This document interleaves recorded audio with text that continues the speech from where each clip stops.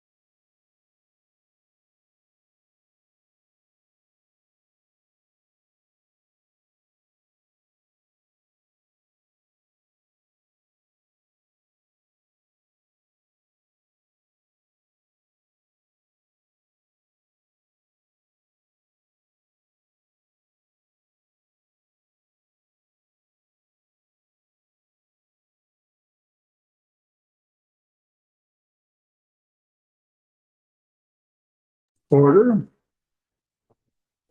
The agenda has been publicized and out for everybody's review. Need a motion to approve the agenda. So moved. Okay.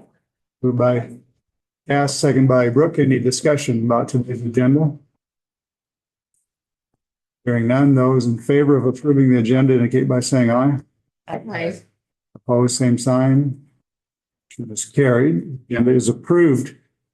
Move on to item 2 is communication and public comment.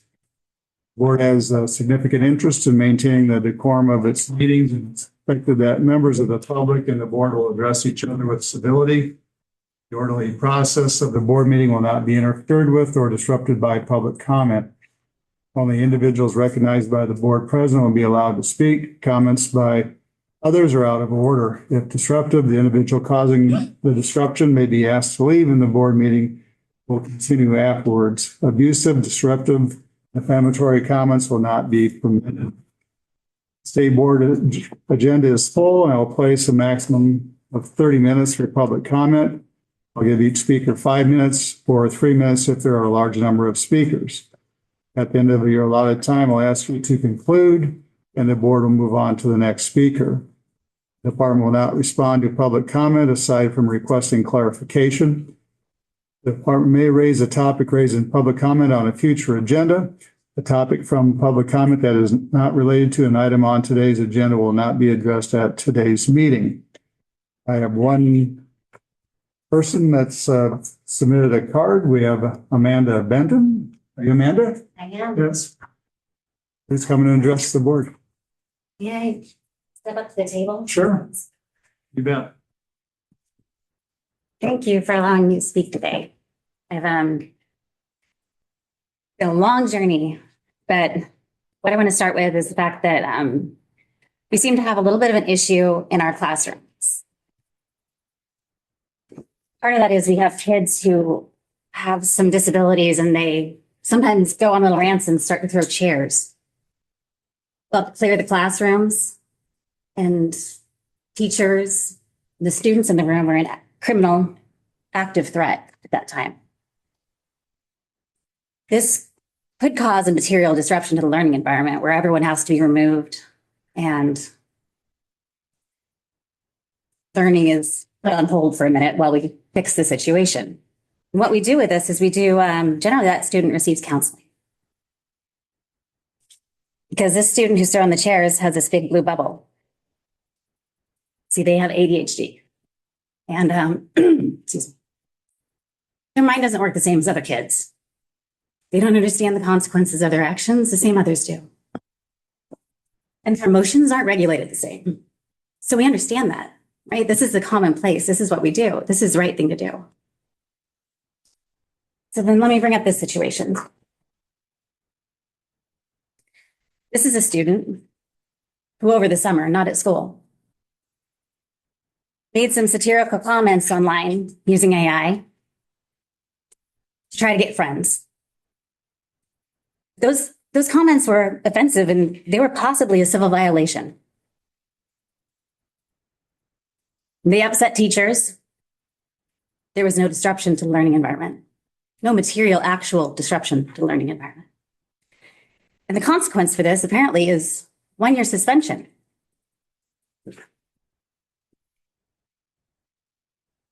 So help me understand this difference. Because this child also has ADHD. This child also struggles. The school district knew about this for 2 years. There's no consideration for that child. In fact, the difference here is my understanding, because this is highly inconsistent, is that this child has a IEP or 504 that was issued by the school. This child did not receive that. So if this is common practice, how do we justify this? Because this student here, they had a safety plan in place for 2 years because they self-harm. They have some serious struggles. The school had awareness of the ADHD, but they just ignored it. So what that tells me is that the schools only consider the child when the law forces them to. And I don't believe that everyone at this board feels that way. I don't think we just do the right thing when the law forces us to. Sometimes things happen, bad things happen, people's feelings get hurt, and it's awful. This child wrote letters of apology to everybody, tried to make it right. But this is the result. So what precedent does that set? That the school board, if the school board votes that somebody shouldn't be allowed in the environment for things that they said outside of school, does that mean that every student who offends another student using AI online is then subject to a possible year suspension? Is that what the school boards are going to do? Anytime, anywhere, any student to any teacher to any other teacher? If you offend somebody, the school board is looking to now set a precedent of that's what we do. We're going to start enforcing that. If there's enough offense where the right people are offended, then we're just going to shun that child. And what that causes to this child who has this disability, a full year suspension, isolation from peers, that's actual damage for a possible civil violation. That's actual harm to a child.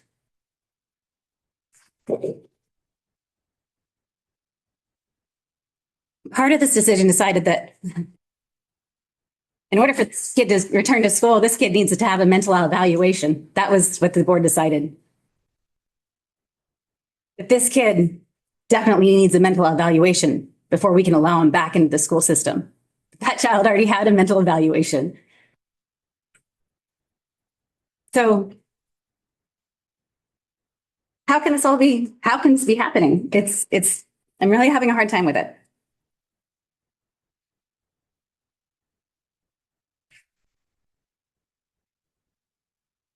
So the other precedent that kind of sets is that maybe every single student should be evaluated for a 504 IEP. Because if that's the only way to protect students from this kind of discipline or this kind of violation,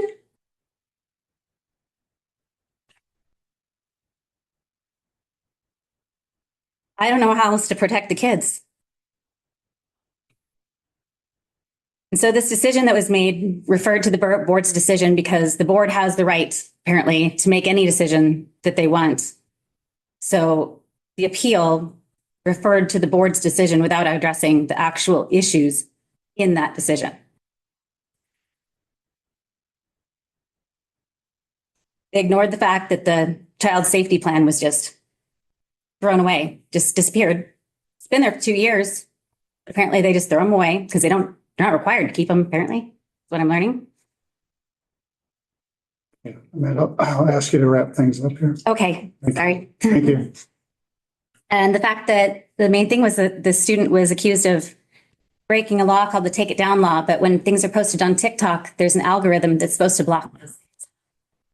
So those things shouldn't have even gotten through. And so the responsibility to take it down falls on the platform, TikTok, not on the student, not on the child, the 13-year-old child. So I hope that this is going to be really hard to consistently enforce. So I hope that we can find a better way to deal with this situation. Thank you for your time. Thank you, Amanda. Thank you. Do we have other public comment today online?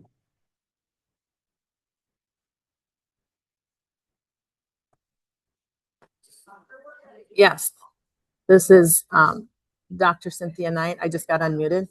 This is Dr. Cynthia Knight with Choice Charter School, and I'm just reporting on our attendance that we had talked about before. Our semester attendance, because of the things that we have in place, has gone to only 10% chronic absenteeism. And if we counted like Iowa City, like the other schools, it would go to 4% and possibly even to 1%, which makes our goal our 1%. But I wanted to give kudos to the Department of Ed for starting a process to really look at how to make equitable, accountable counting of the absences. So that was just what I wanted to report. We're on the right path and we're moving in the right direction. And I just wanted to give that information to you. Thank you, Cynthia. Appreciate the comments. We have other public comments today.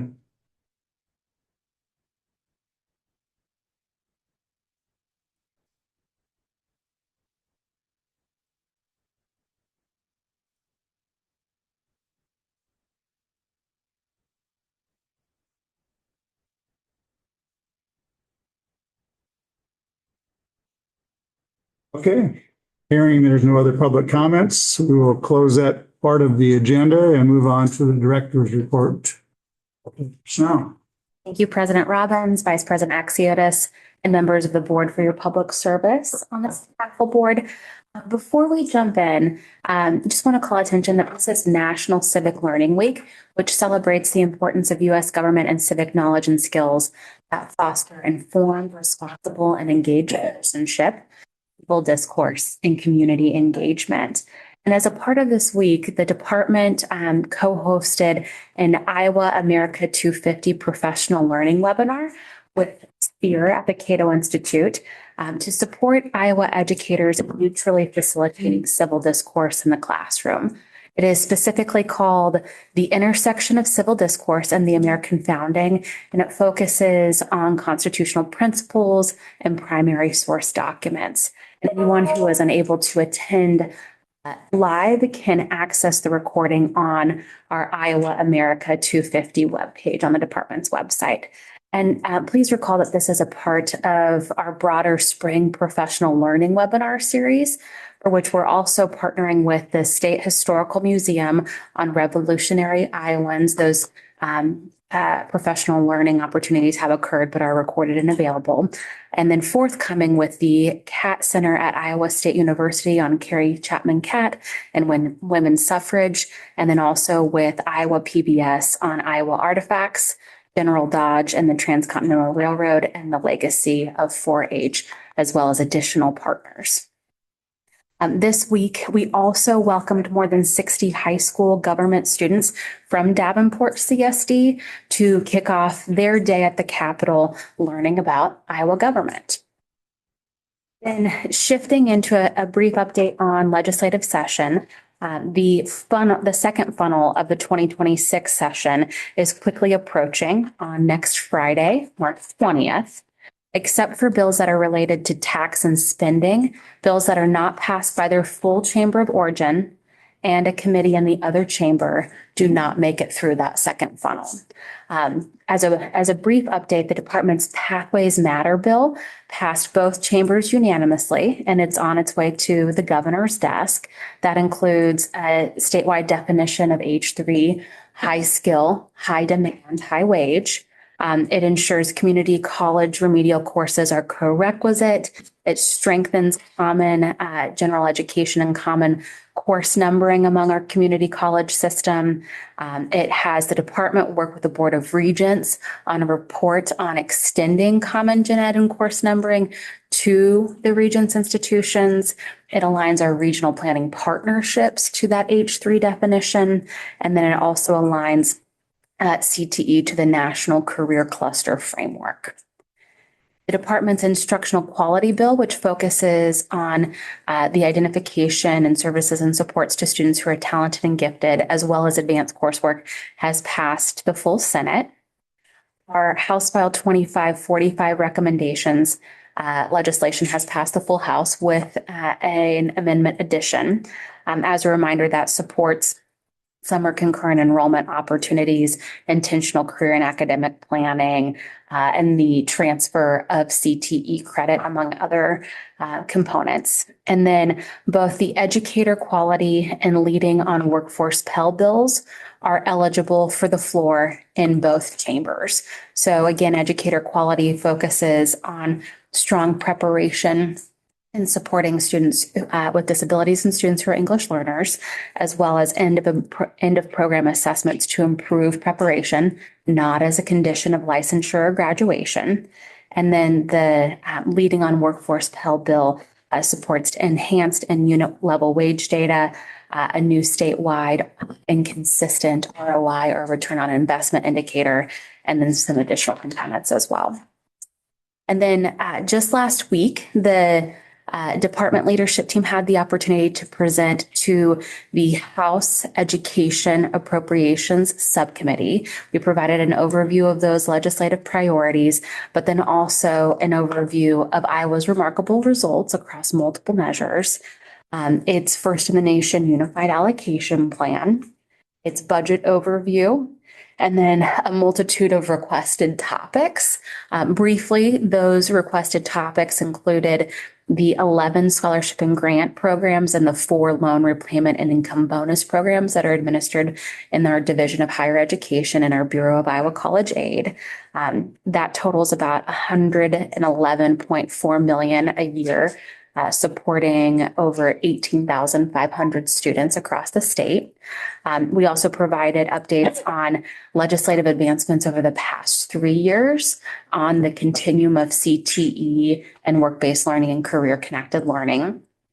Provided updates on the Board of Educational Examiners, Iowa School for the Deaf, and Iowa Educational Services for the Blind and Visually Impaired, therapeutic classroom grants, and then our restored Division of Special Education. And then shifting into a couple celebrations, the 7 finalists for the prestigious Golden Owl Award for this current school year 25-26, were recently announced. It's sponsored by Iowa FFA, Nationwide Insurance, and other ag partners to recognize excellence in ag ed. And the finalists are Barb Clausen of ISU, Crystal Wright of Benton CSD, Elaine Meyer of Osage CSD, Zach Morris of West Liberty CSD, Ben Booth of IKM Manning CSD, Allison Roovers of Colfax Mingo CSD, and then Tyler Wingert of Galva Holstein Community Schools. And we'll be excited to join the 98 Iowa FFA Leadership Conference in Ames on April 20th to help announce and celebrate the winner. And then we are also excited to celebrate and honor some of Iowa's amazing educators at our annual Iowa Outstanding Teachers Luncheon. That is on Tuesday, March 31st, 11:30 to 1 p.m. at the Iowa Culinary Institute at DMAC. And as always, each state board member is invited to join us. The event honors top educators in the state, including our 2025 Iowa Teacher of the Year, Melanie Bloom, our 2026 Teacher of the Year, Stephanie Pritz, and then our 2026 9 Regional Teachers of the Year, our Iowa 6 Regional STEM Teacher Award recipients, and then Iowa's History Teacher of the Year. Governor Reynolds will be recognizing each of these teachers. We'll enjoy an amazing luncheon that's prepared by culinary students at DMAC. And then school administrators and family members of each of those teachers are also invited, as well as all of our education partners that have served on both the regional and the statewide selection teams. So we're looking forward to that. Let me pause and see, are there any questions before we shift into division updates? So related to the pre-K through 12 learning division, 2 updates regarding professional learning. Since our last meeting, the registration for the 8th round of letters, language essentials for teachers of reading and spelling, is now open. As you know, we're utilizing our block grant for federal state level ESEA funds that were approved by the U.S. Department of Education through our Unified Allocation Plan to continue to support that statewide investment in evidence-based literacy, PD. Participating PK through 12 educators, foundational skills for reading and writing instruction, including phonological awareness, phonics, fluency, vocabulary comprehension, and written language. And there's about 400 licenses available in this cohort, building on more than 6,200 educators having already completed or currently participating in the department-sponsored letters professional learning. And then we are also launching now a new statewide investment in professional learning to empower all teachers to best serve students who are English learners. That's offered statewide at no cost to schools or educators over the next 4 years. And the first investment is a partnership with AIR supporting 2 PD cohorts that will be clustered in person in Des Moines and Cedar Rapids. Participants will engage in in-person half-day sessions, followed by 1-hour sessions that reinforce learning and support classroom application of strategies to narrow and close achievement gaps experienced by students who are English learners. This is also supported by our state block grant through our Unified Allocation Plan, and again, is provided at no cost to participants. And then 3 brief standards updates. The first related to the Iowa Quality Preschool Program Standards. Our first team of review team met beginning in last October. And as a frame of reference, the program standards outline what a program should include, similar to Chapter 12 for K-12. And the academic standards outline and define what students should know and be able to do. Similar to our academic standards in ELA, math, science, social studies. The department sought public comment on proposed changes last month, and those comments are now being considered for final recommendations that could be presented to the state board as soon as our next meeting in April or the subsequent meeting. And then our Iowa Early Learning Standards, which are the academic standards, are currently in the public comment process. So we are seeking public comment through public forums and an online survey, which is open through March 25th. And then we review all feedback from the forums and the survey to consider that in the final recommendations that are ultimately presented to the state board. And then our third standards revision underway is related to computer science, data science, and artificial intelligence standards. That the first team held its 4th meeting this past Tuesday. The last meeting is on March 31st. As always, that revision team has representatives from various stakeholders across the state, including but not limited to educators, administrators, content specialists, higher education, families, industry, community members, and more. And then that revision team will make proposed draft recommendations in an advisory capacity to the department. And then we will seek public input on the proposed changes. And then convene our second team, our standards review team, per our standard practice. So Yes. the proposed civics education, we may have to revisit social studies again. There are multiple legislative proposals looking at U.S. history and U.S. government and civics. So depending on the charges of the department and the state board, will continue to give you updates. And then maybe just the final related piece to standards implementation. We recently launched our final video in a 4-part series that is designed to support and engage science educators as they implement and apply the 2025 science standards. So the 4-part series started with an introduction to the standards, then focused on sense making of relevant phenomenon in the science classroom, and then elementary science and why it matters, and then a general final session has just been released. The video series is featured on the resource section of our Professional Learning for Science Educators webpage. It's also on our YouTube channel. And then briefly related to applications, there are 2 that are have pending deadlines. Just today, the application for the 6th round of therapeutic classroom incentive grants opened. And per Iowa Code 25625, this grant provides competitive grants to public school districts to establish therapeutic classrooms for learners aged 3 to 21 whose emotional, social, or behavioral needs interfere with their ability to be successful in their current educational environment. And grants can support districts in establishing new classrooms or transitioning current classrooms or programs to a therapeutic classroom. Last year, we awarded over $2 million to 8 different districts. And in total, over the past 5 years, 40 grant awards have been issued to Iowa school districts. That grant application closes on May 1st for the 26-27 school year. And then we are continuing to accept applications through next Friday, March 20th, for the 26-27 Exchange Visiting Teachers from Spain program, which supports public schools and accredited non-public schools in filling vacant Spanish and dual language teaching positions with highly qualified educators from Spain for 3 to 5 years. And that's administered through our partnership with the Ministry of Education and Culture of Spain. This past year, we had 21 teachers participating in the program across the state. Before we shift to the Division of Special Education, any additional questions? Okay. 3 updates within the Division of Special Education.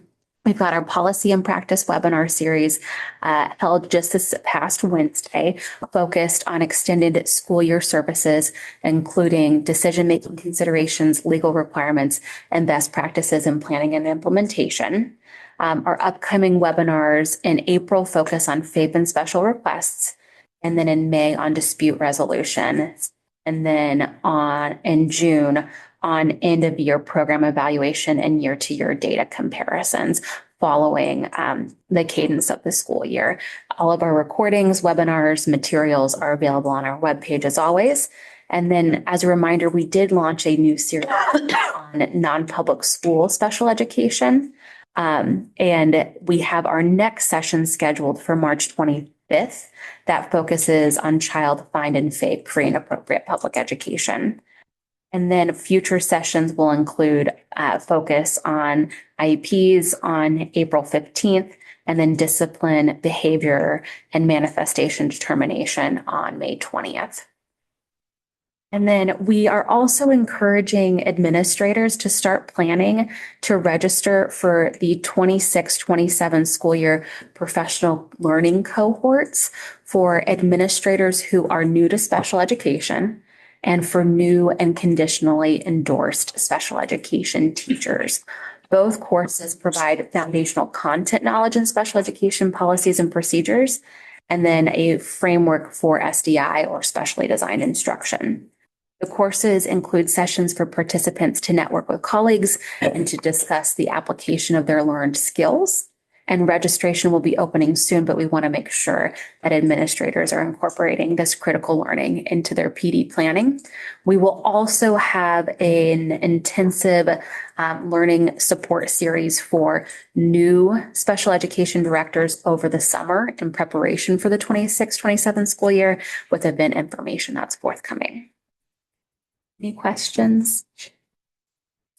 Okay, and then our final division, the Division of Higher Education, we were excited on Monday to have Governor Reynolds and the department announce 4 community college CAF awards, Career Academy Incentive Fund awards, awarding nearly $4 million in competitive grants. This fund creates and supports partnerships among community colleges, schools, local businesses, and community stakeholders to expand access to high demand and often resource intensive CTE and work-based learning programs across the state. Northwest Iowa Community College in Rock Rapids, North Iowa Area Community College in Mason City, and Eastern Iowa Community College in Clinton each received grants of $1 million. And then DMAC, the Des Moines Area Community College in Ames, received a grant of $776,000 to increase access to career academy programs in high demand fields. A brief update on Workforce Pell. The Department of Education and Iowa Workforce Development and the Governor's Office have been working closely to implement Workforce Pell. Just yesterday, the State Workforce Development Board recommended a list of H3, again, high skill, high demand, high wage, aligned SOC codes. SOC is Standard Occupational Classification Codes, to the governor. And recall that this statewide definition of H3 has been established in the department's pre-filed Pathways Matter bill. The Division of Higher Education at the department is then developing a list of potentially eligible programs based on data that it already possesses around program length, completion rate, job placement rate, earnings, stackability, and program costs, all accountability indicators in Workforce Pell. And then we have been working closely with the Community College System, Board of Regents, and Iowa Association of Independent Colleges and Universities in this implementation work. Our goal is really to ensure that we can streamline the program vetting for schools so that schools can focus on operationalizing Workforce Pell on their campuses. And then we will begin with IWD collecting and vetting applications in early April with a deadline of March 15th so that the governor can submit eligible programs to the U.S. Department of Education on that July 1, 2026 statutory date. We also have currently open but closing soon applications for AmeriCorps closing March 27th for high schools interested in hosting AmeriCorps student leaders for this coming 26-27 school year as a part of our Iowa College AIDS Course to College coaching program. And then these students support the school and their peers in preparing for post-secondary transitions, including college applications, financial aid applications, and more. And more information is available on our Course to College Coaching AmeriCorps webpage. The Bureau of Community College also recently released our Community College Tuition and Fees Report for the fiscal year 26. New to the report this year and based on feedback, including feedback through the Community College Advisory Committee, is detailed concurrent enrollment tuition information by college, which will continue to be included in that report. We had our final work-based learning webinar series in partnership with IWD earlier this week that focused on incorporating IRC's industry recognized credentials into work-based learning experiences. And then the application for the new healthcare professional incentive program closes on March 31st. That was launched last month through Governor Reynolds' leadership and in partnership with HHS. It is a new program with a nearly $8 million state investment to support medical professionals, both the recruitment and retention of medical professionals, to meet the healthcare demands in high need counties across the state. And again, awardees can choose to receive that incentive as either an income bonus or as federal student loan repayment. Any questions related to the Division of Higher Education? How does the work of the Workforce Board in updating the list of high demand occupations cross over with the last dollar scholarship? Did that much change? So there is a statewide definition related to H3, and then those SOC codes were recommended for the purposes of Workforce Pell Program identification, but the State Workforce Development Board will continue to identify those last dollar scholarship SOC codes as well. And obviously, we've got this important statewide definition operationalizing for the first time in Workforce Pell. So the same codes will be used for last dollar scholar too? That's not a determination that the State Workforce Board has made. But we do, if the governor is to sign the Pathways Matter bill, we will have a statewide definition of H3. So right now those lists are different? And that legislation is, although it's passed both chambers, has not yet been signed into law, which is an important note. What's the effective date of the legislation if it is signed? Is it immediate or July 1st? I believe it's July 1st. Somebody can confirm that.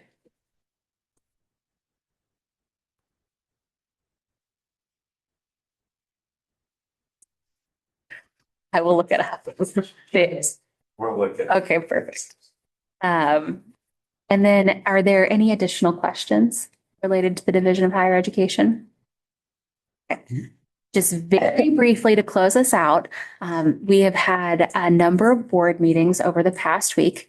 Last Friday, Iowa College Aid Board of Commissioners met. This Tuesday, the SBRC, the School Budget Review Committee, met again. And then today, the Board of Educational Examiners is meeting downstairs. Also, since our last meeting on February 12th, we've held the Iowa Quality Preschool Program Standards Revision Team public forums. We have had the Iowa Dyslexia Board meeting, the Special Education Advisory Panel meeting, where we focused on consultation on unified special education accountability. And then the Child Development Coordinating Council met earlier this week on March 9th. And then looking forward, Community Colleges Advisory Committee meets April 3rd. The Dyslexia Council meets April 23rd. And the SBRC meets again on April 24th. Of course, you're welcome to any and all of those meetings. Thank you. Any additional questions or feedback from the board members? Thank you for Director Snow. Sorry. Okay, thank you. And then we'll move on to item 3 on the agenda, which is the consent agenda. Thomas, do you have some remarks for us?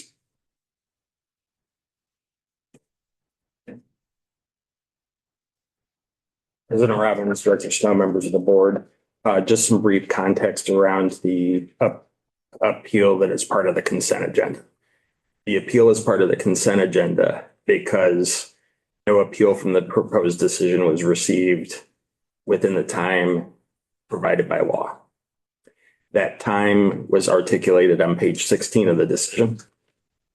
That does not mean that the appellant has no recourse.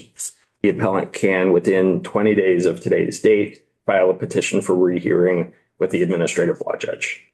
So today, As a matter of law, the proposed decision must be affirmed. But the appellant can certainly raise all of the arguments that she made today to the administrative law judge. And after notice and an opportunity to be heard, the administrative law judge could grant a rehearing, could modify the decision. But as of this point in time, it's on the consent agenda because it, as a matter of law, must be adopted. Okay, thank you, Thomas. So on the consent agenda, we have the minutes from February 12th, 2026, and the appeal which Thomas referred to by Iowa Administrative Code rule. That is the way we must operate. So I'll take a motion to approve the consent agenda. So by Todd, Second. second by Cass. Any further discussion? Hearing none. Those in favor of approving the consent agenda as presented, and please indicate by saying aye. Aye. Opposed, same sign. Motion is carried. All right, and on to item 4 on the agenda, which is fiscal year 2027 AEA budget approval for Great Prairie.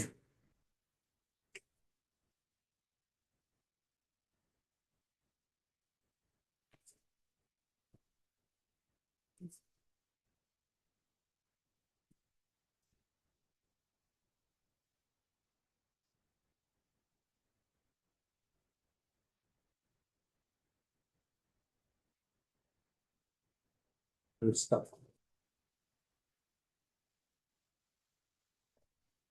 Good morning. Morning, everyone. Good morning. Welcome, welcome. Thank you. Here. Go ahead. Thank you. Good morning, President Robbins, Director Stone, members of the board. My name is Dr. Cassandra Klein. I'm the Bureau Chief for the Bureau of School Business Operations. I'm joined today by my colleagues at the department, Dr. Angelisa Feinart, Division Administrator for our Regional Special Education Division, and Division Administrator Tina Wallard, our Division Administrator for PK-12. We consisted of the majority of the review team for the budgets, and we'll be providing information regarding the budget summaries prior to each AEA presenting. We will first, before we get into Great Prairie specifically, we would like to give a little bit of information regarding the budget overview process, the steps taken between the members of the department team, as well as the collaborative efforts from each of the AEAs during this process. The budget submissions and the review process is statutorily defined in Iowa Code Section 273.3. Upon receipt by the March 1 deadline, the Director of the Department of Education has 10 days to either approve or return each budget with comments. Budgets are then reviewed by the State Board of Education by March 15th of each year. As March 1 fell on a weekend this year, the due date was moved to February 27th, the Friday prior to the deadline. Budget reports and requests from all 9 AEAs were received timely by the February 27th deadline. Initial reviews were conducted and feedback was provided by Tuesday, March 3rd to each AEA. Each of the 9 then resubmitted by the requested date of Wednesday, March 4th. Second reviews were completed by Friday, March 6th, at which time we were able to approve 2. 7 were returned.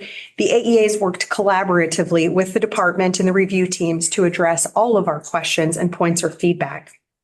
The FY27 budget was approved as statutorily compliant for all 9 AEAs by Monday, March 9th by Director Snow. As you know, last year we had a template budget request and report.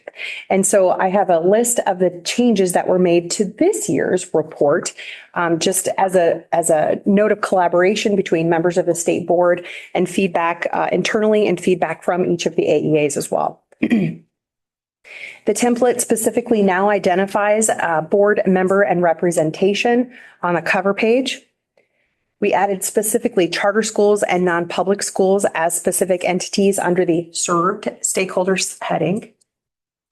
There were a number of changes to the administrative expenditures section. So each of the FTE tables were updated, including the addition of the 26 to 27 FTE table. The administrative expenditures tables were updated, also noting the updated headings as well as adding a line so that the IEAs could recognize revenue to offset administrative expenditures.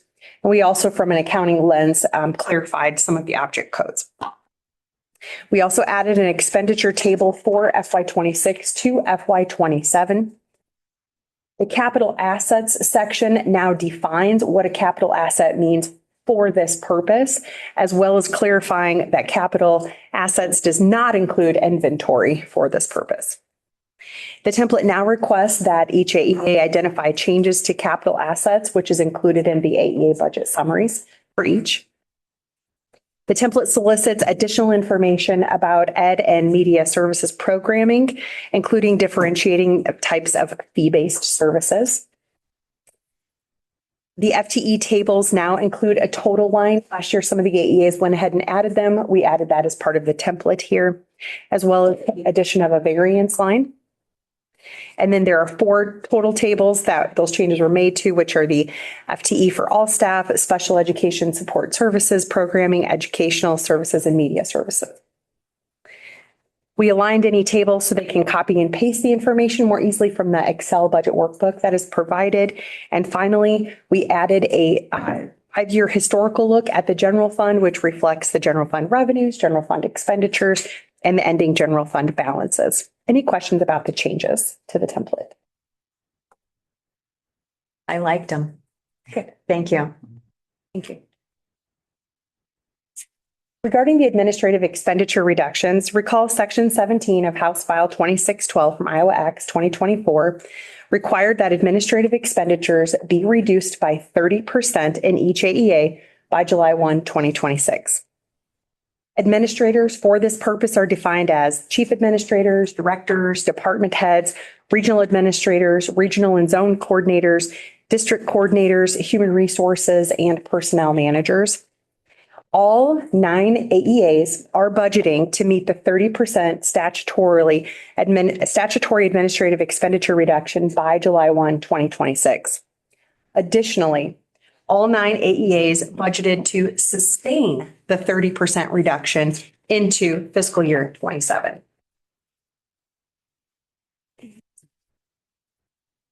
Tina right now is passing around. This is, you guys will recognize this from the budget summaries. It is a template, so it's blank. And I wanted to walk through what is included this year and what each of the check boxes, whether they're checked or not, what they would indicate. This is similar to last year, but there are a couple of updates. So I will provide a high-level overview of the budget summary that was then created for each AEA based on their budget request and report template or report. Thank you. The top section identifies the stakeholders such as students, teachers, districts served inside and outside of the AEA, charter schools and non-public schools, as well as additional stakeholders, which will vary by AEA as self-reported, potentially community colleges, parents, juvenile homes, shelter homes, and more. The next section is a high-level summary of FTE changes, looking first at all budgeted FTEs, which is the first row.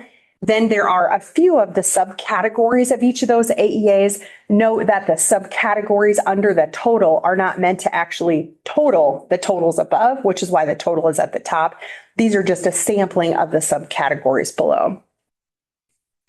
The final 2 sections on the front page will describe each AEA's center of excellence, center or centers of excellence, as well as any recent or planned capital asset changes.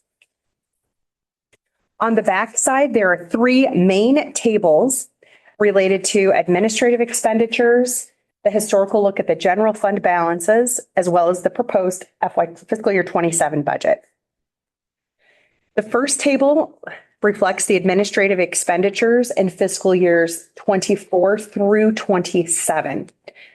So statutorily, each AEA, as I mentioned, is required to reduce the administrative expenditures by 30% for fiscal years 24 through 26. That is reflected then in the second column on the right-hand side of the table. Again, all 9 AEAs are budgeting to meet that reduction by the end of fiscal year 26. A checkbox in the second checkbox above that table indicates whether the AEA sustained the 30% reduction into 27. All 9 AEAs, again, are budgeting to sustain that reduction. And that percent reduction would be the third column on the right-hand side of the table. The second table reflects the general fund historical look from fiscal year 21 to 25. And then finally, the budget presented for today's approval looks at the most recently closed fiscal year, the re-estimated current fiscal year that we're in right now, and then, of course, the proposed budget for next year. A check mark above the table reflects that the AEA is not projecting a negative balance. And then a check mark in the final box indicates that the director's recommendation is to approve the budget as statutorily compliant. Are there questions about the budget template?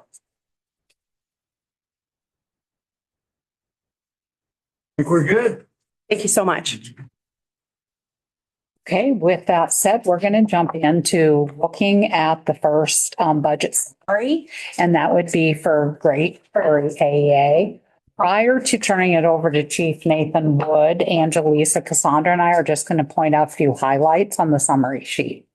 So I won't read all the numbers to you, but a few things I'd like to point out is that currently Great Prairie is supporting 32 districts, one outside of their agency, so 33 total. And this year, as Cassandra said, they're reporting non-public schools and they're supporting 14 non-pubs. You might also notice there's quite a few different stakeholder groups on the right that are groups outside of a traditional school setting, juvenile home, community colleges, shelters, correctional facility, and working with parents. So that's just a high level overview of some of the stakeholder groups and their demographics that they're supporting. The next part is the FTE changes, and you'll notice, similar to a lot of the AAs, they have increased in their special education staff and stayed fairly similar, but gone down just a little bit in ed and media services. All right. In the Center of Excellence, Great Prairie AEA launched the Language and Literacy Center of Excellence this January, and it is emphasizing early childhood language and literacy. And they really are focusing on building the capacity of AEA staff throughout the state in increasing their knowledge and understanding of evidence-based practices in early literacy skills like dialogic reading and speech sound development. Thank you. And rounding out the front of the budget summary, the AEA is not anticipating any changes in capital assets into 27. On the back side of the budget summary, again, all 9 AEAs are planning to make those administrative expenditure reductions of 30%. In this case, the AEA is actually budgeting to reduce administrative expenditures by 34% and are sustaining 38% of those expenditures into fiscal year 27. The director is recommending approval of the budget as statutorily compliant. Question. Yes. What's all entailed in the administrative expenditures? Is it just the wage or is it insurance, some perks, like? Yeah, that's a good question. Stuff like that?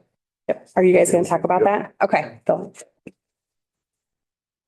Okay, sorry, thanks. Nathan Wood, Great Prairie. This is my third year as a chief administrator.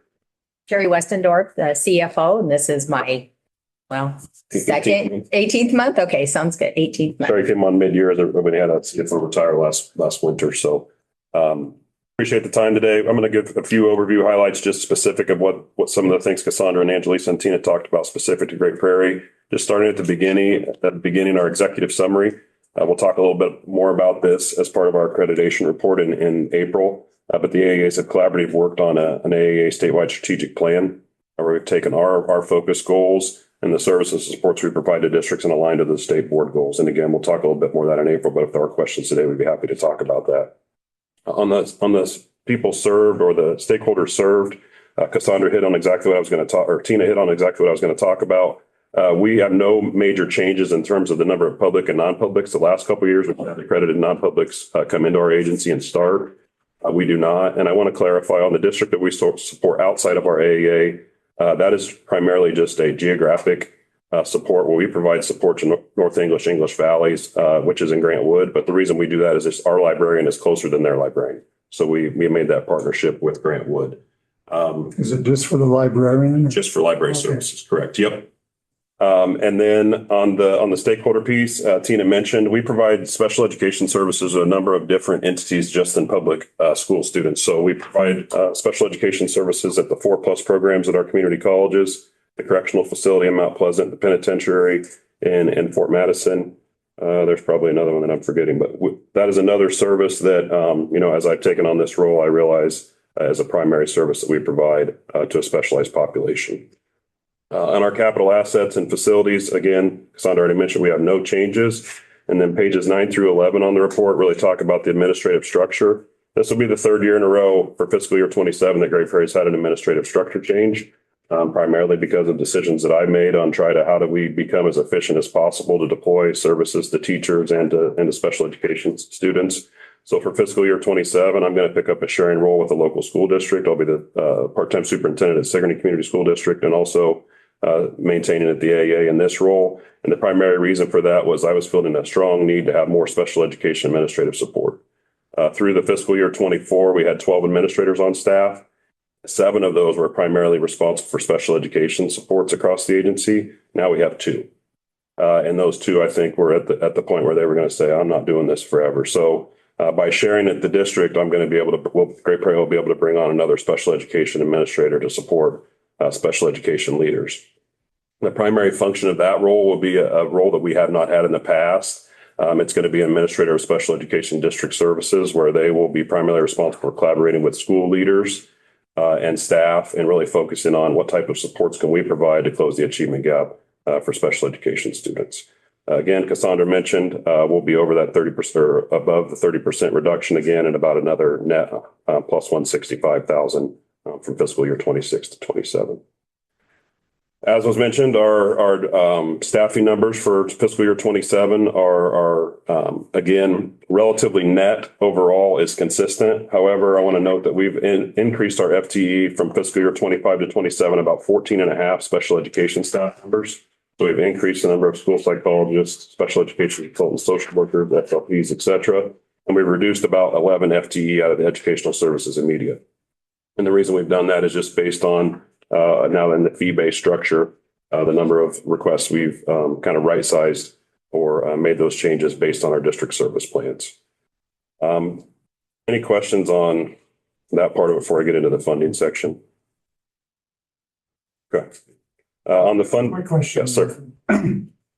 One of the themes I was kind of picking up on is librarian services, which probably isn't unique to your AEA, but it seems like our librarian services at the local level going down as far as people being hired as librarians now, or? So that's one of the teaching positions that requires a master's level, even to be a school librarian, until recent changes where they can share with the public or can share with the public library if they would like. So that was a request. Dr. Yellick was still at the agency, I want to say in 2021. We started this, and I know Green Hills started about the same time. It's fluctuated up and down depending on need. And every district has to have a librarian by code for their beds. So that was kind of where the request started. We've morphed that the last couple of years to ensure that we aren't just allowing a checkbox, we're providing a quality service, which has it's brought some more districts on. It's also had some districts that wanted out because they just wanted to check the box. And we said, no, that's not our role. So if that answers your question, yep. It is a need across the state. Yeah. Thank you. Yep. Into the administrative or into the funding portion of it, just from general administration on page 18, you'll notice we have about a $25,000 increase in functions 23 through 2399, and that's primarily for a $25,000 increase in our professional library liability, errors, and emissions insurance. I made a phone call just this week to try to get more information on why is the premium going up and down that much. It's not a claims issue; it's just a premium issue. But that kind of go back to Mr. A's question on what is all included in those expenditures. So there are two different, there is an administrative staff section, and then there's an overall administrative section. So that would include any other expenses for mileage or office staff. anything that would be primarily used for what I would say the administrative function of the agency. On page 19, we have had somewhat of a decrease in objective codes 10 or 100 through 299, and really that is due to the print and creative services. So this is an area where Great Prairie is specifically looking at what do we need to do to minimize expenditures and make sure they align with our revenue. So when you look at our overall budget and the decrease of approximately $260,000, the majority of that, or the 95% of that, is in that media division. So we're looking at how to, again, minimize costs and make sure we're able to balance that moving forward. The last thing I would say is just on our fund balances on the back side of the page.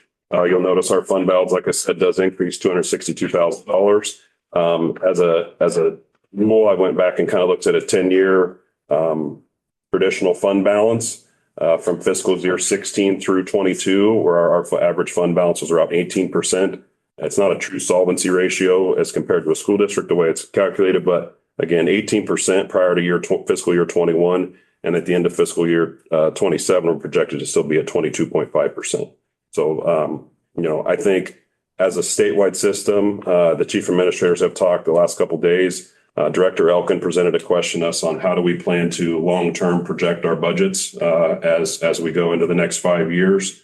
A couple of things that really impact our budgets, just like school districts, is enrollment. As enrollment fluctuates, a lot of our service for our fee-based structures are based on enrollment. So if a district has less enrollment, that will, or more, that would fluctuate. SSA obviously has, just similar to school district, has an impact on our budget.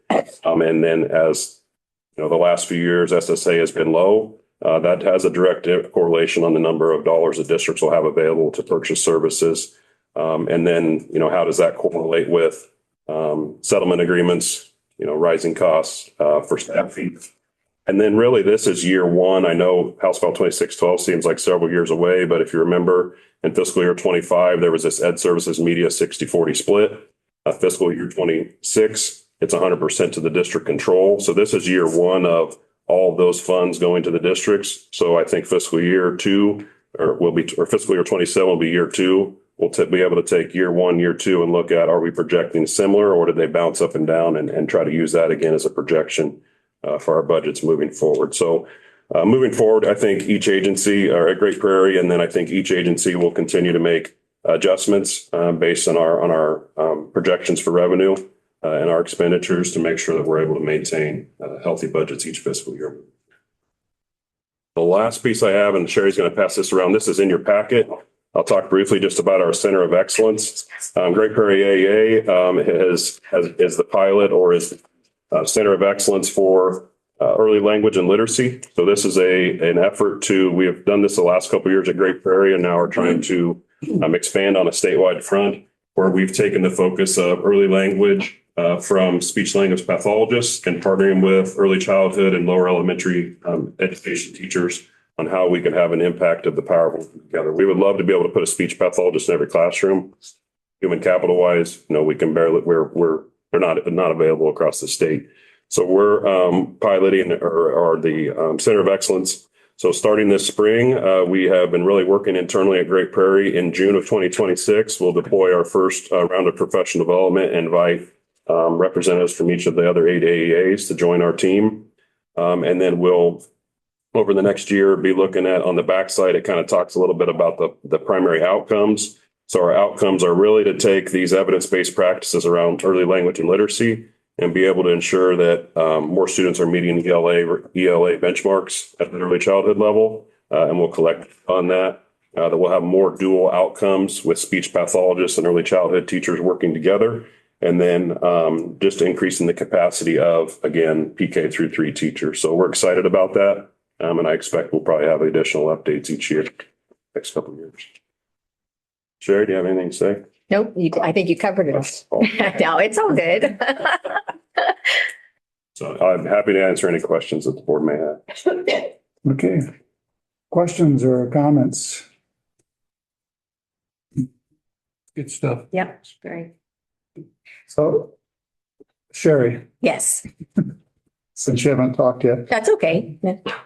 Is the dust kind of settling from all the reorganization as far as who's controlling the funds in the school district and the AEA? Is that kind of coming into a relatively stable pattern? I mean, Nathan, you talked about this year it's 100%, services, are things kind of settling in, or?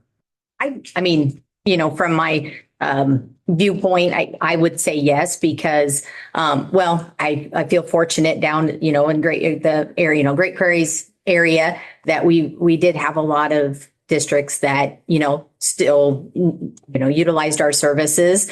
And so we felt very fortunate about that. And I think moving on to next year that, I know there'll be, some changes. Maybe the districts will be like, oh, we didn't use this piece as much. So, they'll be able to use those funds a different way. But now that, like I said, that's just my point of view, that I feel like it is, selling a little bit, but also prospects for next year are still looking, up or, consistent. So I don't know if that really answers your question, but. Yeah, it does. So just whenever there's turmoil or uncertainty, Sure. it creates some budgetary concerns and Sure. things are going to work or not work. But I think it's a little bit, somewhat maybe too early to tell, but our projections for 26 or for 26, 27 are very similar, if not up a little bit in a lot of our fee-based areas. I think some districts may not have known what they were missing until they got feedback from their staff, and maybe they were missing on some of those AEA supports.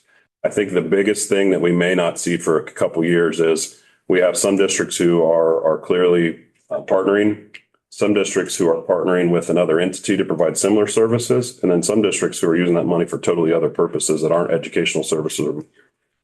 So I think it's going to be interesting to see is, depending on your zip code or what your superintendent may decide, in some districts, because of budget shortfalls, they're choosing to use those monies because as a general fund revenue now, there's no ear tag or no category where they have to spend those funds.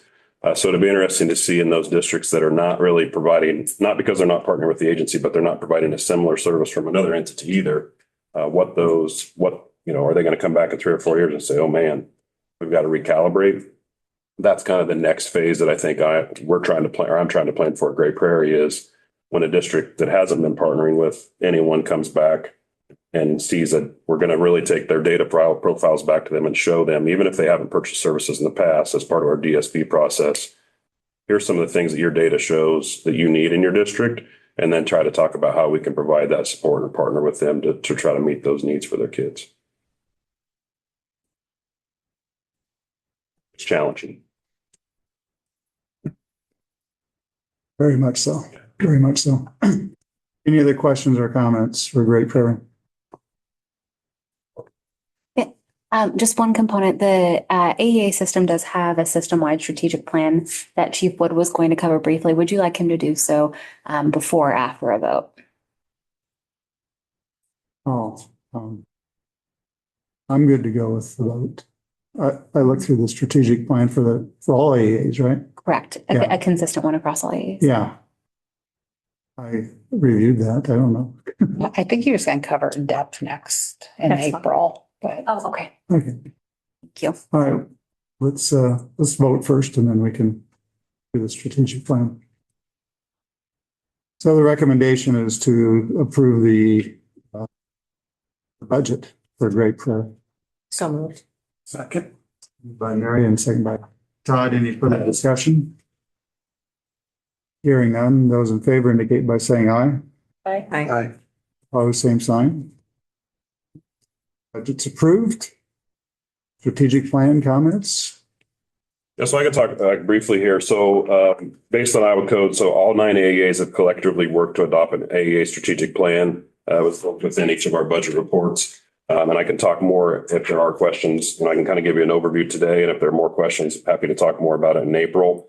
So it really come back and taken our core values and our goals and tried to strategically align them to the state board goals. We really bucketed our goals into 3 areas: promoting a safe and orderly learning environment, promoting quality education supports to close the achievement gap, and the third one is really around consistent and quality services across the system. So we have worked together collaboratively to create the strategic plan. We're also working in our first year of implementation to create what we're calling a scorecard. So we'll be able to take all of our data across the state from our baseline and now come back as we implement and take a look at what gains have we made in what areas. And that would be an update that we'd provide a year from, or in the fall, we would have additional data as we kind of wrap up year one of implementation. So something that we will take data sources from like Ed Insight and other statewide sources. So we're consistent in how we measure those. Any questions or further information you'd like to have on that? No, thank you. And thank you for the reminder that we will also cover that in April. But I think one important connection in this conversation is that it's directly responsive to some of the feedback about consistency of measures that the board provided to the AEA system last year. So thank you for responsiveness. All right. Thank you, guys. Thank you. Thank you. Take care. Yeah, you too. That's how I got started in all this was Mr. Abrahamson. So he was my first superintendent, right? So it's good to see you. Yeah. Take care. All right. Just a heads up, we have Grant Wood, and then we're going to take a break before Heartland.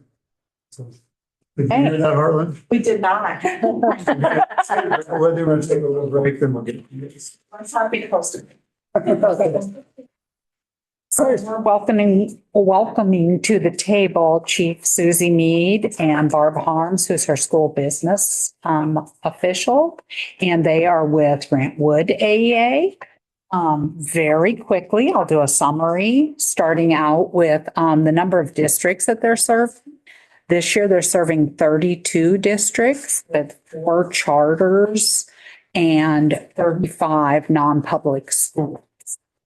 The stakeholder groups, you'll see they are serving administrators, curriculum directors, and special ed directors through a network model, correct? And then you'll notice down below on the FTEs, they are up in the variance of special ed staff. And then they have some decreases in educational services, media, and a slight administrative. Grant Wood AEA's Center of Excellence is assessment, linkages, and instructional programming practices for successful post-secondary transition for learners with disabilities. And their Center of Excellence will launch July 1, 2026, providing a model for training, collaboration, and best practices to increase the percentage of students with disabilities engaged in post-secondary learning and working efforts. The board did approve a new delivery van purchase this current fiscal year, and there is a plan to replace another one. The board is also considering selling a building that is adjacent to the main facility. On the back page, confirming that Wood is budgeting to meet the statutorily required 30% reduction in administrative expenditures by July 1, 2026, and that budgeted amount is 38%. Additionally, the AEA is budgeting to voluntarily sustain the administrative expenditure reduction through 27 at 33%. The director recommends the approval of the budget as statutorily compliant. Do you think? Having us, we appreciate it. Just a couple of things that we would like to highlight. Our student enrollment is up about 2,000 students. So while you compare both the public and non-public, we have 5 additional non-public schools that have entered into the Grant Wood area. So that brings it with it lots of different opportunities as well. We also have 1 charter school for a total of 4. So another unique thing that we like. Yep, I was going to hit a few highlights on page 8, just talking about some specialized services and targeted services that are maybe a little more unique to Grant Wood.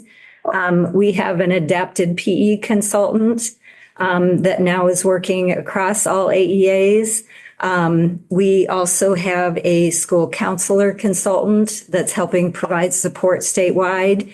And we have a number of behavior coaching supports, including an on-site behavioral coaching and support program that goes to work with students in districts, as well as our We partner with Early Childhood Iowa to provide what we call the CART program, the Child Care Alliance Response Team, and that helps support behavior in daycare and preschool settings. So in the large report, you'll notice on page 11, our management organizational chart is as we took a look at what we needed to help to support the inner workings of the agency. We no longer have a deputy chief, and we have executive directors and directors, and then regional administrators. We really tried to preserve as much service out to schools as we could with our funding. And as we were looking at that, we compared to other AEAs. We looked at FTEs, what priorities were, maybe if we had any redundancies, that sort of thing. So we revised assignments, linkages, and supervision. So that looks a little bit different, but again, trying to preserve the services we had out to districts as well. And so some key positions that we share with other AEAs, I am part-time, so I'm the chief academic officer at Heartland and then the shared chief administrator at Grant Wood. So 2 part-time jobs. We'll do a little wink on that one. And then we also, just keeping my head above. Amazing that 3. We are going to be sharing a human resource director with Mississippi Bend next year. And then we also are expanding. Grant Wood has been known for the technology services that they provide to their districts, but we are expanding down to Mississippi Bend and Great Prairie, as well as talking about some other additional AEAs as well. That's a service that districts really value. Yeah, so then on page 12 through 15, you've already seen the highlight about the change in our FTE counts. We are focusing our FTE hiring on the special ed realm. Obviously, we're seeing lots of needs there.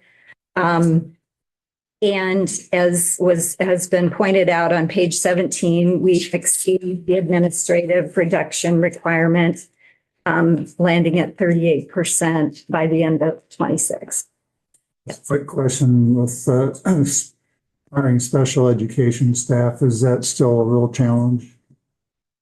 It is. I would say we've had a lot of success this spring. So we had a early notification incentive for any of our staff that intended to retire or resign. And so we were able to start that hiring process early, and I think we've been very successful so far. We know once we issue contracts, we may have a few more resignations yet, so we tried to get ahead of that process. And we really get to capitalize on geographically where we're located. We're close to UNI that has some specialized programs that feed into the AEA as well as the University of Iowa. So we're fortunate with that. Are you unique as far as special ed hirings? I think we're probably pacing with everyone maybe at the top of the heap, but we're pacing well. All right, thank you. And then on page 18, I'll just highlight, so the increase in 7% that we're projecting from 26 to 27, just to clarify, that goes beyond salaries and benefits of administrative positions, also includes property liability insurance, mileage. For us, it also includes a lot of software costs because we do the SIS system support really across the state. Part of our administrative costs also include the licenses for PowerSchool and Infinite Campus.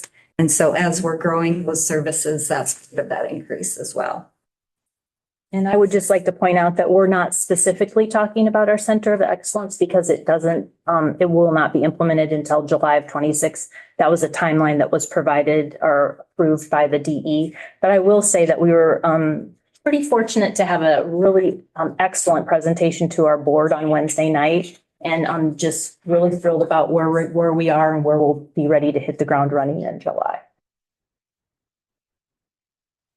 Just a couple more things, centralized services on pages 19. Another thing that's kind of unique to Grant Wood is our VAST Science Kit program. It's been in place for many, many years, but that we share with several other AEAs. The regionalized technology services, those are starting to expand, both, managed IT support, the student information support system that we talked about already. So those are some of the centralized services that Grantwood is providing across the state. So then beginning on page 22 is really the true budget numbers. As far as looking at our general fund historic overview, we had some pretty good stability from fiscal year 21 through 24, despite the fact that there were reasons why that was not a stable period, like COVID. The COVID related funding. And then of course, fiscal year 25 was impacted by the legislation. So we saw a drop of revenues of 8.2 million, but matched with a drop of expenditures of 8.8 million. So, and that was, mainly due to staff resignations beyond what we were anticipating even. So our budget for 27, we really are just, anticipating a small decrease in our fund balance of about 1.4 million. As I said, we've been known for our offerings in technology support, and so we do hope to grow the revenue related to those services. We're also focusing on staffing for special education, so we expect a net increase in special education staffing, or we're hoping for that anyway.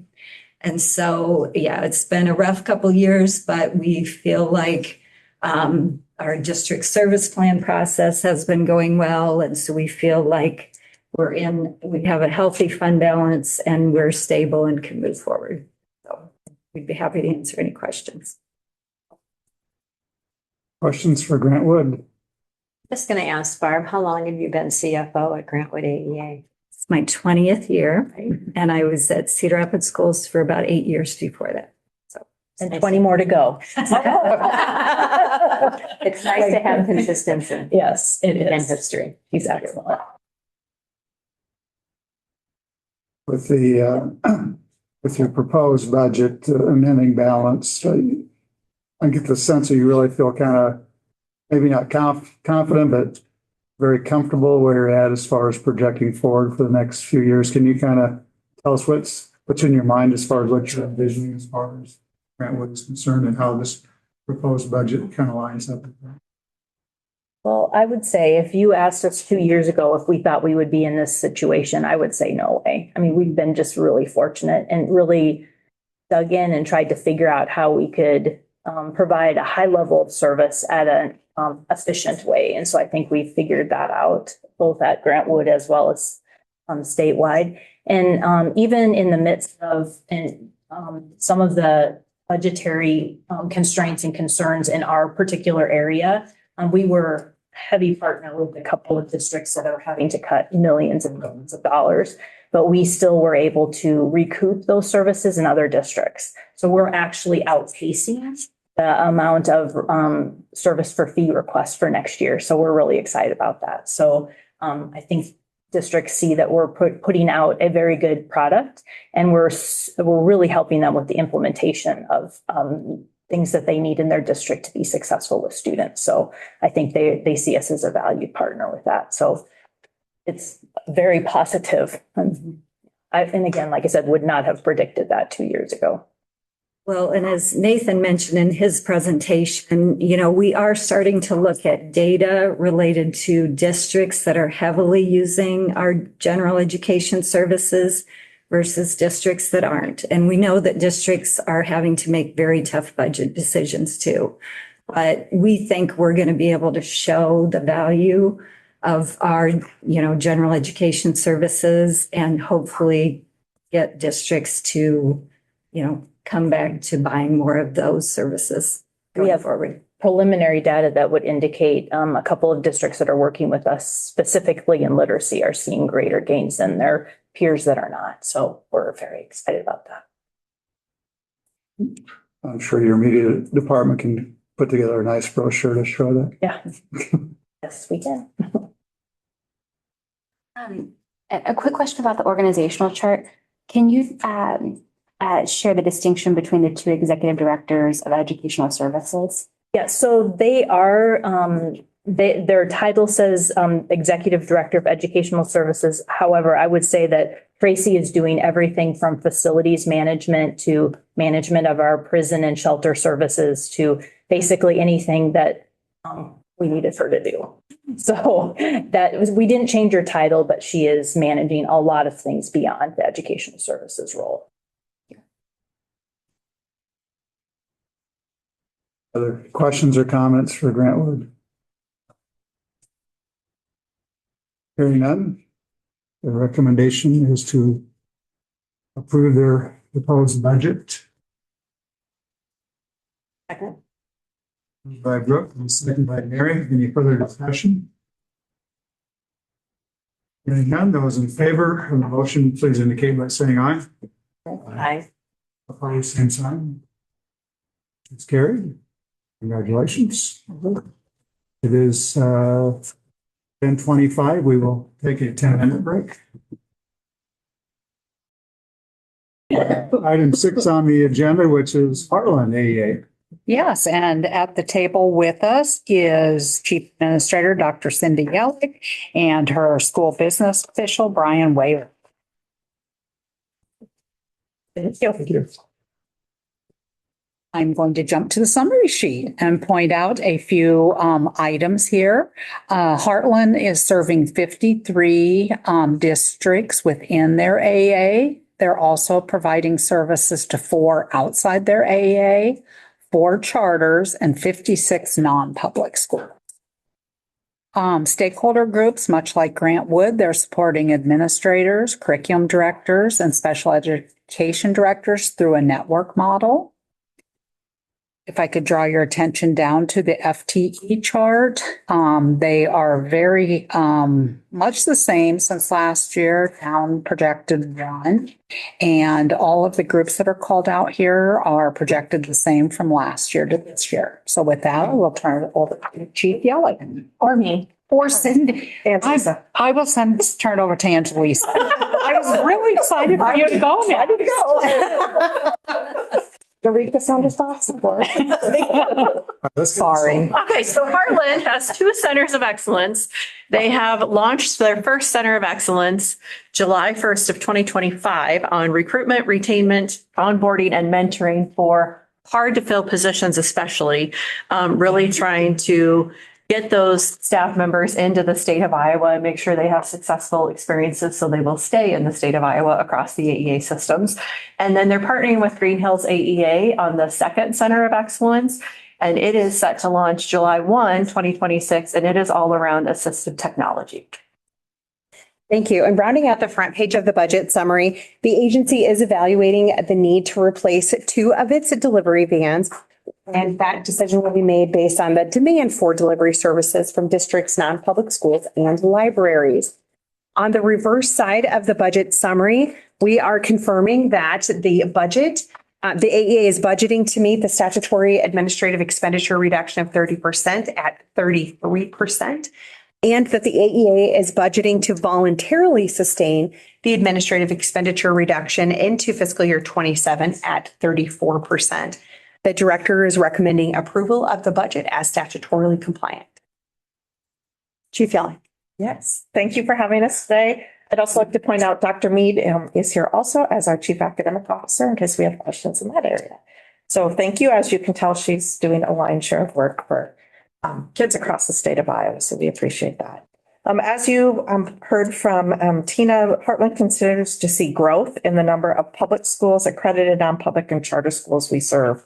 The non-public count is actually up 18 schools from where we were last year. I think it's important to note that there is a budget impact or fiscal impact by that, because while AEAs house the education services and media services dollars for non-public schools, and they so they can expend those. Special education students enrolled in accredited non-public schools are not included in the special education counts. So the formula does not generate funding to serve special education students in accredited non-public schools. So as that count goes up, that means we are continuing to serve them in any setting. There isn't that budgetary match or dollars to serve them. Cindy, and in your correspondence with legislators, what is the rationale behind that? My understanding is, and while I've been in the AEA system a long time, this is actually before my time. When the AEAs were created in the mid 1970s, it was believed that students entitled to special education would be served in public settings. So when the formulas were created to fund the AEA, students in any setting, public or accredited non-public, generated EdServ and media dollars. But because they did not at that time believe that students entitled to special education would be in those non-public settings, they only included them in the formula for public districts. So, and that formula has not been updated. Did that make sense, or? Yeah, well, that leads to a lot of other questions, but thank you. I'm saying the explanation, not the Rationale. rationale. And I just think as more opportunities have opened up for students across the state and families across the state, it's something we continue to talk to legislators that at some point we'll have to examine if that is how they want the funding to follow. So that's where that is. Thank you. The other thing I wanted to point out is just Monday night, and we have another district outside Heartland whose board approved the purchase of education services from Heartland AEA. So that number would actually be one more. We'll see that updated, and that's Spirit Lake Community School District. As you're aware, districts are able to enter into that agreement from an AEA that is contiguous to their current AEA. If you think about the map of Iowa, this is going to be a new opportunity for Heartland to provide special education services somewhere that is not geographically close to the AEA. So that will begin July 1 of 2026. You can tell if a question was coming. Well, I just thought, go ahead. Heartland, the other thing I wanted to point out with the staffing numbers is while you see staffing is fairly flat for next year, the one thing I would point out is that as Heartland perhaps enters into agreements with more districts, we would see that number, both special education staff and administrative at some time would probably need to increase. And we've had conversations with the department about prudent review of staffing levels and adjusting as a result of that. But Heartland has reduced approximately 170 staff from FY24 to what we project for FY27 as a result of House File 2612. If you look at that reduction, that has really been split fairly evenly across education, media, and special education. There's several reasons for the reduction in special education staff and why that's hit Heartland differently than other AEAs. We can unpack that if you are interested in that. Briefly, I am. Yeah. So two things happened with the passage of House File 2612.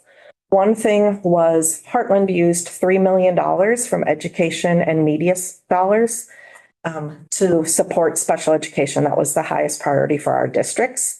So when 100% of the EdServ and media dollars now sit with districts, that was $3 million that was no longer able to support special ed. So that's about 30 staff, roughly. And then the other thing that happened at the time that House File 2612 was implemented is every year at the end of the session, there's a de-appropriation to the AEAs. There's a permanent $7.5 million reduction. And then the year of that House File 2612 passed and subsequent years, they added an additional $25 million. So that's 32.5 total. That number in the AEAs, each proportionate share of that number was calculated based on a formula from when the first permanent reduction went in. So when House 2612 passed, they updated that calculation to say it's going to be based on current enrollment. That meant Heartland had been the predominant AEA that was growing in student enrollment. So we had to take a larger proportionate cut because our enrollment was growing in other AEAs. Several of the AEAs had declined enrollment. So in that one-time adjustment, it was now a bigger share of that proportionate cut and then the reduction of the $3 million. So that contributed to the reduction of special education staff at Heartland. Do you want to? No, I think you covered it pretty well. Okay.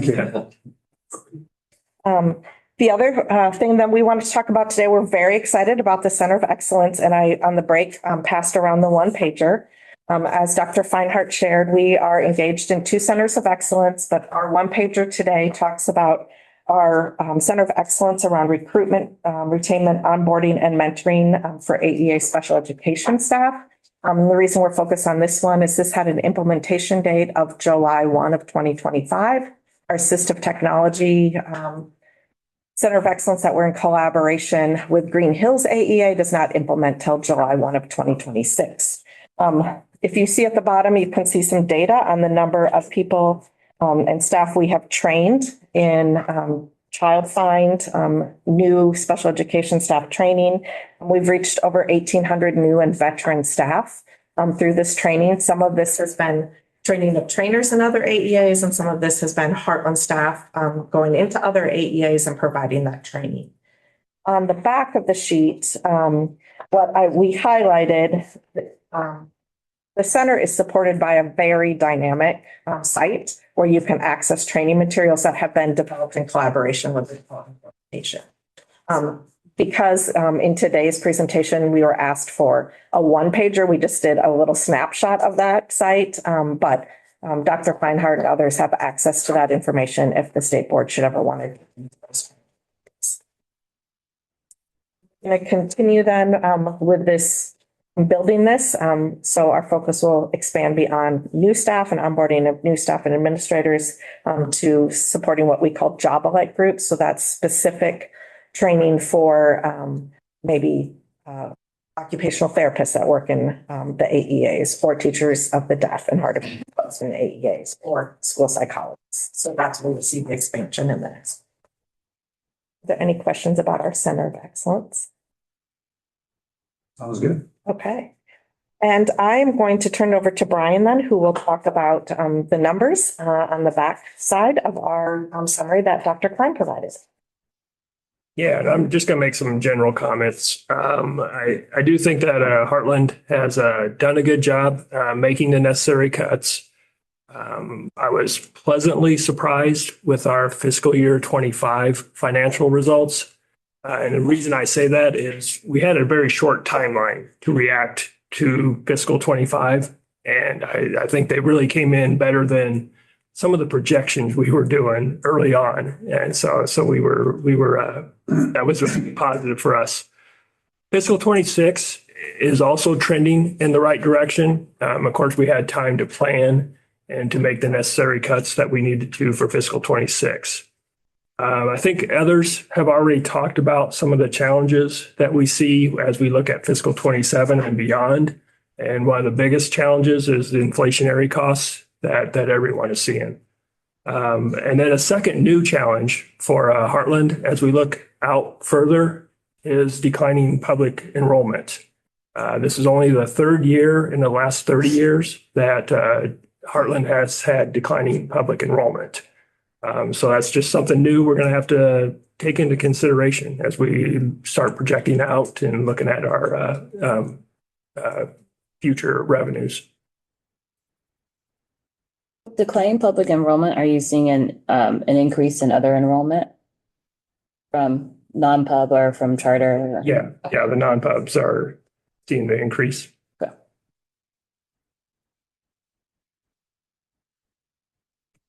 So projecting out for even next year, we have a Storm Lake coming on. How's your current budget going to be working? Do you get on-time funding like public schools do, or? So with the passage of the SSA bill that I think the governor signed off on maybe a week and a half ago, our funding will also, the flow of that 90% special education dollars, that will also align with the quarterly funding like with schools. So we will, but the count is still in the rears. So I'm not sure if you're asking about the flow of the 90% dollars or the count. The account. Arrears, yes. Yeah. So we're tied to the same count as the public schools. What's the average of 2 count days? The 2 count days. So there'll be a little catch-up gap for you then? Well, I mean, we'll get the revenue next year. I mean, Okay. so but it'll be based on this year's count. So we just won't get, just depending on whether they're, So you'll get the count of Storm Lake coming in. yes. So maybe just as a reminder, Clear Lake. the way that the special education dollars flow is that 100% flows to the school district, and then the school district sends on the same basis of payment to the AEA 90%. Are you doing more than special ed services for Storm Lake? We are this year, we were providing they purchased curriculum consultant support from us. So this year, we already were providing service in that general education area. So what keeps you up at night?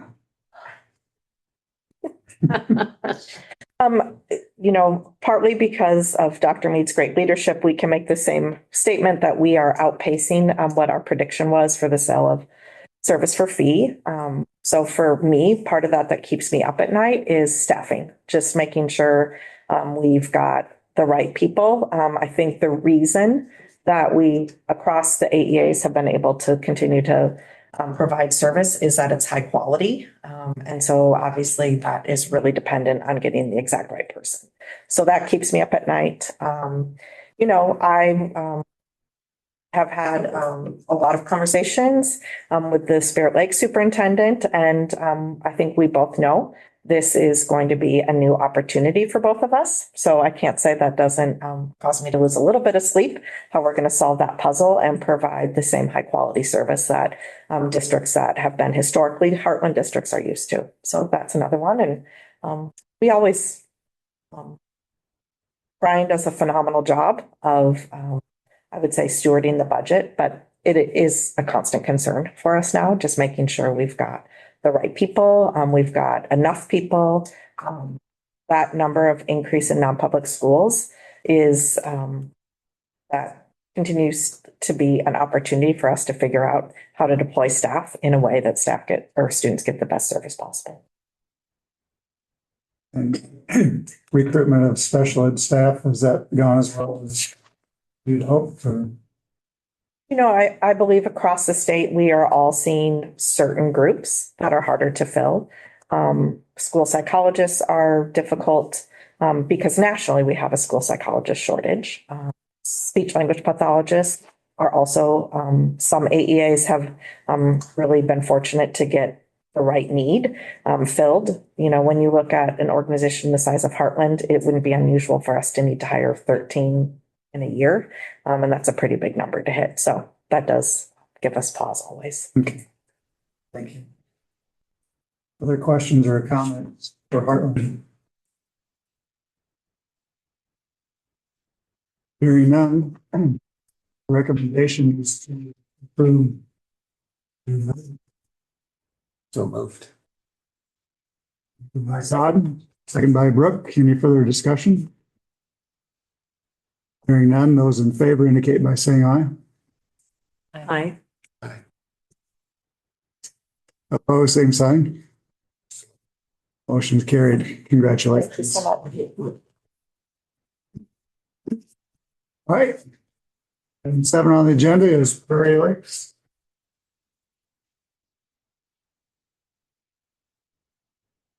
Welcome. Right, you don't have a name tag for me yet here.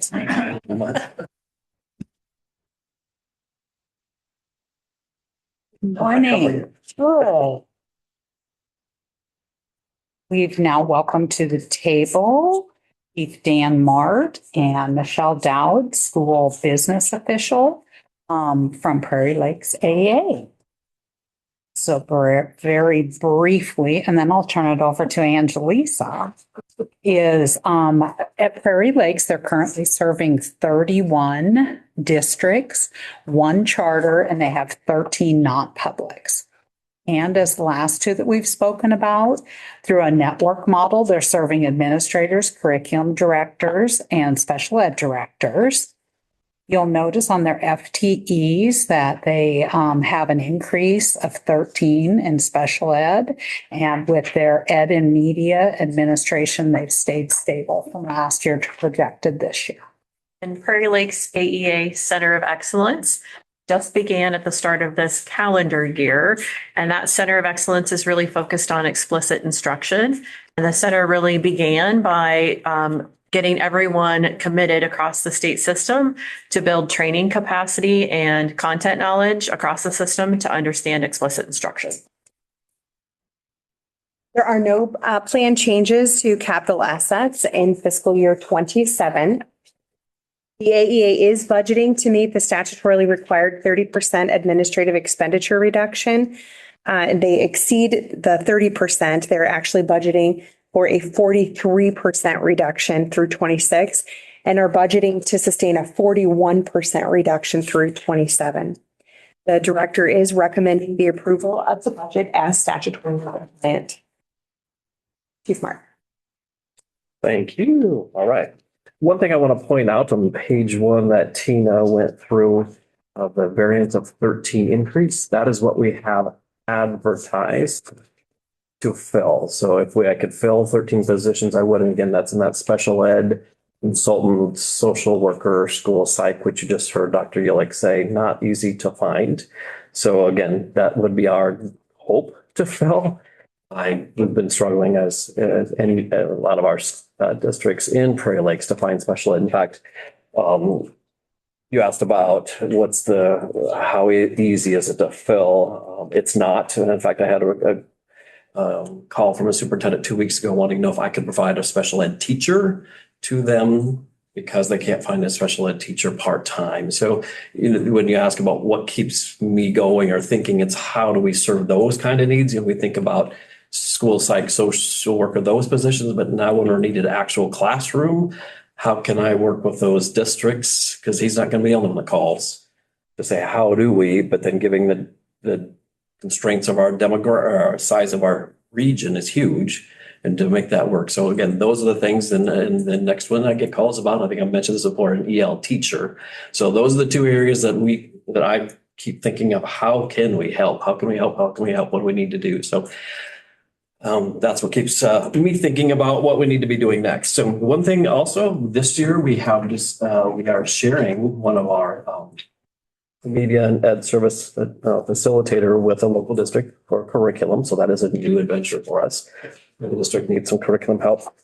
Starting to get questions too outside of the teacher realm about, is there a possibility of special education director services? Just all know that the intensity of special education has increased, and the need for additional oversight is there as well at the LEA. So that's another interesting piece coming up. As we visited with districts on their service plans too, it's not a huge liking of buying a day here and there of consultant time. They want to buy a package. And what can we accomplish with a package? Can we be more flexible? And absolutely. So we really worked with districts on trying to meet their needs of improvement in the general education world too, that they weren't sure how they were going to do this. So we made some changes that way. Any questions that you have on our bed? You see, we're down in pretty much every area, though. I will say at EdServe, it shows we're down 2. We actually will be replacing those 2. We had interviews this week and we'll have made offers this week. So we should be back up in there based on need again for that school improvement piece of it. Our media area shows that we are down again. We did not replace secretarial assistants or a certain person in the creative services. So that shows there, and one technology person that retired on us was not replaced as well. Administratively, we do have a retiree, but we will be replacing that person at this year. So yes, the FTE will remain the same. I'm not sure what the duties will look like. We have some different things on the table that we're investigating as far as how can we get more eyes in that special ed world from the administrative lens versus it being one person. It does show that, again, we've got that 30% reduction in administrative. Our Center of Excellence is in your packet, an explicit instruction.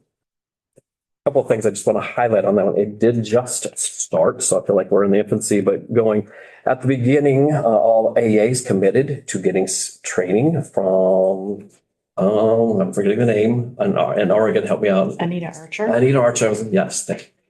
I did submit too. So every AA did send someone last summer for some training. So we've got that group then working on what comes next. They're meeting next month in April then to finalize some PD things across state, looking for consistency, and we'll continue doing that. Our role then too is to house that information and make sure it's all consistent and moving forward so it's consistent across all 9 AAs. With that, I'll let you talk about numbers. Okay, I guess I'll focus on the change from 24 to current year. If that seems to be what's on the sheet. Just to give you an overview, the expenditures for general administration, school administration, business, central office, and purchasing. We did meet that by reducing it to 48%. Again, the salaries and benefits in the lower section there, just to make you aware, there is 19.44 FTE represented there, 7 of the administrators, and then 12.44 for our central support. And the central support folks, we have one other person in the business office. We have an internal technology person, creative service department, which is the print production department. We have 3.4 folks working in that. And then our van drivers, there's three gentlemen that share the responsibilities of that. And then we have 5 secretarial support. So in order to reach the goal of reducing those expenditures, we did, as Dan said, reduce 3 administrators, and then we've also reduced about 3 FTE in our central administrative departments. So that's how we were able to achieve that. The other thing I might point out there too is our print production department. We are sharing with Northwest AEA, so Prairie Lakes does all the printing for Northwest AEA's districts. And they have selling around $440,000 a year in sales. So those revenues are also offsetting the expenditures. We look at that as hopefully we get to a point where what they are selling pays for all of their staff or all their salary and benefits, plus all of the production materials. And hopefully at some point, maybe a little bit of a profit there too. But just pointing out that that's in here as well as to help reduce those expenditures to meet that mark. So I don't know if anybody has questions on that or.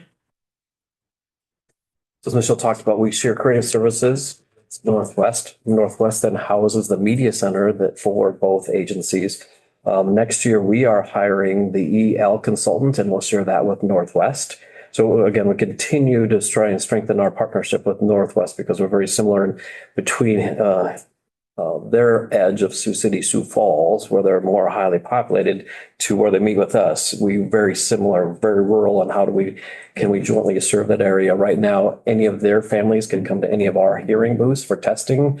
And so we make that widely available and as convenient as we can for families too. So they don't have to drive clear to Sioux City. If they're in Hartley, it doesn't make sense to have to go to Sioux City to the booth. They can run over to Spencer, which is just a few miles away. So again, trying to make sure that we are working together, working smarter, not harder with those 2 agencies.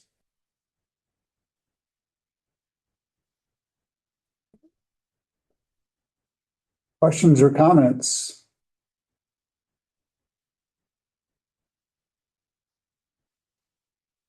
With your proposed ending balance for FY 27, put that in context as far as where you're seeing your AEA going in the next 3 to 5 years, and do you feel like you're in a good position? But I think, Michelle, I'm not sure what page it is, but you want to talk about that solvency ratio that you put together, Sure. because, the difference from LEA, now with the AEA, that median ed serve is really service for fee. So we really want to focus on what does our solvency ratio look like and that special education. So Michelle took a look at that. Yeah, as far as your question, the fiscal year projection of the fund balance, of that fund balance, special education services and funding represents about 39% of that number, about $3 million, And then the other 4 million of that fund balance really is focused on the gen ed and the media services that are now fee for the service. I feel like, we're financially stable and in a good position. Moving down the road 3 to 5 years, I guess like others have said, just dependent upon other cuts or other changes that we might have to take on. Those unknowns are always kind of tricky to maneuver, but I think with our service agreements, we either have the same or more being bought for the gen ed and the media services. So that seems like that's stabilizing. It'll be nice to see another year go by of that to see how it all flushes out. But as far as special ed, I think our biggest challenge there is just the recruiting to have people want to come to Northwest Iowa and Central Iowa to work in rural Iowa settings. When you're young, you're out of college, or you have a couple years of experience, and you look at living in Fort Dodge or Spencer versus Des Moines, it's tough to get folks to want to come there. So I think that's our biggest challenge moving forward, is just the recruitment and getting qualified people that we need. Storm Lake is gonna go with Harlan for Spirit Lake. Spirit Lake, excuse me. That's okay. It's a little different there. Yeah, a little bit. Yeah. A little further. How does that figure into the equation as far as budgeting and stuff? Well, funding wise, that is about $750,000 that will go away from our agency and move to the Heartland agency. The districts, the other 4 districts will have a total of 5.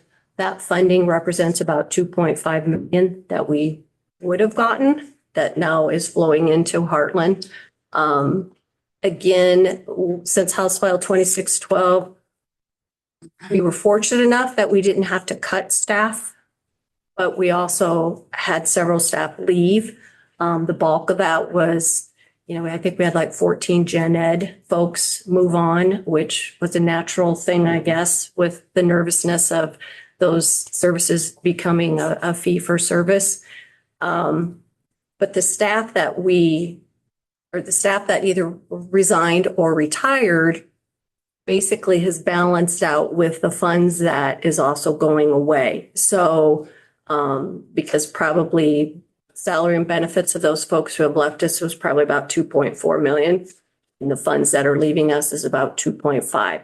So I don't know. I don't want to say we're fortunate that those things are happening, but at least they're offsetting one another. So it's allowed us to stay stable. Basically through attrition, you can. Correct. Exactly. Yep. Yeah.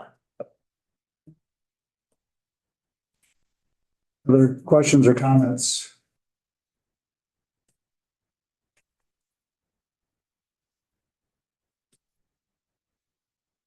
Recommendation is to approve the budget for Prairie Lakes. Moved by Brooke. Second. Second by Todd. Any further questions or comments?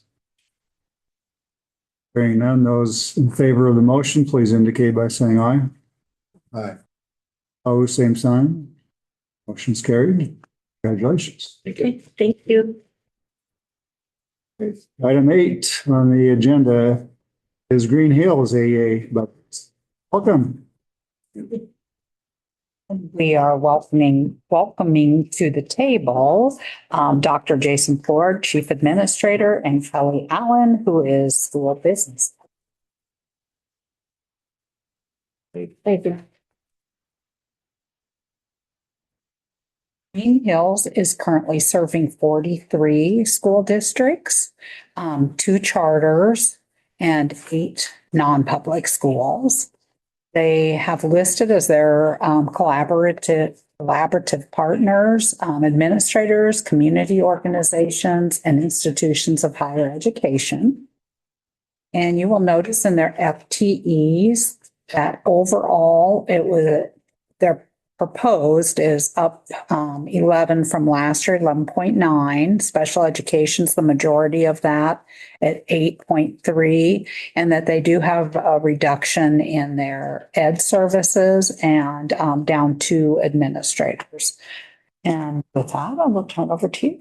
All right, Green Hills is partnering with Heartland to launch the creation of the Assistive Technology Center of Excellence beginning July 1st, 2026. And that center is going to provide specialized knowledge, coaching, and support in the identification, implementation, and evaluation of assistive technology for learners with disabilities, families, and educators to help build that capacity statewide. There were 2 Ford Transit vans that were purchased in fiscal year 26 to replace older vans. And the AEA is considering purchasing a new van in 27 to replace their 2014 or 27 vehicle. The AEA is budgeting to meet the statutorily required 30% reduction in administrative expenditures by July 1, 2026. They are projecting a 31% reduction. And into 27, they are projecting an overall 35% reduction.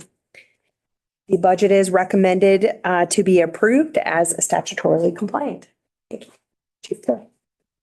Thank you, everybody. Good morning. So I'd like to get us started, kind of hit the tops of the waves and just really step back. The numbers really, as you know, are representative of decisions that we're making, right? And we've been very, very strategic about making those decisions. And we've had to, given all the cuts, we've really had to thread a needle. I would say it this way, just as an overview statement. I've been doing this 32 years, and the last 2 years, without a doubt, have been the toughest. But with challenges come opportunities, right? I would say, to your question, we can flesh this out a little bit later, but I thought maybe after the 2 years and where we're at that I might be able to settle in, but the next 2 to 3 years are going to be as challenging, I think. There's so many variables we're facing, so many changes across Iowa, decrease in enrollment, SSA, and others. So 3 things I want to highlight is on page 10, you'll see a document that looks like this. It's pretty small, but I'm very proud of the decisions we've made recently related to our organizational structure. When I took over as chief, and I'm finishing up my 4th year, we had what I would say a lot of administrators. And I felt philosophically we had too many. We had about 15 central office type folks. Back in the day, I was one of those regional administrators. And it's not that didn't serve a purpose. It's just, as you know, we're facing a new field. So when I took over, I took the position that we needed to reduce our central office, our top level executives, and push that money and those people down into the field while simultaneously elevating our staff that were interested in leadership, but not necessarily administration. So that's what we've been doing over the last 4 years. We're down to 5 top administrators. What I've done is I have Kelly as my director of finance. I have an HR director that they kind of run the management side of one of our divisions. And then I've created a new division I call instructional leadership. And I'll speak to that in just a minute. And within that, we have 2 groupings. We have our service for a fee, which is our ed serve media side of the house, and then special education. What I've done is I've been able to take the dollars, and we push those dollars down into the field to create supervisors that we call working supervisors. So we look for people primarily internally that have leadership ability, interest, and skills.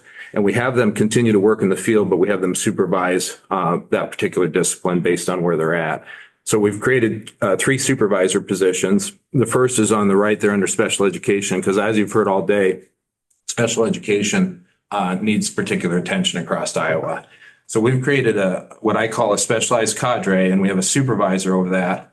And one of the needs across Iowa includes AEAs continuing to improve their child find abilities, which is what we're known for. It's our bailiwick. In Green Hills, I'm just not satisfied with that data yet. So we've divided and conquered across zones by creating what we call coordinators, but they're essentially coaches that can coach our staff in the field around child find and improving that process. The newer one that we've really technically always been responsible for, but we've paid it more lip service, is around student achievement and closing student achievement gaps. I'm sure you're familiar with that. I'm sure the director and others have shared that. To improve that, you have to have great people working on that. And so what we've done is we've taken those dollars and we've created a found team, which we call student outcome coordinators. And again, dividing and conquering by zone. So that way we can help our own staff with everything from progress monitoring to writing a good goal for our students with IEPs, but also as we think about helping special education teachers across Iowa. They need coaching. Some of our special ed teachers are very new across Iowa. Some of them are, conditionally certified. And so we need to press in there and help them close that gap. So we'll have a two-pronged approach where we help our own staff as we think about student outcomes, with an eye also on districts and supporting them. The other two supervisors we created is a supervisor of support and related services. I don't know about other AAs, but my AAA, I always felt like occupational therapists, physical therapists, speech were always like this add-on, or they weren't at the forefront of thought. So we had some people compete for that, and we had an internal candidate rise up in that area. And then the other one that I felt like really needed attention is we had a birth to 5 supervisor, but we've moved that to a birth to 3 supervisor. In Iowa, early access is our foundation of foundations. And I felt like that data was not where it needed to be. And so we're going to put one person completely in charge of that to really press in and figure out what are the root causes so we can improve that data. Two other things that I'm proud of that I'd highlight is our master social work program. As we all know, students, children have a lot of mental health needs. They always have, but they have every year. It seems like there's more and more. When I took over as chief, my predecessor, Dr. Haas, had started the program, and we had 2 school-based therapists. We've had requests from schools, and definitely the need has increased. So we've gone from 2 to 5 to 9 with a projection next year to 13. We partner, as we think about that 13, we have 30 locations. 25 of those are school districts. And the reason the model works is school districts, especially rural, which is what we primarily serve, they don't have enough dollars to hire, to even find, but let alone hire a master social worker. So we create like a consortium model where we hire the person and then they purchase 1 or 2 days on average. So that way we can get some school-based therapy. It's a great program. We'll continue to grow that based on request. And then kind of an affiliated program with that are our therapeutic classrooms. That was by request of districts. They felt like students had some therapeutic needs that even went beyond therapy. So we created 3 therapeutic classrooms, one in the north in Harlan, one in the west, partnered with East Mills Schools, and one in the east partnering with Nottoway Valley, actually housed in Orient. It's been a great program. We started with 2 classrooms. We now have 3 in those locations I just mentioned. We're actually going to have a 4th classroom next year as a pilot in the area of middle school, because our students have been K6, K5, but districts are feeling like there's a need for middle school supports. And so we're going to try it for 1 year. We anticipate it'll be a success. And then if that's successful, then we'll expand that again to the next year. So we'll have a total of 5 therapeutic classrooms. I'll pause there, and then I want to talk about the Center of Excellence, but are there any questions related to anything I just shared or comments? Could you briefly describe what a therapeutic classroom looks like? Sure. So, yeah. So typically we have a highly qualified teacher with a special education endorsement.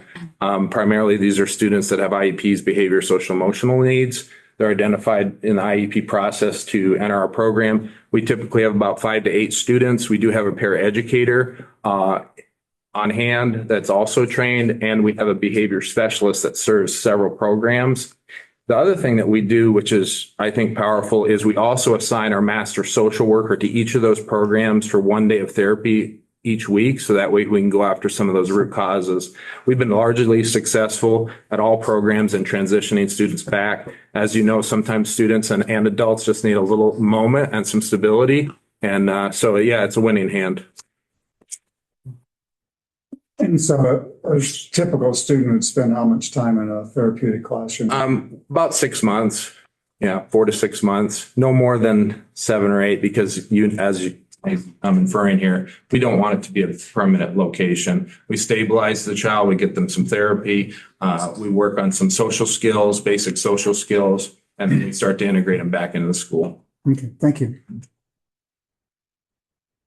The other thing I want to share just briefly is the Center of Excellence. We're proud of the progress we've made. As you know, ours launches with Heartland in July 1st of 2026, but you got to do some foundational work. We've gathered some baseline data across the state through a standardized measure. It's called the Quiet Quality Indicators of Assistance Technology Survey. So that way we could start with some baseline data. We've partnered with the Department of Ed. Melissa Lawson's really a state expert in the area of assistive technology, created some professional development around assistive technology that's still in the process. We did already, though, work with her to create some early access with our staff, early access assistive technology. So that's already been rolled out, and looking forward to continue to move forward with the Heartland staff on that. Kelly? I'm going to call your attention to the bottom of the second page of the handouts. You'll see that our fund balance is slightly decreasing, and I'm going to call this a learning curve with the implementation of House File 2612. Fiscal year 26 is the full implementation. So districts are learning as well as AEAs are learning about how this system is going to work. So I'm not concerned that it's going down. I do feel that it will get better because we have great partnerships with our districts. They are buying our services. We are being able to provide those services. I do have 3 additional staff in our fiscal year 27 budget, just in case districts purchase more than what our staff capacity is at this current time. So I'm not concerned about our fund balance. The challenges we have are districts are hesitant to sign agreements because they do not know what SSA is. We start our district service plans in January and February. And districts are hesitant because SSA isn't set yet. So also increasing costs that are beyond our control. Commercial package insurance is one of those costs. It continues to increase. They are talking about a 14% increase. And it's not because we have claims. It's just a premium increase. So we are shopping around for that coverage. And there aren't a lot of players in that coverage in the state of Iowa for commercial package insurance. So we are trying to work on those. We continually scrutinize every expenditure that we have. I mean, to the point of reducing our trash service pickup. I mean, that's how far we're going to scrutinize expenditures. Yeah, we did a lot of line item work. We found some redundancy, which didn't amount to lots of dollars, but it was reassuring. I mean, we had Chat GPT, we had 3 subscriptions, people not talking to each other. And so we reduced, you don't need 3, and that's only, $20 a month, but that's the kind of work that Kelly and I have been doing together. It adds up a little bit, but it does send a message that the general staff is that we're trying to Yes. be as efficient as possible. Yes, they appreciate that. Unfortunately, the next step would be to reduce staff. And if we reduce staff, we can't have services. So then it kind of just snowballs. We're one of the AAs that's been fortunate to maintain staffing and actually have grown staffing. Part of that is the way we've been able to grow is 2 things, pushing those dollars down, especially on the SPED side, and then also partnerships across rural Iowa, Southwest, South Central Iowa. Rural schools really need us and they value us. And so they've partnered to a great degree, often taking all of their EdServ and media dollars and investing them back in our AEA. So our baseline to bring everybody back was a round number, about 5 million. Last year, we had 4.95 million that we brought in through service for a fee programs. This year, we're projected, we'll see. Kelly doesn't like it when I say this because we don't have signed MOUs. Yes. But we would anticipate about 5.3 million coming in. So you can see that we brought all our customers back and grown that slightly. Kind of a mantra I've used with our staff is we need to sustain, which was kind of these 2 years, just get stability in the system. And we invited them back in order to, because you had to have people, right? And invited them back to join us in this journey. And then now we're starting to grow, hopefully in time thriving. So as we think about the next 3 to 5 years, we're staying optimistic. We're also trying to be realists and realizing there's lots of variables we don't control, but staying positive and realizing that rural schools in particular want relationship. They want positive people. They want people that are very good at what they do, that offer high quality services with an eye on customer service and children. So that's kind of our theme moving forward, and that we will incrementally grow, as long as those, let me say it this way, we really can't take any more cuts. I mean, we are bare bones. We're efficient at the same time. Bare bones might be a little bit more negative. I'd say we're very, very efficient. And being proactive too. That's kind of the wave of the future, is working with our team to look at innovation. What are opportunities that we can do by code, but we haven't tapped, we haven't considered as our future rolls out. So just looking for opportunities for innovation. Are AEAs eligible applicants for the therapeutic classroom grant that you mentioned opens this week? Their school districts are, so only local educational agencies per Iowa code. But of course, AEAs can and do partner with school districts in the administration of those grants. Yeah. So what happens in practice, we actually have a couple districts that receive the grant, and then they reach out to us and say, hey, would you partner with us on the current program? And then we're able to use those dollars more efficiently. So it ends up being a positive thing that comes our way for the most part. Other questions or comments? Okay, hearing none, I'll take a motion. The recommendation is to approve the budget for Green Hills. Moved by Cass. Second by Mary. Any further discussion? Hearing none. Those in favor indicate by saying aye. Aye. Opposed, same sign. So, congratulations. Good luck. Thank you. Thank you, everybody. Good day. We will go to item 9, which is Northwest. Then we will break for lunch. Morning still. Good morning. Good morning. So we're welcoming to the table Seth Pirro, who's the Chief Administrator at Northwest AEA, and Julie Klein, School Business.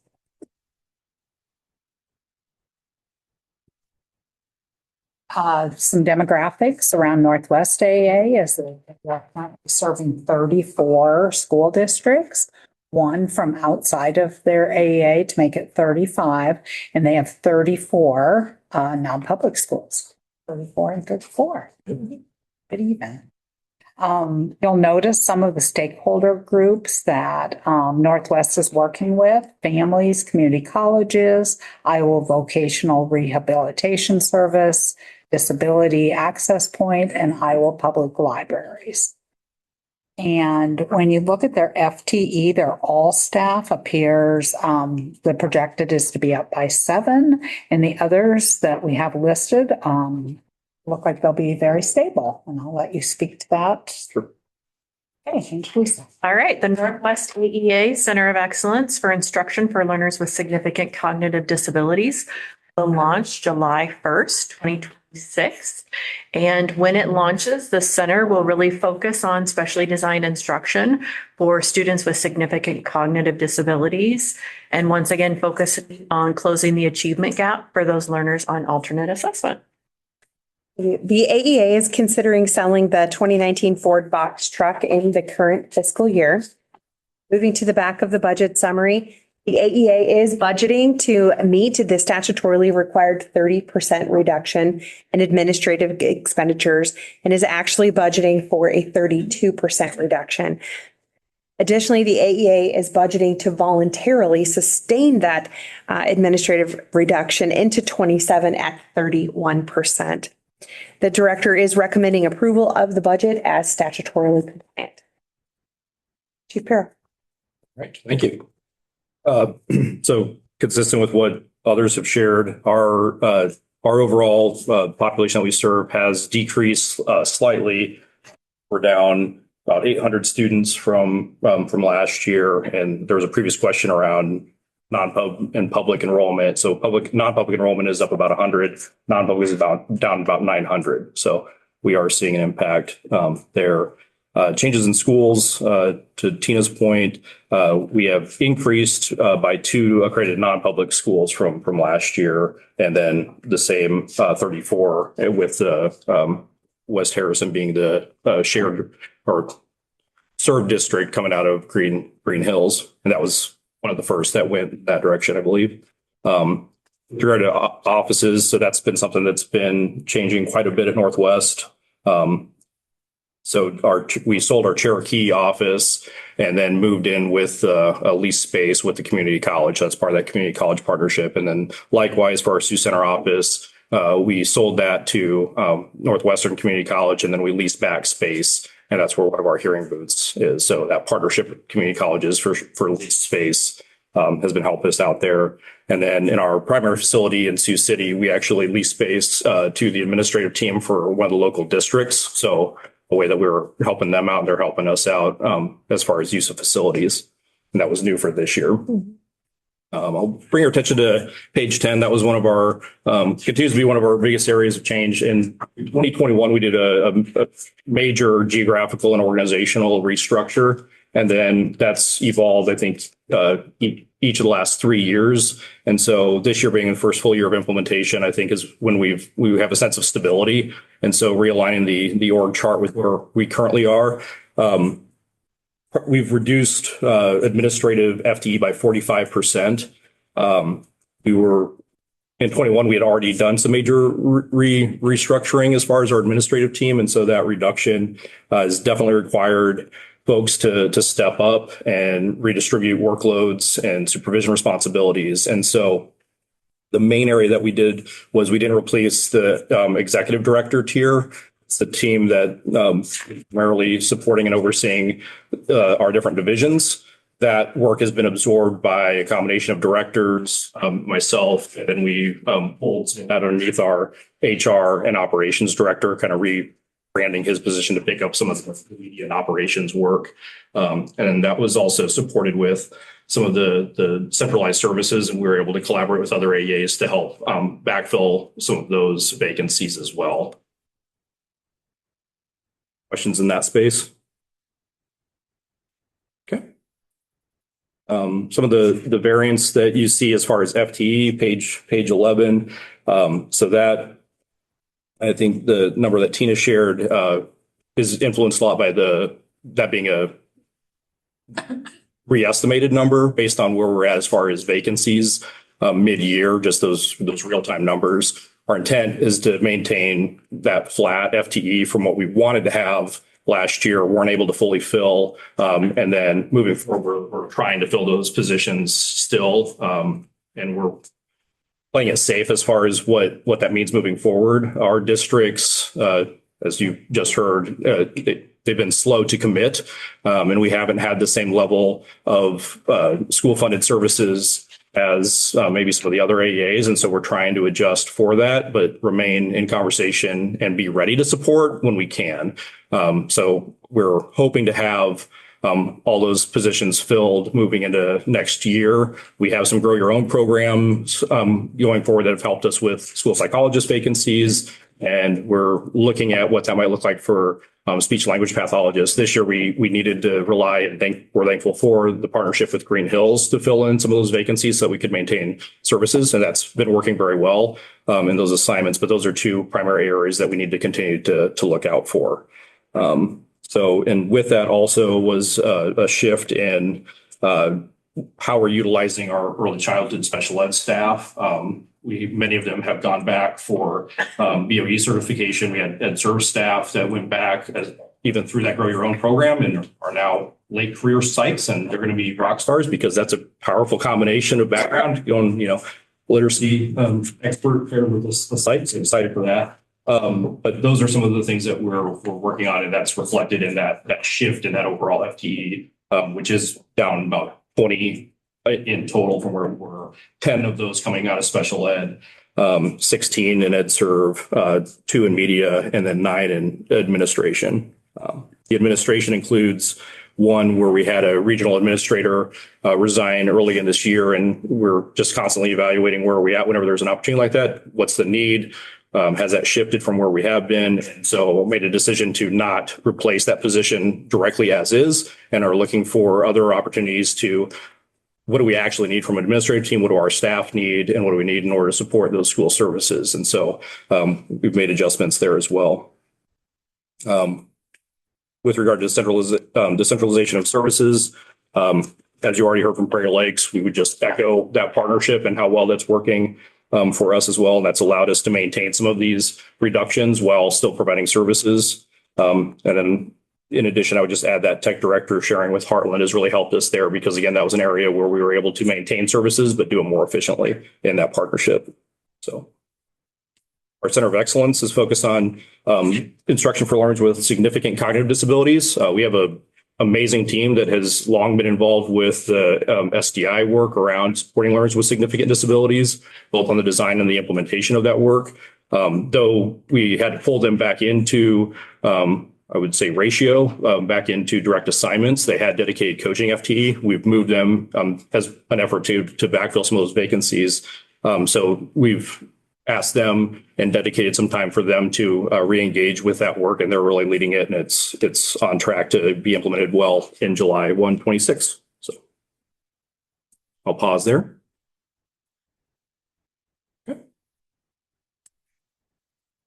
Sounds like you're good to continue. All right. And then moving down into just the questions around where we're at as far as our overview with our fund balance. It's been where some of the questions have been. We are writing maybe a more narrow margin than others. So we did have to pay closer attention to cash flow than we have in previous years, especially with the amount of dollars that were coming and needed to come timely from school districts. We weren't really sure how that process was working. So Julie and I needed to work to look at options. Fortunately, we didn't have to exercise any of those options. We had timely funds come in from schools. And so we continue to be within where we need to be as far as what our audit report said. And we continue to maintain, fairly consistent solvency ratio in spite of those changes. So while it is slightly decreasing, I think we're still within that margin, and I'm okay, and Julie's okay with where we're budgeting based on the school. We're being very conservative on what we're getting from schools. And so, but we want to maintain some level of support so we can be responsive when they need it. And we're looking for how to be more flexible with their contracts with us so that it can meet more as needed coaching support and needs, in addition to their ongoing continuous improvement efforts. So we're trying to balance that with schools, and that seems to be something that they're responding well to. So. Yeah. Okay. Questions?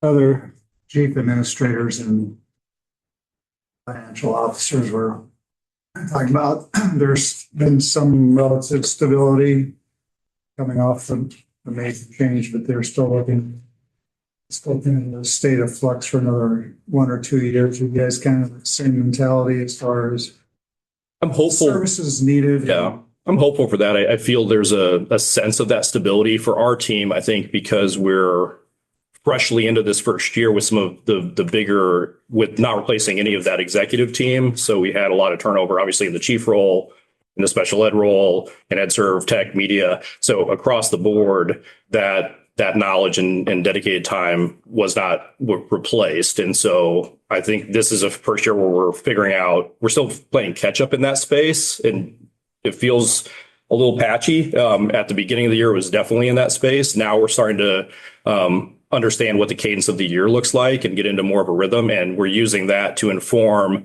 how we assign and make decisions as far as additional staff in that space. Like that example I gave when we had a regional director resign, we paused there. We didn't rush to replace that because it seems like we're able to serve a very large area with one director that was previously served by two, as long as we're reorganizing the additional support that falls on that person. So we're looking for opportunities like that and finding ways to make that more sustainable. So I'd say we're not yet there, but the plan, I'm optimistic about the plan to be sustainable and provide more stability in that space.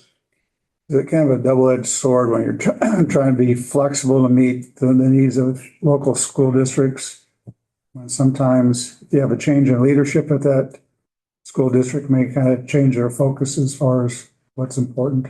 One of unique to Northwest, I think, and it won't happen again this year, but we had stability for all superintendents. So all superintendents were there. I had one non-public leader and one UEN leader, but that was it for superintendent turnover coming into this year, which I think is very unique. It won't be the same going into next year, but they typically do a very good job with passing on that vision and that partnership. And then intentionally, I host, my predecessor host, I continue to host opportunities for incoming leadership to work with area leaders instead of kind of informal mentorship in that space. And it's also an opportunity to highlight what that partnership looks like so that we can be that contact. And we run a superintendent advisory group as a pair with the network. So there's ample opportunities for SUPs to get in contact with me to share those ideas. And I've really tried to enroll them that this is a partnership. What we add to their efforts is determined by them, especially with the changes in funding, but also just in practice. So how are we using these assessments and finding those ways that we can support them, but ultimately it falls on them to make that decision. So I'm approaching it as a genuine partnership with them, not as a vendor coming in trying to sell the wares. It really is about trying to understand where are they at and how do we match those needs. Now with that, where they have a priority and where they have to spend their funds, those are the things that are in competition. And even though something might be on a priority list, if due to funding they can't commit it there or they need to look at alternatives, then that's required and we go that direction. It's also, and that's where this is unique in that sometimes the reduction in school funding creates staffing needs for them too. And I think we also have some shared librarian services that I know you've been discussing, and we have shared social workers that you just heard from Jason. We have similar positions, and it seems like those are also in flux because of local staffing decisions from districts that maybe a shared position might be the best answer for them too moving forward. So it kind of works on both levels, and we don't quite know where that dust is settling yet. And I don't think they do either, but we're having those conversations and trying to help each other figure that out. Okay, thank you. When analyzing the district service plans, what are the trends in demand that are translating into ed services? Yeah, and that's, I think, a product of where we are with Northwest Schools and probably a product of where I'm coming on. And that newness is we don't have the commitments yet that maybe some of the other AEAs have right now. So we're still a little bit behind as far as actual commitments coming in. So I think it's too early to tell. Other questions or comments? Hearing none, the recommendation is to approve the budget So moved. for Northwest. Okay. Moved by Mary and second by Todd. Any further questions or comments? Hearing none, those in favor of the motion, please indicate by saying aye. Aye. Opposed, same sign. Motion's carried. Congratulations. Thank you. Best wishes. Yep. Enjoy your lunch. All right, we're going to break for lunch. It's about. Julie. Yeah.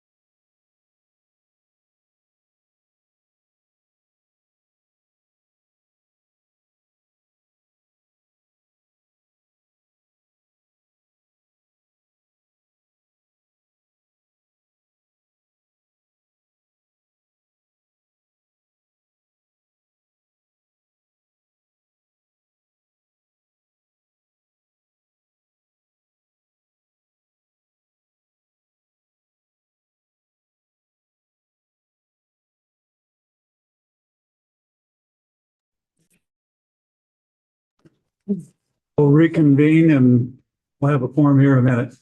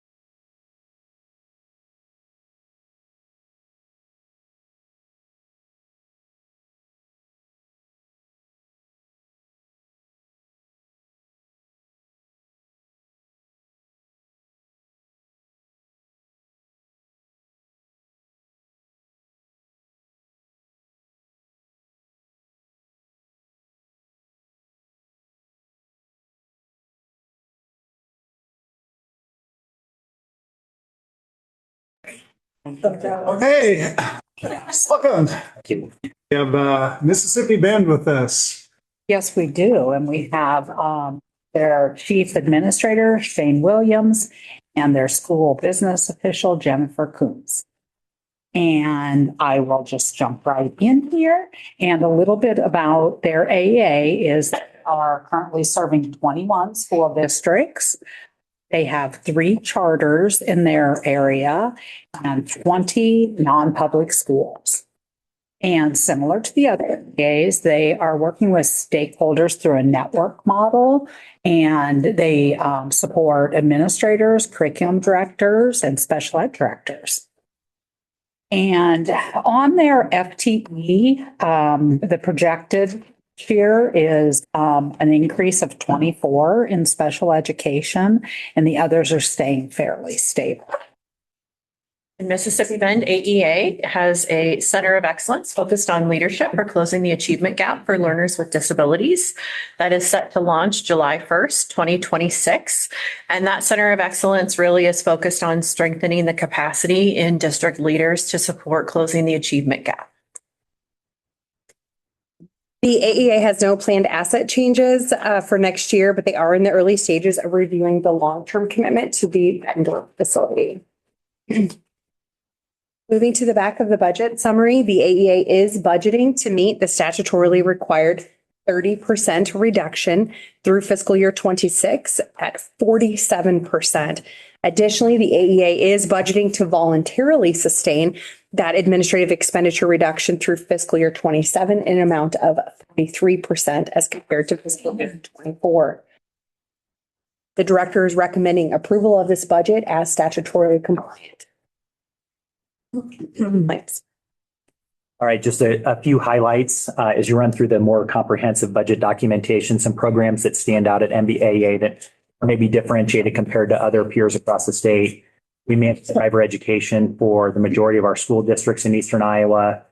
We have a sign language interpreter program, which was really a demand from school districts to meet a need because it was really hard to procure a number of sign language interpreter school districts needed to serve students who are deaf and hard of hearing. So we manage that program for a number of our districts. We also engage in a comprehensive program evaluation, which is connected to our Center of Excellence. We focus primarily in the arena of special education, but we also do program evaluation services for English learners, school counselors, talented and gifted in other areas. And the fourth piece I'd highlight is we also manage homeschool assistance programming for a number of districts. Again, that was a request from superintendents. So we manage that and provide all those instructional supports and services, as well as having a media library for families to access. The FTE projections were noted in the prefatory comments. So we're placing our priorities on field-based special education staff. That's where you'll notice that's the lion's share of the increase in our FTE. Those field-based staff serving in buildings, both in terms of rec service as well as child find services. It's been an effort that we've had that is multi-nature, retaining high-quality talent. Center of Excellence, just a couple of pieces there that our launch date isn't until July 1 of this year, but we have some ongoing pilots. We initiated that last year. We've added some additional pilot capacity throughout the year this year. And as Angelisa highlighted, it's really the precise leadership actions that are associated with closing the achievement gap, higher levels of teacher capacity building, and then just improve student outcomes. So a lot of times we hear nebulous concepts like instructional leadership, but what does that really mean? What is the day-to-day precise leadership actions that building principals deploy that really make a difference for students? So high impact workforce in classrooms, implementation, fidelity of high quality instructional materials and evidence-based practices, continuous review of leading indicators, those pieces. And then a key piece of that is also effective feedback routines for teachers and for teacher leaders. And then making sure that we're having high quality collaboration among teachers who serve both general education as well as special education, ensuring access and engagement for our students with disabilities. So that's kind of a high level summary of highlights from Mississippi Bend. So happy to entertain any questions from them. Talk to us about the large increase in proposed special ed FTE. So through 2024, through that turbulence, we lost a number of staff, 33 staff members. And so we just haven't really been able to fully rebound from that. So this year we did an early retirement or resignation notice incentive to try to get the number of names that we would have. And then we started advertising early. So we've had an ongoing recruiting effort, like I had said, that's multi-year nature to fill some of those positions that have maybe been left vacant. And so that's services in schools, serving kids. We're increasing our FTE and speech language pathologists, school psychologists, school social workers. So people that are actually embedded in schools and making a difference. How's the recruiting effort going? It's been actually really successful so far. I don't know if we'll hit our FTE level that we want to hit, but we're still doing that. In fact, we have interviews going on right now back at the Bettendorf office. Speech language pathologists, we're really fortunate to be maybe like the nexus of UNI and St. Ambrose and Augustana in Iowa that we don't I'm finding high quality speech language pathologists. So we'll be adding a significant number of those this year.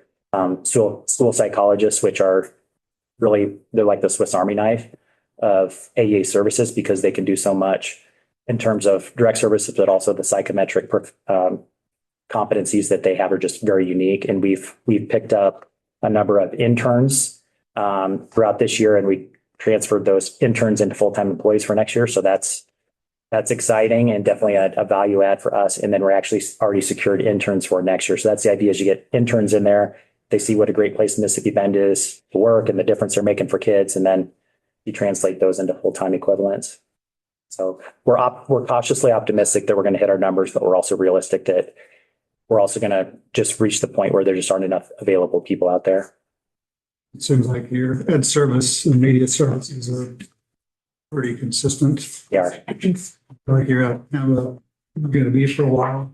But putting your budget in context as far as services being provided that are correct requested. I think I wouldn't say that we've reached market equilibrium yet. I think there's still some fluctuations there, but for right now, the demand from districts and our ability to supply high quality staff it's pretty stable.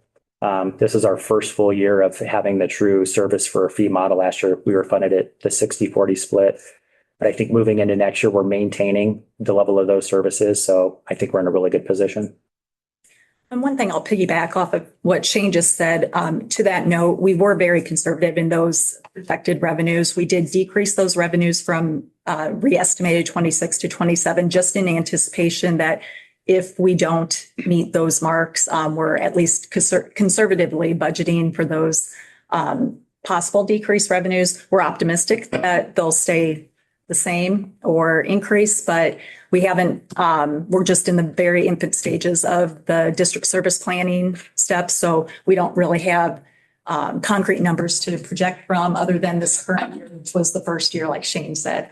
There's not a lot of history to go back on and base those projections. So we're always very conservative in how we approach our budget, just to offset anything unknowingly, any unknown variables that might happen. I might have missed this, but with the number of students served, is that stable or is that declining? We're slowly declining. We don't see some of the dramatic declines that we see in other parts of the state, but we're not growing. This year we had a couple of districts that increased, but it wasn't enough to offset the decline that's pretty prevalent. Just a broader note related to enrollment. We have projected declining enrollment since 2019, beginning last school year. That sharply declined in the 21 projections. So this is an overall enrollment and declining population question. Was that statewide? Correct. Yes, that's all statewide data, not regional. Huh. Well, I mean, so we do publish, and published historically enrollment projections, as Director mentioned. You could start to see in 2019, so there are 5-year projections for the state and every district in the state. So you could see them starting to level off in the 24-25 school year based on 19-20, and then they really started compounding in the 21-22 school year, where you could see the significant drops statewide. And again, we publish them by district as well. Do you go by live births or what do you? That's right. So we get the birth data from public health and, have a way to,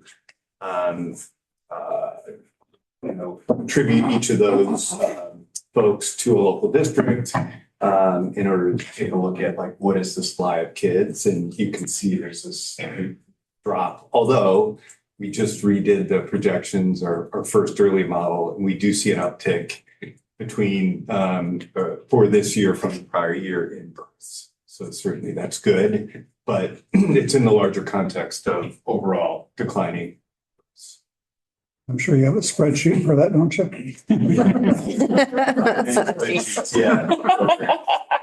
If you'd like to see it, I'm happy to share. Oh, no, I'm. Just kidding. Thank you. Sorry for the aside, but felt it was important to clarify.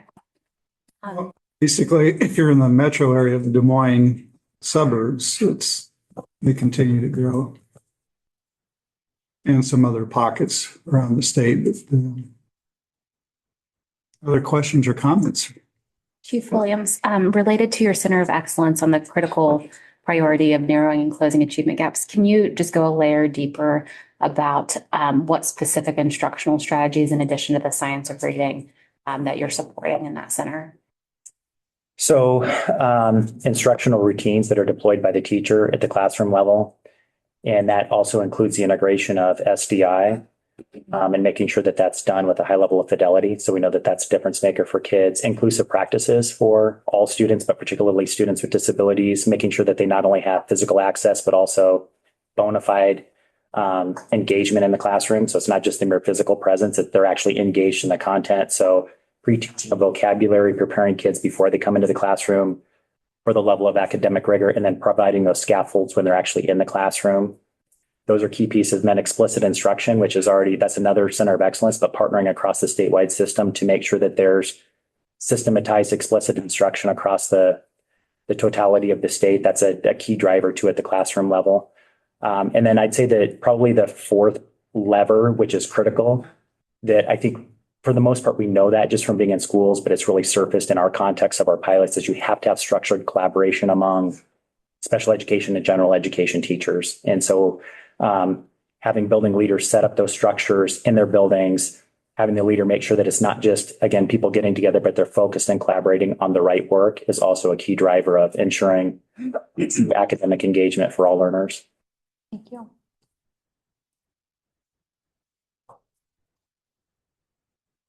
Anything else for Mississippi Bend?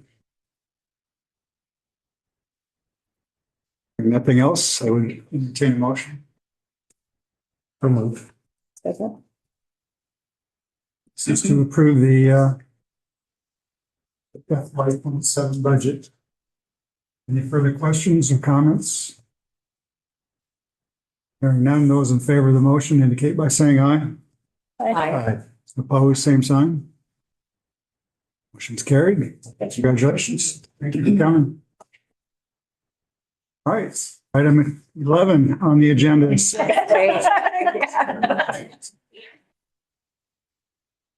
Annette is right here.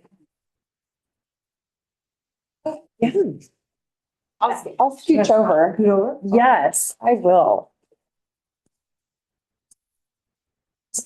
So we now have Central Rivers that's going to stay with us, Chief Reingens and Annette Hyde, who will be. So Annette's here for this portion to talk about our Center for Excellence, because she's sort of quarterbacked our Center for Excellence with both Central Rivers and Keystone.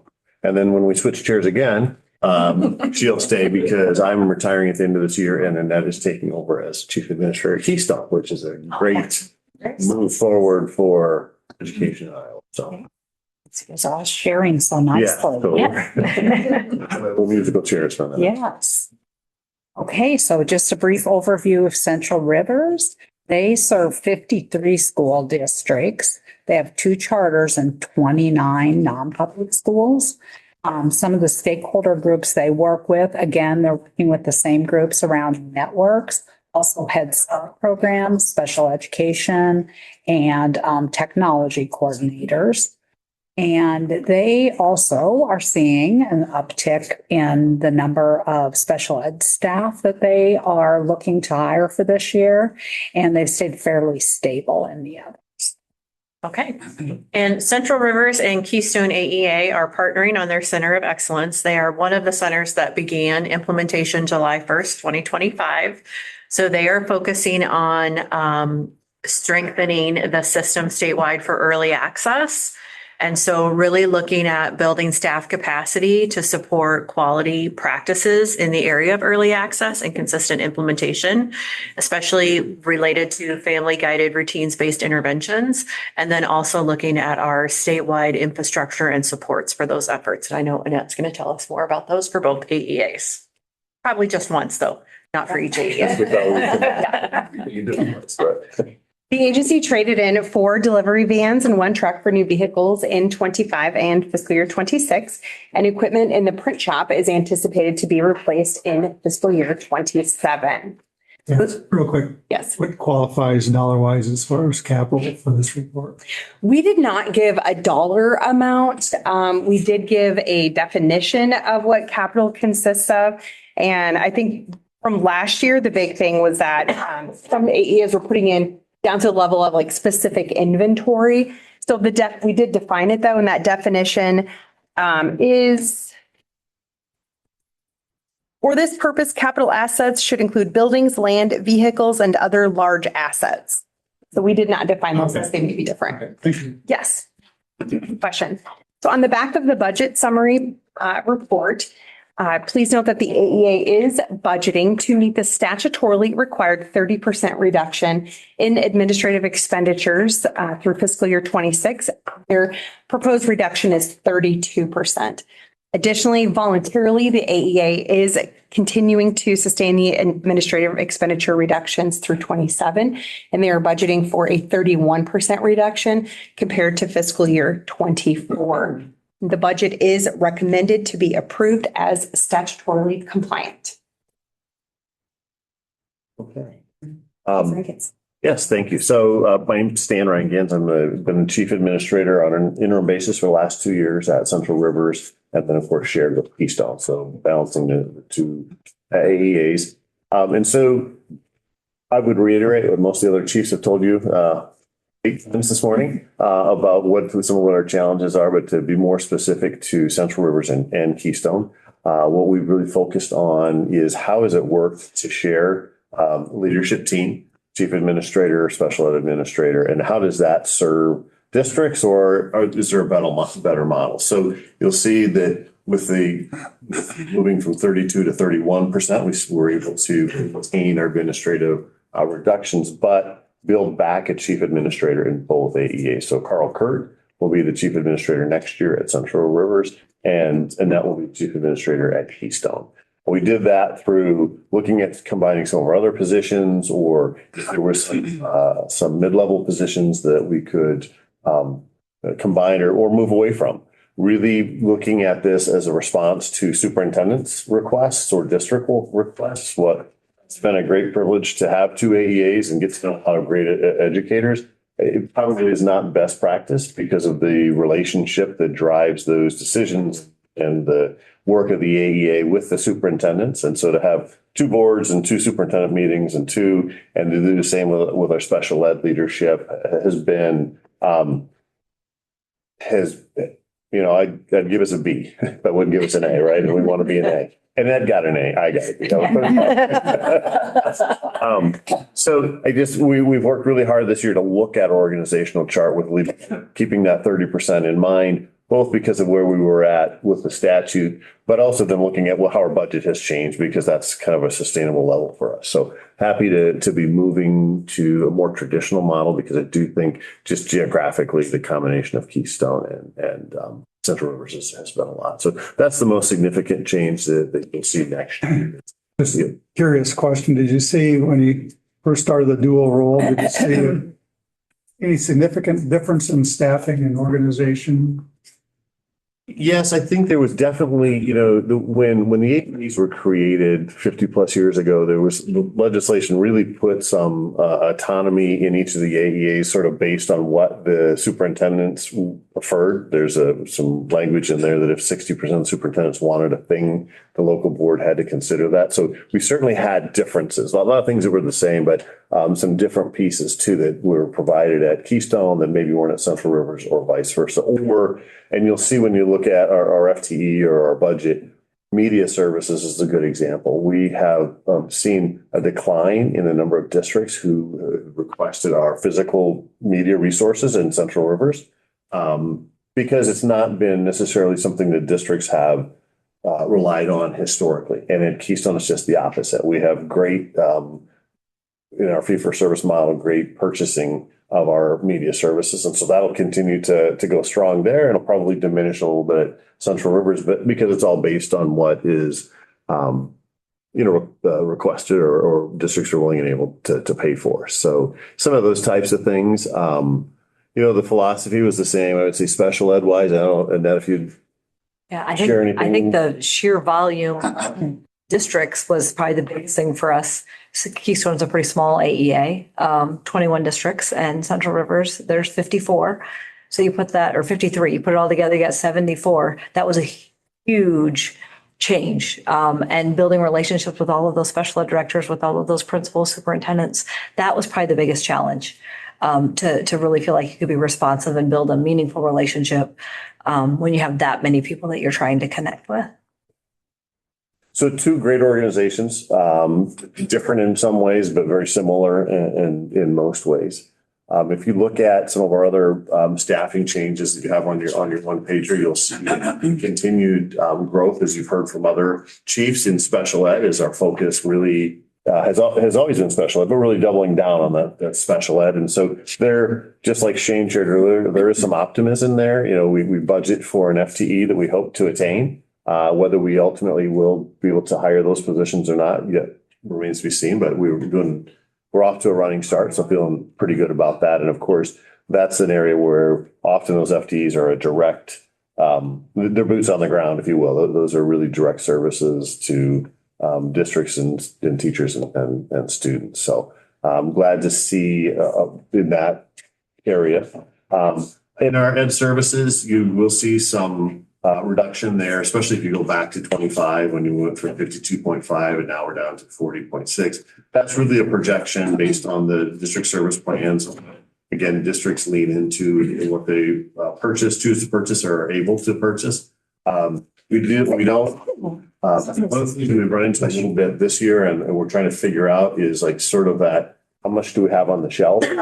If a district calls because they have an immediate need, or can I get something in 2 weeks that they hadn't projected, and we have the ability to serve that. As we have more experience in a fee-for-service model, we'll get better at, being like Hy-Vee and know how many loaves of bread need to go on the shelf every day to don't have leftover or shortage. And so we're still early in the process, sort of predicting that what is our right staffing level, because while a district service plan is pretty inclusive, we do know, and I think the question was asked earlier, you have a change in leadership in July. Well, it's new superintendent, new curriculum director, and the principal might say, hey, my predecessor didn't account for this, but I'd like to, can you help me? So we do need to keep some level of staffing that allows for us to respond to needs and not say, well, we'll be back to you in a year, because often a year is too long. So just trying to work through that process and feeling. I told our staff we had an all-staff Zoom from both agencies earlier this week,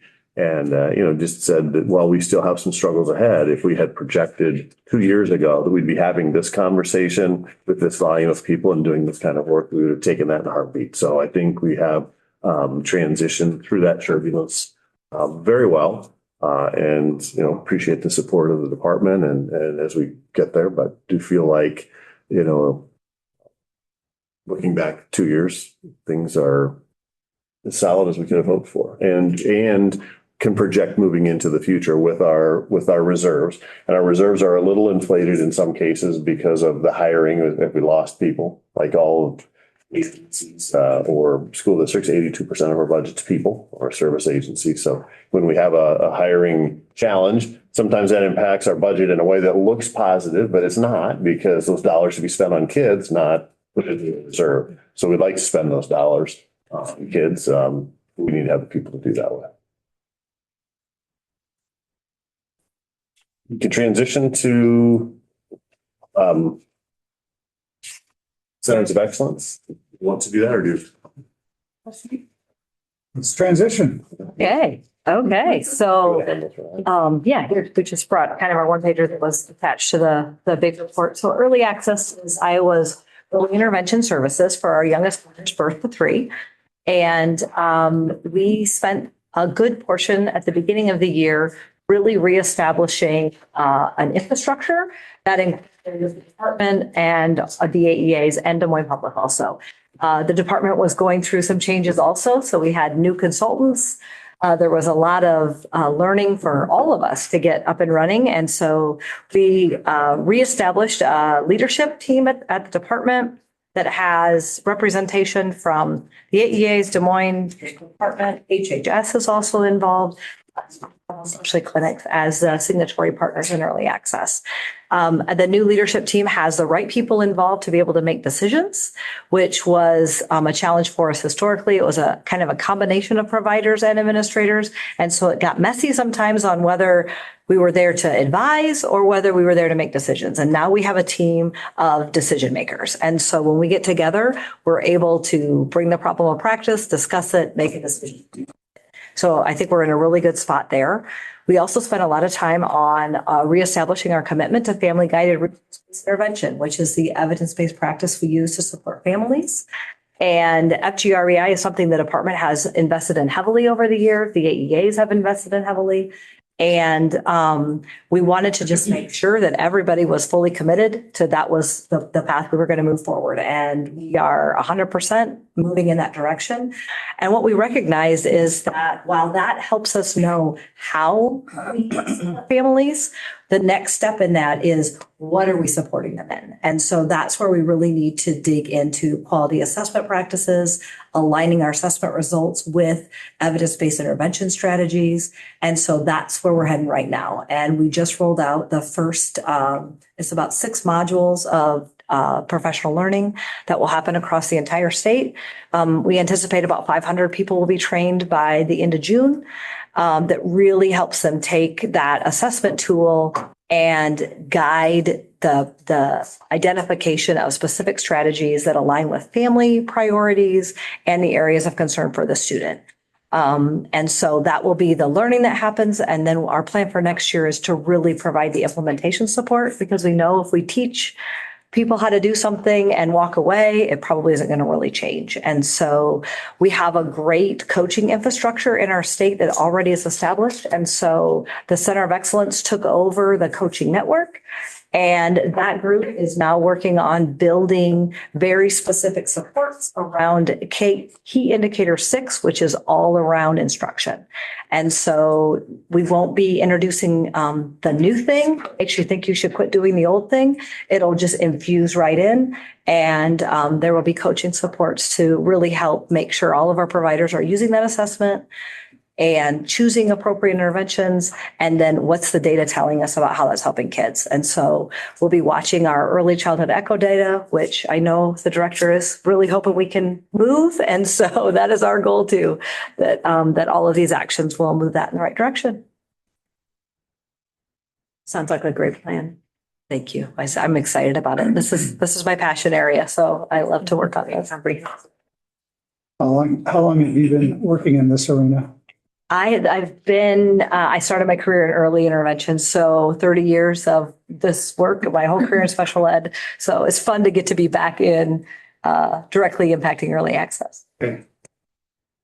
Great. So here's my question. What's changed over the last? What's changed in early intervention? Yeah.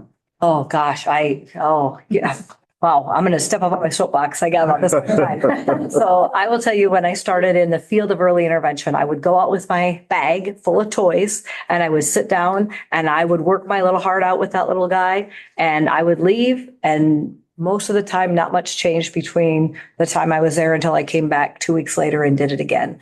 And part of the reason I actually got out of early intervention was I didn't feel like I was being overly effective. I was really frustrated. And so I kind of shift my path, and I spent a lot of years in preschool where I felt like I was having a better impact. And when I became the director at Keystone, that was at the point when the state started to bring in family guided routines intervention. And so I said, tell me more. I want to hear it. And what we have done in the past 12 years is completely shift how we think about early intervention. And we truly treat parents as the child's first teacher. And we go in, and our goal is that what happens when we're there is the least important. It's what happens between our visits that becomes most important. And so we are truly teaching families how to be their child's teacher. We're building all of those strategies into daily routines. We're taking diapering, changing time, and talking with mom about what are the things that you can be teaching your child during that time. What happens at snack time? How do you build better routines for when we need to go take a nap? How do we make our family time in the living room as powerful as possible? And when I watch the videos of our people out there today, I am jealous, because that's what I wish I could have been doing 25 years ago when we didn't know how to do it different. And now we see families, we have them come to the Governor's Council for Early Access and share their stories. And it's just amazing to hear the things that they've learned to do and the confidence that they have in helping their child who maybe has a pretty significant disability be able to make those little bits of growth every week. Okay, so another follow-up question. 10 years from now, what should it be looking like? I think what it should look like 10 years from now is that our people can speak very specifically to the interventions that they're teaching families, so that we are really hyper-focused on the progress of the child, right? This path has been on shifting away from us being the teacher to the parents. And what we lost a little bit of was feeling like we could teach the parent these really specific strategies. It became empowering them and invalidating them and using whatever ideas they had and building on them. And I want to beef that up. I think that we need to bring back really good assessment tied to instruction, and we'll get there. That's where we'll be in 10 years. You can see why I think she's going to be a great chief administrator. We want to go out in the field. I think that sounds incredible. I would love to see that for I think that at a baseline level for just any parent. I think that would help so much. A new parent. Imagine having some help like that, before you even have your child. Right. Just saying these interactions can turn into teachable moments throughout your child's life, because I think that that's something as a parent, you're always everyone talks about teachable moments and you're like, is this a teachable moment? Is it? I'm always, whenever I'm having a moment like that with my child, I'm always like, how is this going to impact my child's life? Because I know that there are certain moments in my life that I look back on and I'm like, that had an impact on me, or I remember that and I remember how it made me feel. And I'm like, I don't want this to be a moment where it's because I try to you try to sit down and talk to your child what's happening or whatever, but it's is this going to be the moment? I don't know. Right. So it's having just I don't know, because just try to figure out on your own. Seriously, you have your mom and your mother-in-law telling you, everything. It's more helpful, but helpful to have someone who, has been in this for 30 years telling you something. Definitely. I think if you guys could expand it at some point, I'm not saying now, but in 10, 20 years, that'd be awesome. Would be fantastic. I'll just make one comment. After that, this will be boring stuff to do. But one thing I just wanted to mention as far as conservative projections, one thing that Stan said is we build into our budget conservative projections as far as hoping to recruit all of these positions that are open still. And so we do have that expenditure in our budget conservatively, because optimistically, we'd love to fill 100% of those. If not, the dollars are there if we do. If not, then it's a plus to the bottom line. And then also for 27, as Stan mentioned too, we are now bringing back full-time FTEs to our administrative staff. So our CFO, our chief, our special ed director will be all at a 1.0. And we're still able to maintain just a small increase from 26 to 27 of 2.24%. And that's even building in salary increases and an inflationary factor of 3%. So I'm pretty proud of that. that we're able to still maintain that over the course of time. I picked up that theme of underestimating revenue. Not only from Yes. your AA, but from Yes. most every. Yeah. Underestimate revenue, overestimate expenditures in a realistic, but it's good practice. Yeah. I do have some questions related to the organizational structure. So just to clarify, you are bringing on a Central River specific CFO or SBO. The Mississippi Bend position will no longer be shared either. Correct. Okay. She will, pending board approval in a week, she will actually be shared with Keystone because Sharon is retiring. And so as we have an expert in Jennifer, so she'll continue to be shared, but just with Keystone and Mississippi Bend. Part of the way we were able to do that is that historically there had been an HR director / associate chief at Central Rivers. And we're not filling that position. The chief's position is full-time, but we've eliminated the HR position and then brought in the SBO full-time, and there'll probably be some crossover there. But so that's where that elimination of a position will take place. Thank you. And then can you just talk through there? It looks like there's 2 directors of special programs, just how their purviews are different.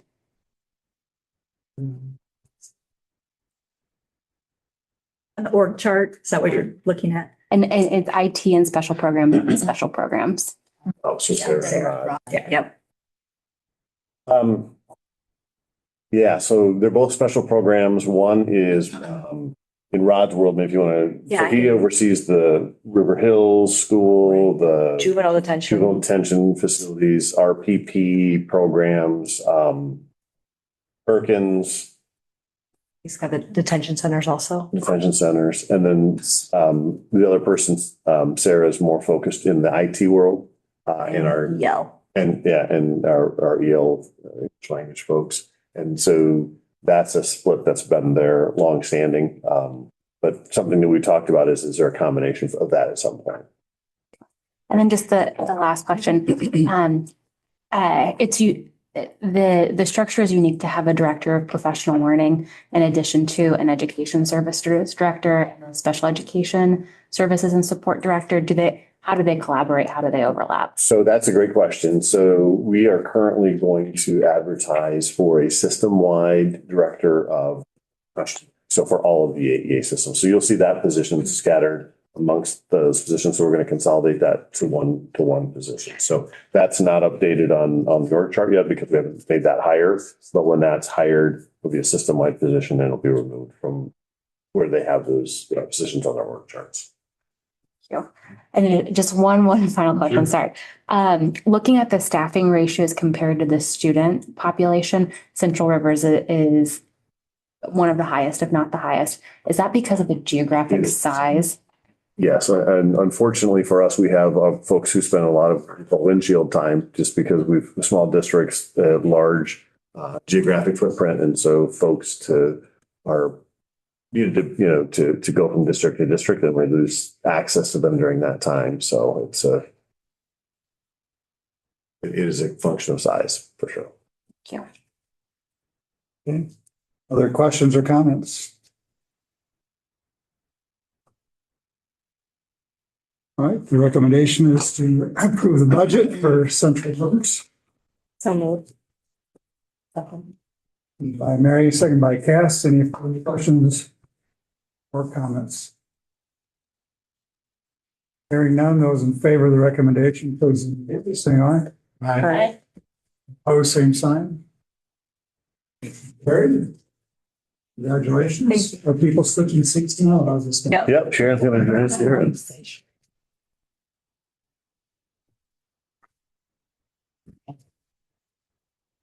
And Stan is still with us and Sharon has, how, sorry, and I just asked. The school business shop. So real quickly, I will go over here to demographics.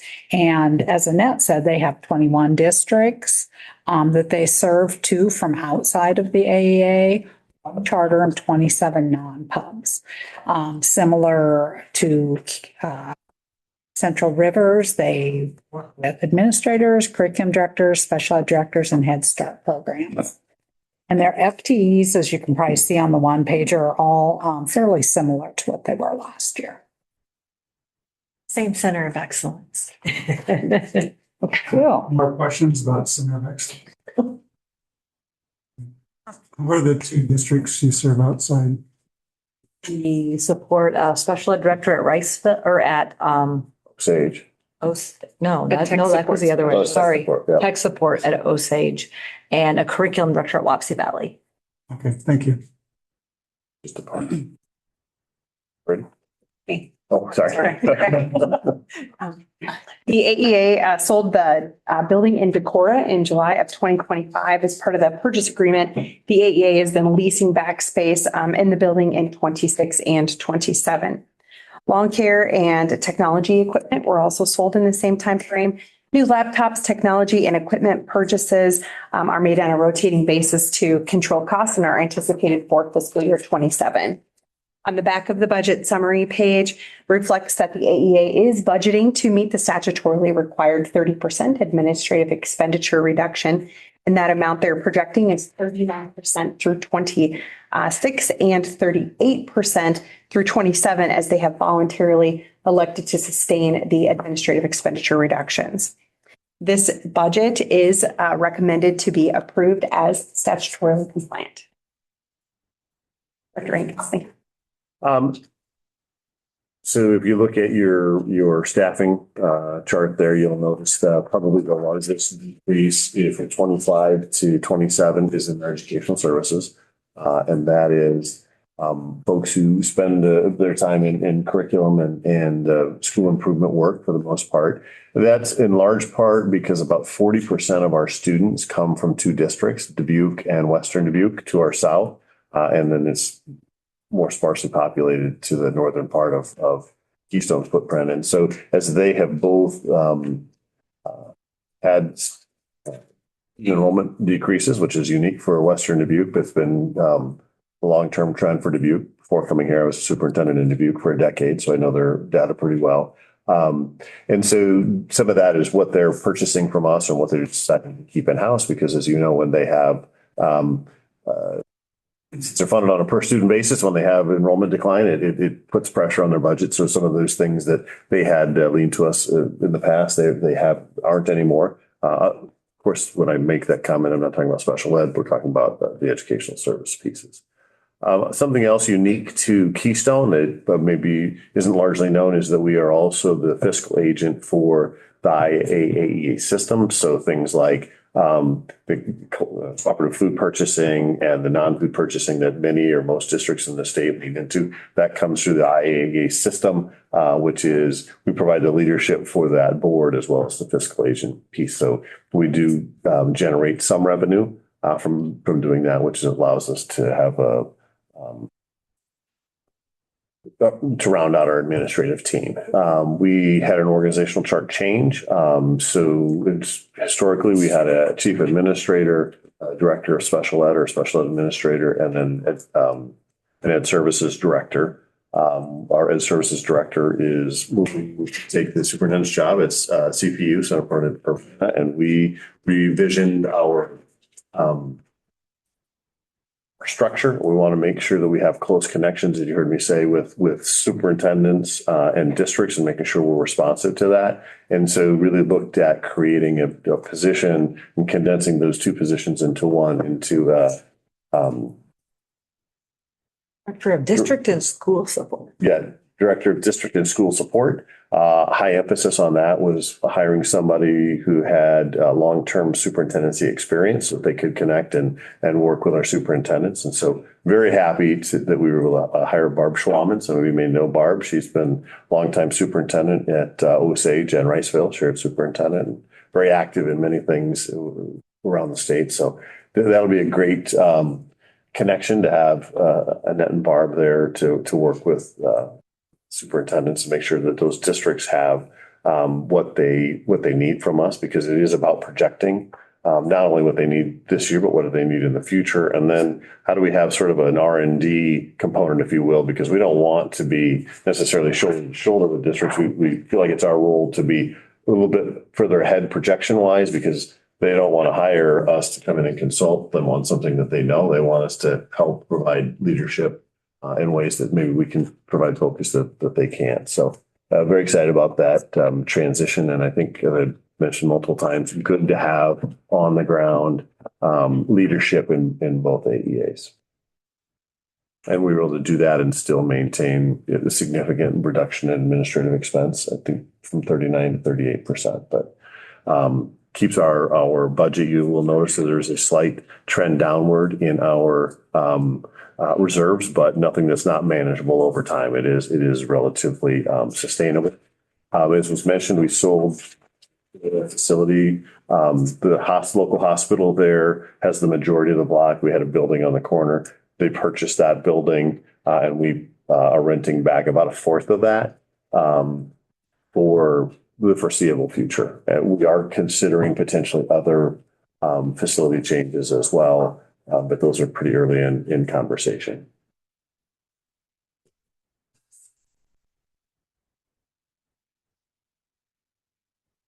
Questions or comments for Keystone?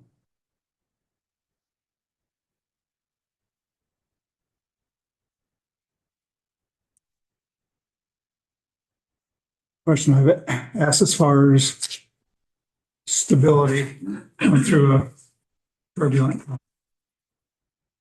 It's probably an understatement.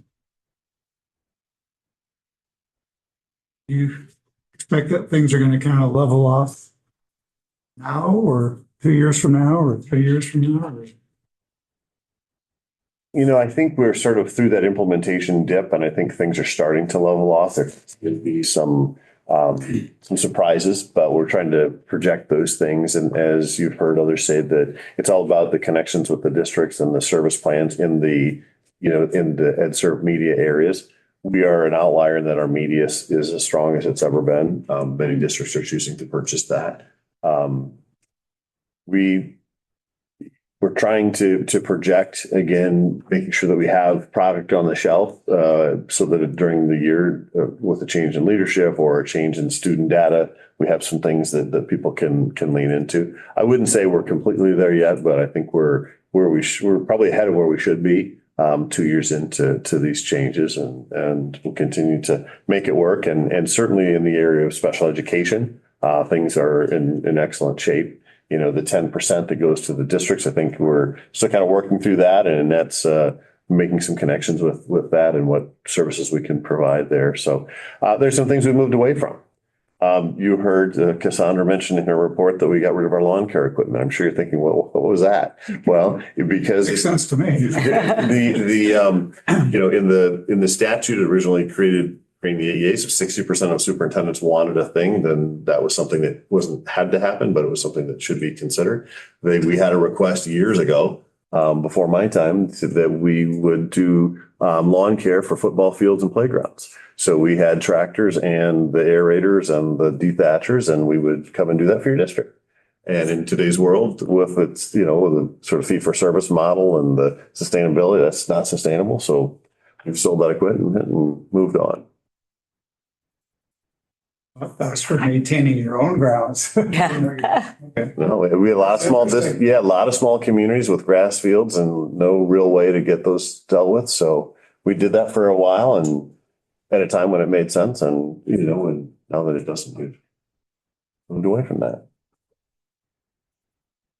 With educational services focused on instructional quality, are there trends that you're seeing in what's being prioritized?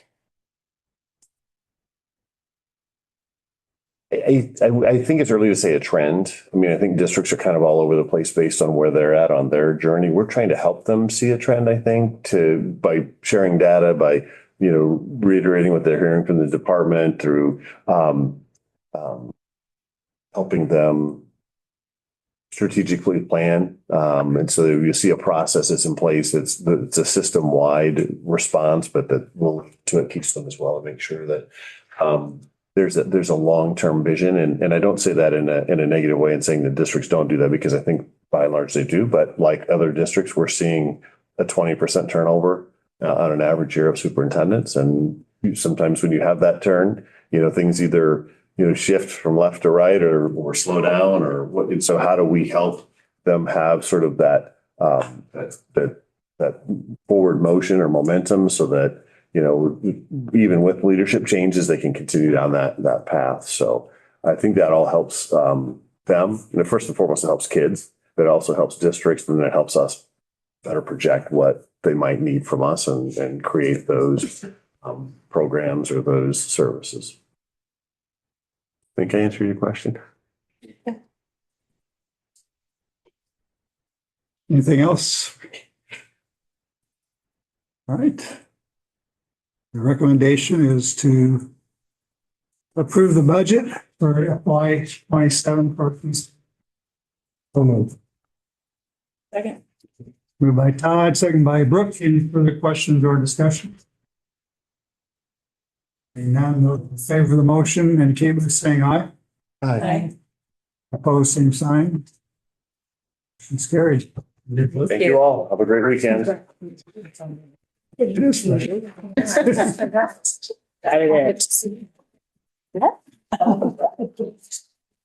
Every day's a Saturday for me.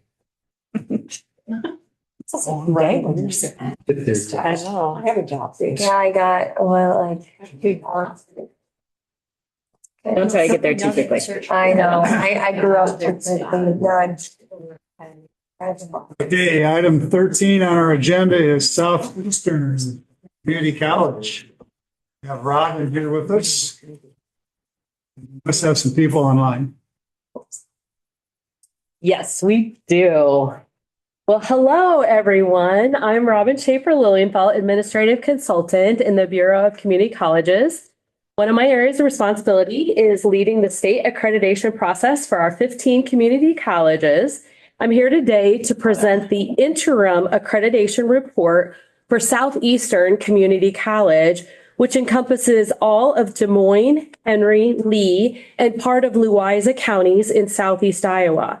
SCC's service area has a total population of 100,000 people and is bordered by Illinois and Missouri.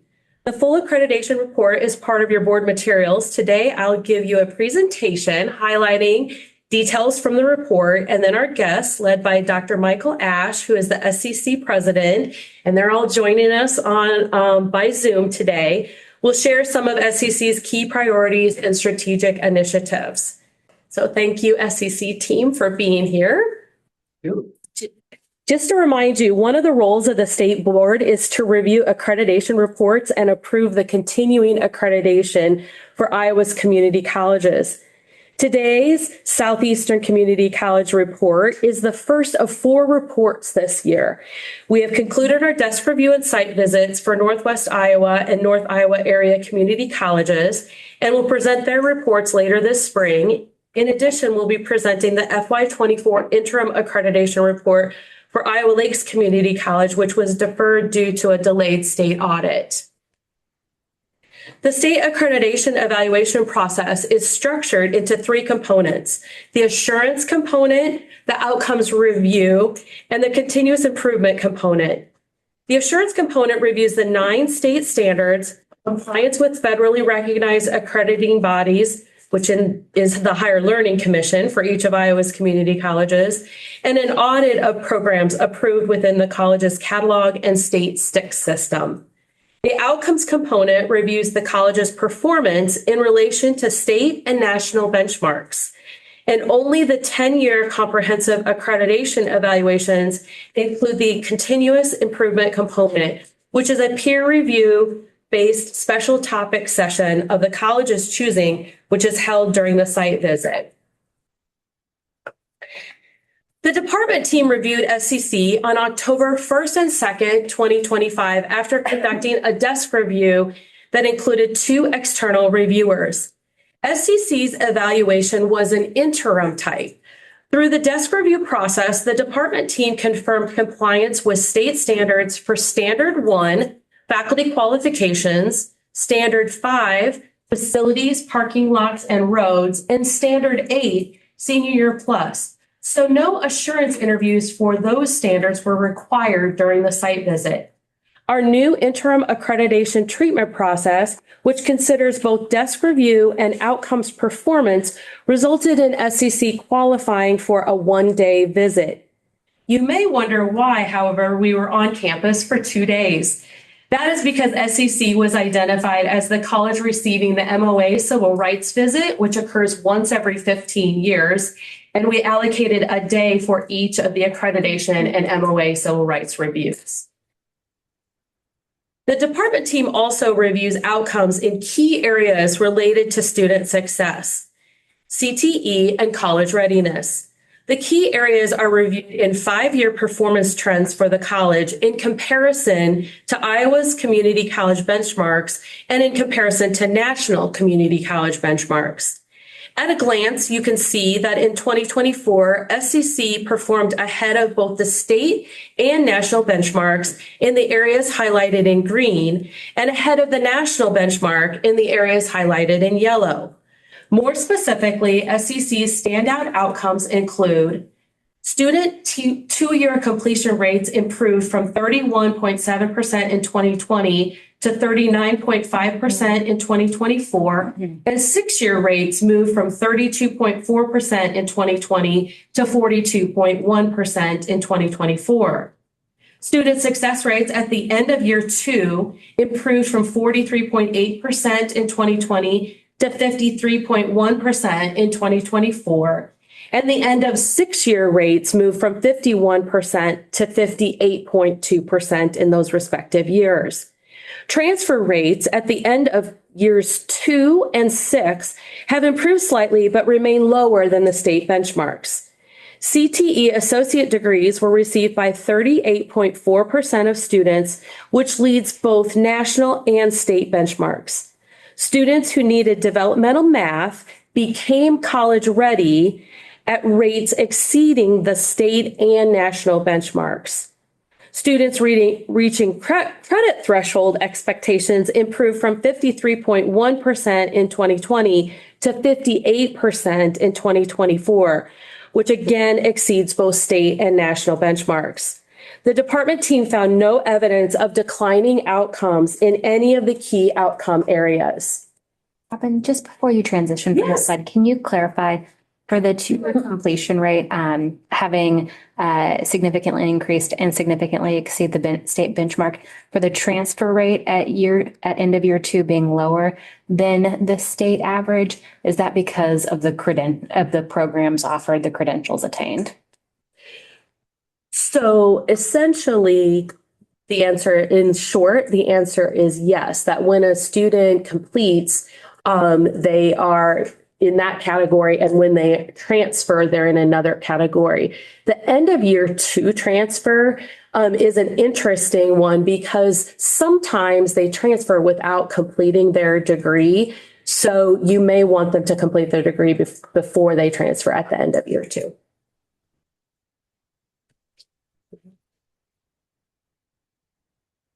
All right. The department team had an excellent visit with faculty, staff, and students, and a few themes emerged. The college exhibits a culture of continuous improvement, which uses data to drive decision-making and inform robust planning processes. Faculty and staff who have significant career longevity at SCC highly value student success and are willing to go above and beyond to meet student needs. And the college has developed comprehensive wraparound services focused on meeting student needs that have resulted in improved outcomes and engagement across the campus.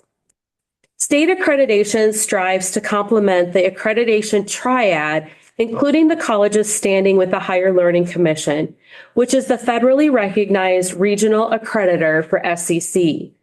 The department team analyzed the college's most recent AQUIP comprehensive quality review conducted in September of 2019.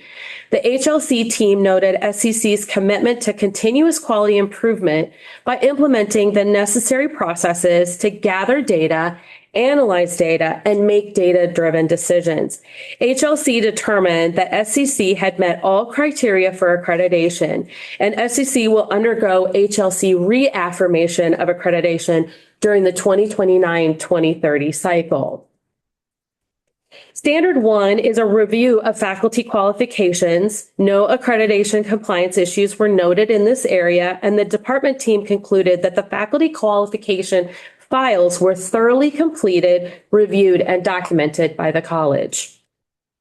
Standard 2 is related to code restrictions on faculty teaching load. SCC has received a finding in this area. One faculty member was identified as exceeding the state code maximum teaching load. To ensure compliance with this standard, the college should establish processes to ensure all faculty members are teaching below the maximum limit as outlined in Iowa code. The department team will review additional randomly selected faculty load reports to ensure faculty load complies with the maximum credit hour teaching load standard next October. Robin, Yes. just identifying one, is that unusually low? No, it's actually quite typical. For each of the colleges that we review, we pull a random sample. And that is typically maybe one or two, sometimes none, just depends. So most colleges are very cognizant of what those load maximum rates are. And in the case, even though it's non-compliant with state law, generally there is some sort of logical reason why that particular faculty member needed to exceed those maximum loads. And why that happened, but we do make that a finding if it does exceed those maximum loads. Yeah, you're welcome. Standard 3 relates to special needs and protected classes. No accreditation compliance issues were noted in this area. SCC staff and faculty take a great deal of pride in serving all students. The department team identified a number of strengths in this area, including the needs of non-native English speakers are met through several mechanisms such as Google Translate, Zoom caption translations, and translation earbuds for staff to communicate clearly and directly with students and their families. The annual notice of non-discrimination has all required components and is communicated out to all stakeholders regularly. Of special note is that the recommendation from the previous report were implemented for this visit. The Maxiate software used for student complaints and grievances is easy to find on the website and gives clear explanations and processes for the different types of complaints. And accommodation processes are easy to follow and willingly applied by faculty. The staff responsible for facilitating the accommodation process was very well known by students, faculty, and staff. To build upon its strengths, the department team recommends SCC continue the implementation of their new standard operating procedure to ensure the continuous notice of non-discrimination is consistent, prominent, and included in all required documents. In addition, the department team recommends that SCC update existing documents that are either missing or have a previous version of the continuous notice of non-discrimination. Standard 4 pertains to expectations related to reviewing and improving career and technical education programs. SCC has received 2 findings in this area. First, at the time of review, the program review cycle was out of compliance with the requirement for 20% of programs evaluated annually. While this is a significant finding, the college has since revised its schedule to become compliant. And second, the program review standards related to assessing general education curriculum alignment with program outcomes, opportunities for students to pursue co-curricular opportunities, and removing barriers for all students to access educational and employment opportunities were missing from the program review process. The college has indicated that a revised program review template now includes all required components. To verify state standard compliance, the department team will review the programs undergoing program review in academic year 25-26 using the college's new CTE program review template in October. The team would like to commend SCC's CTE program review process for several strengths identified, including a revised program review process that is more faculty focused with less emphasis on financial aspects and more emphasis on student success and learning outcomes, Programs are responsive to student needs, including adjusted scheduling and a focus on affordability. And several programs are being redesigned to a competency-based model. The department team recommends a few ways to improve the program review process, including assessing if the program yields a positive return on investment for students, ensuring current and relevant curriculum, disaggregating student outcomes to inform program improvements, and ensuring advisory committees comply with the code to meet twice per year. Standard 5 expects colleges to maintain physical plant and facilities master plans. No accreditation compliance issues were noted in this area. SCC's most recent facilities plan was approved by the college's board of directors in May of 24 and complies with state standards. Additional desk review materials yielded no compliance concerns requiring an interim review assurance interview. A campus tour was conducted during the site visit. The department team was impressed with SCC's dedication to improving the physical plant and facilities for students, staff, and community, including a FEMA-funded safe room that can accommodate 1,500 people in the event of an emergency. And that space also serves as training space for the wrestling program and college and community events when not used in emergencies. SCC's master planning is a collaborative process that utilizes effective communication to develop solutions in response to college needs. Extensive efforts have been made to involve campus stakeholders. Standard 6 is focused on institutional and outcomes-based planning. No accreditation compliance issues were noted in this area. SCC exhibits many strengths in its planning processes, including data analysis drives SCC's planning processes. Efforts were made to engage many stakeholders, including 439 responses to a planning survey.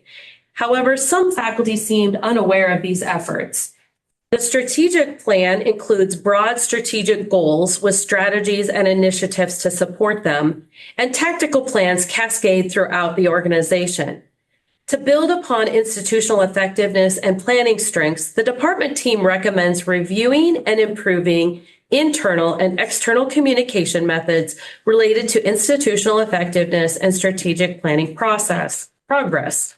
The team also noted that the college's development of a communications hub to regularly communicate planning updates appears to be a promising strategy to pursue. Standard 7 is the quality faculty plan, which meets the code expectation for highly effective faculty hiring and professional development processes. No accreditation compliance issues were noted in this area. SCC exhibits strength in this standard, including the QFP committee is a collaborative effort between faculty and administrators. New faculty mentoring includes 2 mentors assigned for each new faculty member, and a 3-year professional development plan for each faculty member is designed to improve both instructional competencies and specific knowledge related to their field. The department team recommends formalizing professional development for adjunct faculty and customizing professional development opportunities between faculty and their supervisor. Standard 8 is a review of the college's Senior Year Plus program. No accreditation compliance issues were noted in this area. The department team was impressed with the effective SYP program and procedures that SCC has implemented to improve communication, offer intentional advising, ensure successful completion of courses, and provide pathway planning for students. Furthermore, SCC uses Dropout Detective to identify struggling students early in the semester to improve successful completion of courses. Student advocates are embedded in every school district to work directly with students to develop their educational plans and provide support. And status reports are run weekly with a referral to high school counselors for those students whose performance is below average. To build upon these strengths, the department team recommends that the college develop a process to ensure communication with the district in the event an approved concurrent enrollment teacher has a long hiatus, is replaced, or has their license suspended or revoked. The department team also recommends the college's SYP student handbook be updated to ensure the most current information about SYP laws, policies, and processes are available for students. Standard 9 is the new standard for student services.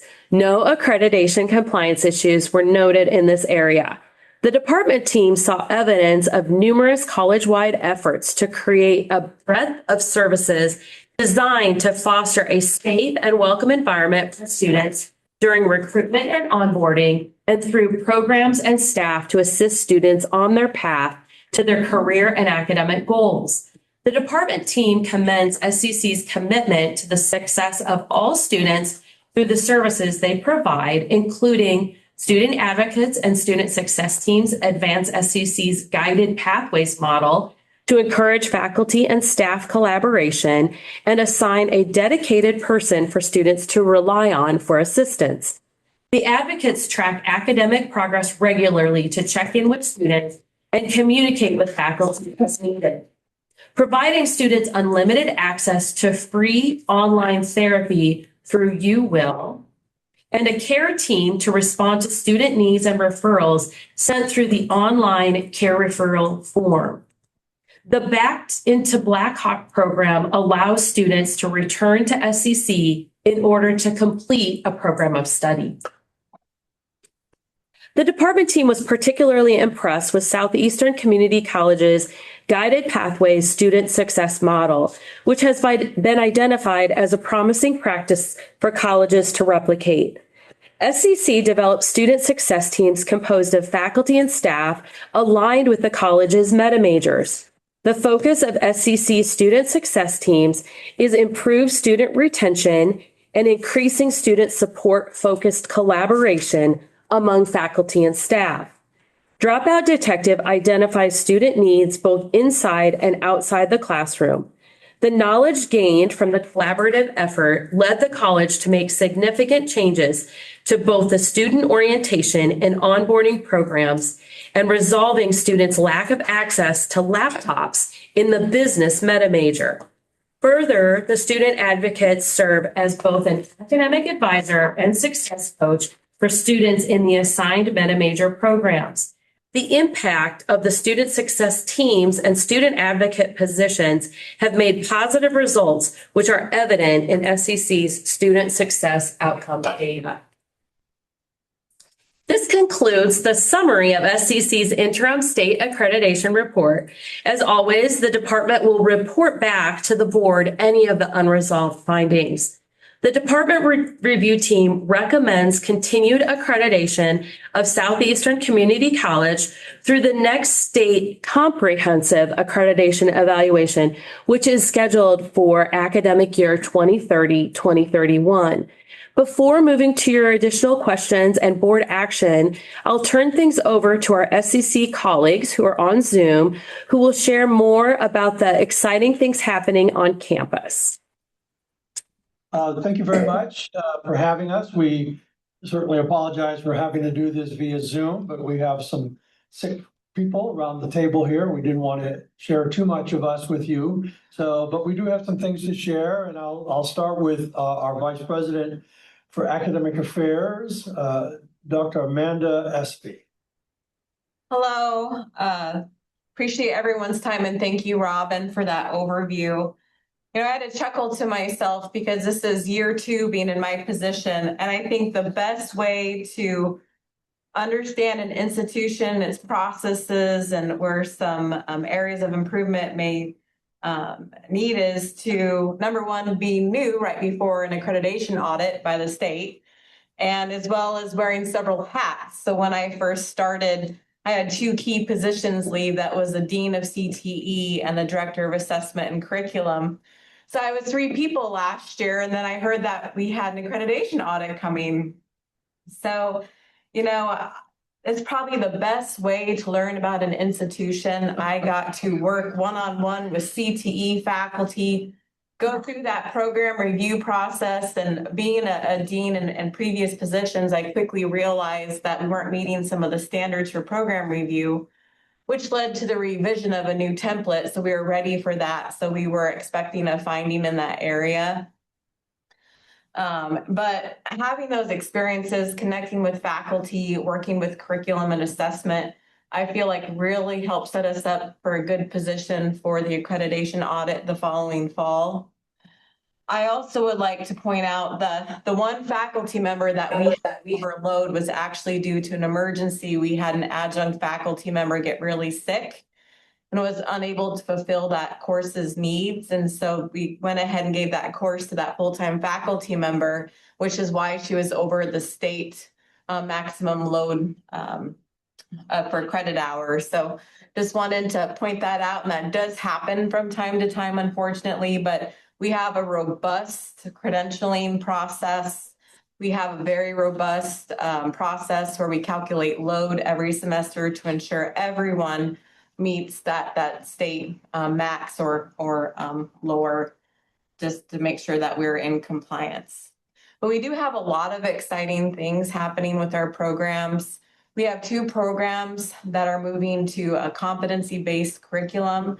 One of them is our iCart program, and the other one is our machining program. And so iCart, we're just about to the finish line, so we're really excited to roll that out to our business and industry partners as well as to our students. We also partner with our non-credit side of the house as we continue to work on the curriculum and advertise to our business and industry and to our community members. We're also working on opening a certified testing center for a lot of our CTE programs, our health sciences, our IT and business programs. That way they can take their students there to test for certified credentialing requirements and certifications and things like that. So we're excited about that. Otherwise, through the use of Perkins, it was mentioned earlier that right now our CTE associate degrees were received by 38.4% of students, leading both state and national benchmarks. I'd like to say that's because of all the great equipment and hands-on material and instruction that they receive from our faculty, where they're able to go out, graduate, and meet industry and business needs. So thank you for our Perkins funding that allows us to buy equipment so we're able to provide those type of opportunities for our students. Thank you, Doctor. So now we'll turn to the newest section of accreditation. And we have our Vice President for Student Affairs, Dr. Michelle Almendinger. Good afternoon, everyone. Thank you for giving us this opportunity to share all of our good news here at SCC and all of the ways that we are supporting our students on their journey. We were incredibly pleased to be recognized with the Promising Practice Profile for Student Services. Our team works incredibly hard to make sure that students get off on the right foot, that they are monitored and supported along the way, and they're achieving their goals in graduation. The earlier report referenced our updates to our onboarding process, and I wanted to highlight some of those measures that were taken with our Black Hawk Kickoff New Student Orientation. We completely overhauled that event. We revamped the content. We coordinated with academic affairs so that faculty would be present and students could get to meet in groups as a meta major with their faculty. We coordinated with housing and athletics to make sure that first-year students, especially student athletes, could attend the event. And in 1 year, we tripled attendance, and by the next, it was quadruple to previous events.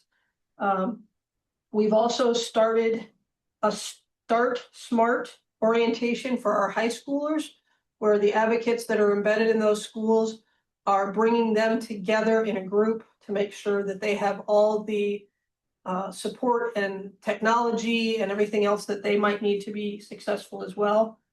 That overhaul of the onboarding process also included the establishment of a student resource shell in Canvas that every enrolled student has access to throughout their time here at SCC. Another thing I wanted to mention was, you all mentioned Dropout Detective. In January of 24, we did a concerted relaunch of that. We had Dropout Detective for a while, but we initiated clearer advocate expectations and benchmarks for communication and collaboration with the faculty. We were able to increase the number of faculty using Dropout Detective by 300%. And alerts grew from 54 to well over 1,000 in a year. Now, there's always a question of, are the alerts a good thing or a bad thing? Because that might mean people are struggling, but it allows us to be very proactive to reach out to students who may be having early difficulties so that we can get them the support that they need. And we work hard on that, getting them the support that they need. You mentioned UWIL, our care team, our student success teams, which advocate for the students within their meta majors. And we're very, very proud of all that. And we have launched now our Back is a Blackhawk program to re-engage students with credit, but no credential. We know that's a problem for 40 million Americans in this country, and we want to do our part to help Iowans come back to school and finish those credentials that they might need. So thank you for giving us the opportunity to share a little bit more about all the things that we're doing here. Thank you. Thank Michelle. you. We have about another minute and then it needs to move on. Okay. I just have about 37 minutes left. Just kidding, just kidding. I just want to say thank you to our two vice presidents. It's a pleasure to share with them and to serve with them. Enrollment has increased 15 semesters in a row, and our retention is very strong. Our donor investment in new facilities and improvements is approaching the $50 million mark, along with scholarships and program supports. And then I want to highlight the Student Advocates and Guided Pathways program that these two departments, the two divisions have really worked very well together. And we just completed our negotiations with HEA, and then it was very involved, but a very collegial process. And so that's now completed. So we're finished with our presentation, whatever you have in the way of questions. Thank you. I'll turn it over to Chair Robbins. Okay, questions or comments for Southeastern Community College? The question I have on the 2-year completion rate, what's the percentage of those being in high school yet? I don't think that's, I think that's all students in the cohort, right? Yeah, so most of the high school students would not be in like a full academic program. They're generally just taking a few courses. It would be students who are more in the full degree program. So how do they track that at the community college then? Or is that part of the data at all, or? Completion of high school students and completion of programs, we do have data available. It's just not included in our outcomes that we're using for accreditation. Seeing more students graduate with an AA and high school diploma, so I didn't know how that all, the matrix on that, so. Jade probably has that matrix for you. Yeah. We were actually just talking about including in the outcome slides concurrent enrollment over time. So that's something that could be added to future accreditation reports. Thank you. One quick question related to the standard 4 finding, quote, out of compliance with requirement for 20% of programs evaluated annually. Can the college just talk through their process for addressing this finding and its identification of its root cause? Did you hear that, Amanda? It looks like they got dropped as a panelist. Oh. Yeah, I don't see them anymore. Yeah, they're not up there. They're not showing up as panelists anymore. For my question, unless you have anything to add, Robin. I know that we know. What's that? They're bringing them back. Okay. Yeah, so this is Dr. Essie. I heard the question. So we feel after, we heard that was a finding that was not true. We went back and cleaned up our Excel spreadsheet that had a bunch of markings on it. Like for an example, not only do we have on that spreadsheet programs that are going on program review, but we also have programs that are on business plans marked in red. and programs highlighted and green for different matters of fact. So it was very confusing. That was a spreadsheet that we sent to the state as part of the desk review. When we found out that they marked it as a finding, we went back, cleaned it up, resent it to them, and it did show that we were at 20% for every single year. We also transitioned from a 3-year program review process to a 5-year as well last year. And so really had to clean up that spreadsheet in order to show that we are meeting compliance in that area. Thank you. So the root cause was proper documentation. I believe so, yes. Thank you.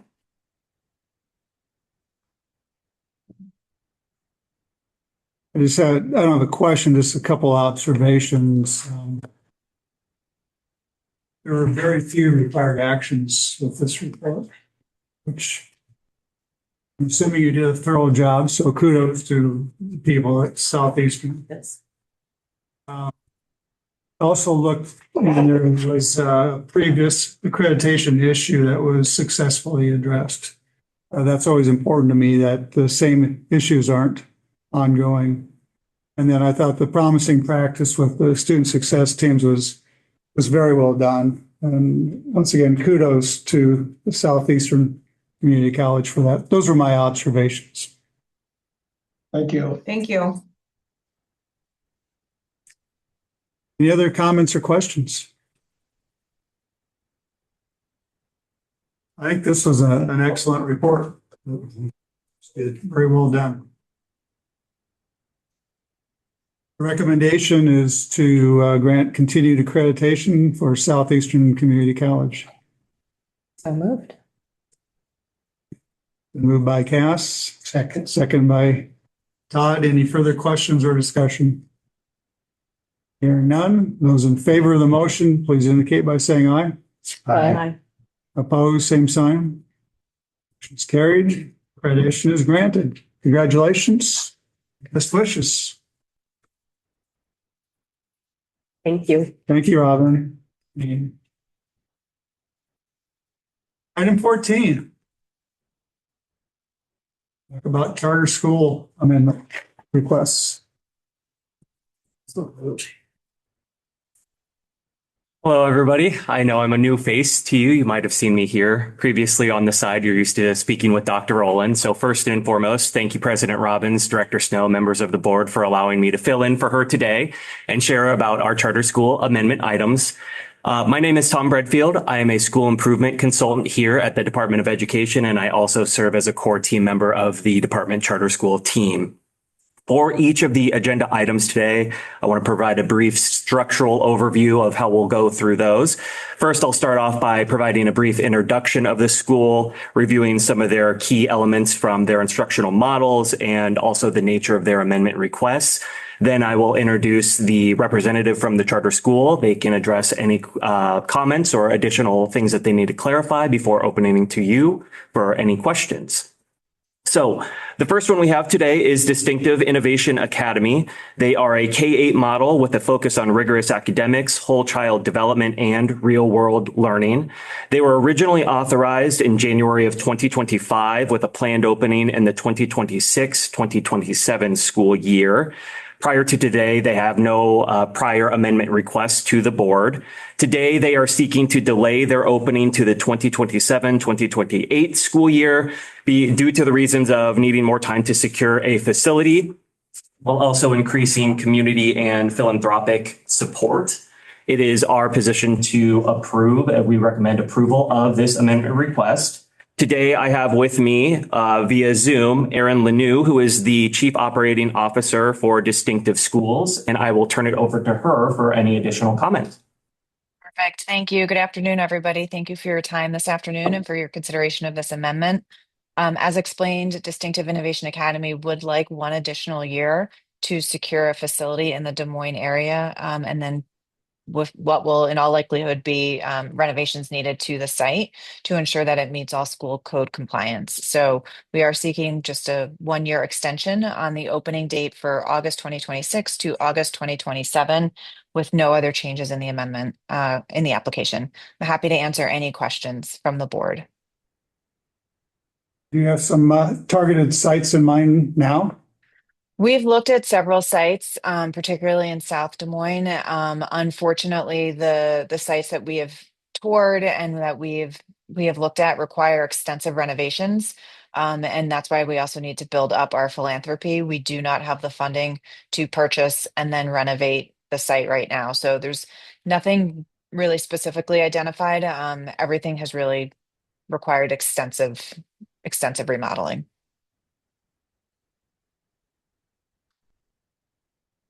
Are you optimistic that you'll have a site to be secured and renovated if needed by the start of the targeted school year now, which is now a year later? We're cautiously optimistic that we'll be able to secure something over the summer, and then begin renovations in late December, early January. That is where we are right now, but we are cautiously optimistic. What happens if they don't find a site? They ask for another year. That could be an option that they pursue. Kind of new to the charter, a little bit, learning. I didn't know how long you keep kicking the can a little bit, so to speak, if you don't find a site. So each time that there's conditions or things with that original contract agreement that would need to change, those would go through separate instances of an amendment, and then that would defer to your decision making whether you grant that amendment or not. Is this their first time asking? Yes. Prior to today, they have not presented any other amendment request. I guess personally, I'm okay with the year delay. If it gets to be more than that, then I think the board would really need to think about having them submit a new application after that time. I would agree.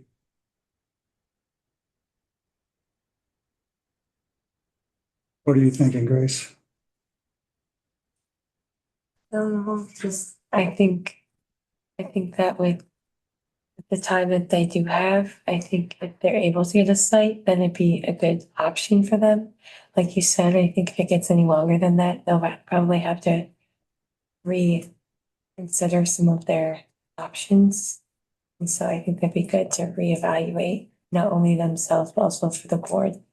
And for the sake of students, I think the reevaluation will be good if it gets longer than a year. But you also want to make sure that you have a place. So I think the year might be the best possible option. Thank you.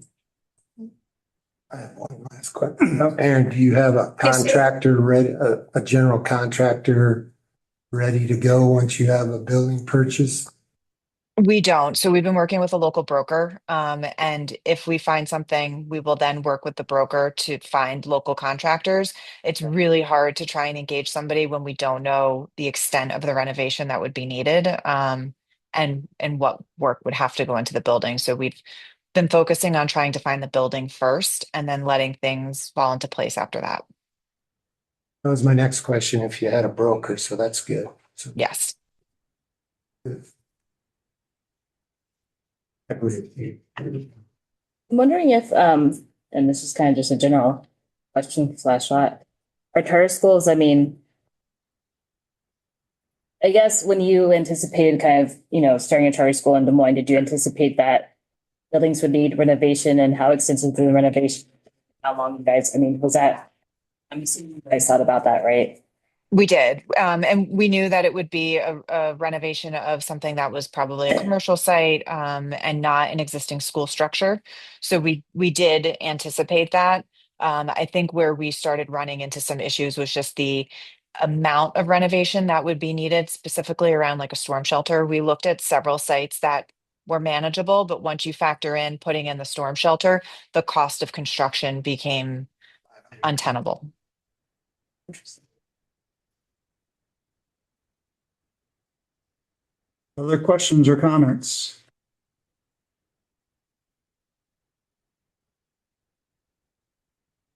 Hearing none, the recommendation is to approve the amendment request for Distinctive Academy. So moved. By Todd, second by Mary. Any further discussion or questions? Hearing none, those in favor of the motion please indicate by saying aye. Aye. Opposed, same sign. Motion's carried. Good luck in finding a site. Thank you so much. Enjoy your afternoon.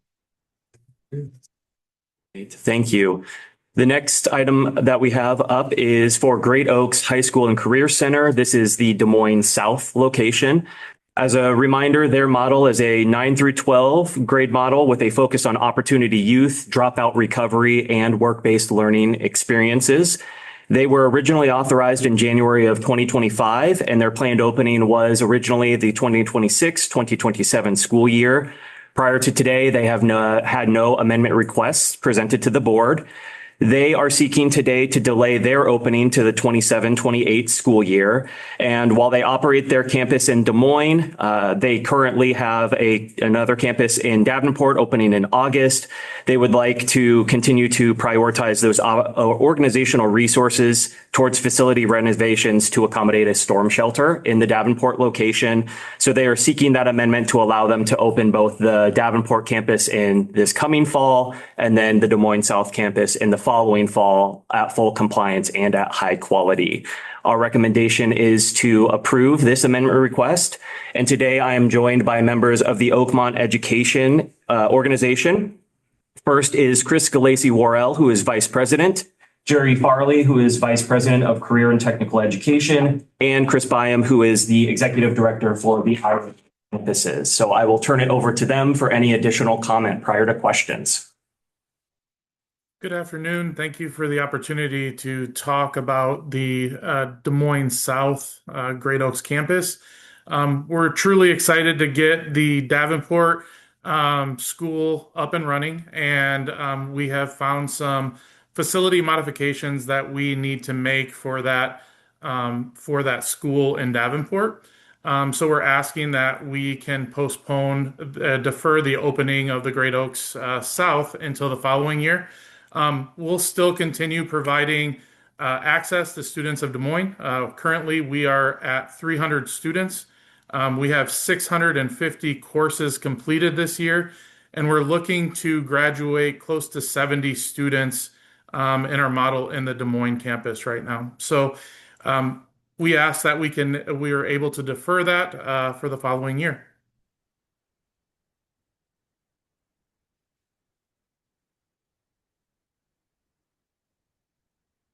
Do you guys have a location? Hey, Chris, do you guys have a location for the Des Moines South Side campus yet? Hi, everybody. We have a team from Ohio meeting our Iowa team. We have a broker, local brokers in all of the areas, so Davenport and then also South Des Moines. And so we're sending an entire team out there to go ahead again through a couple buildings now. That we have our bearings a little bit better. It was a little bit of a struggle, but they have over half a dozen facilities that they're going to be looking at. And we are hoping to secure that early because we do know that it's great to have, a little extra time to get that up and running to where it needs to be. And we know that the need is there. We've done some additional heat mapping on students and the need. And so we're very, very optimistic that we'll have that secured shortly and be able to have a very, very on-time opening in August of 2027. Thank you.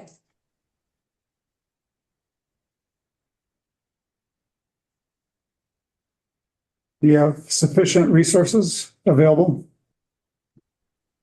We are very well positioned to make those campuses flagship campuses like the current Great Oak campus, and hopefully we'll be augmenting the support we have on the philanthropic side as well. But we are excited to be able to fully put our career tech in that building and hit the ground running from day one. So would very much appreciate that additional time to make sure that it is the caliber that we want it to be in the state. Other comments or questions?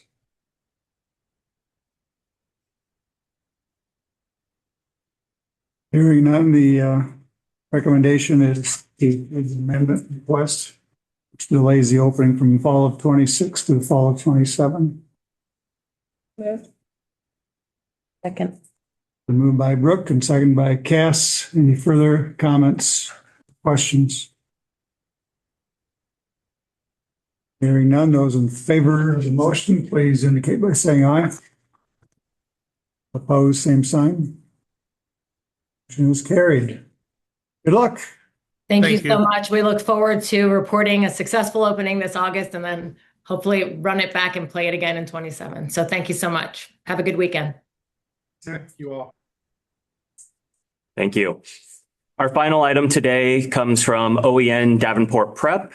Their model is a grade 6 through 12 model with project and skill-based learning instruction and post-secondary readiness as their focus.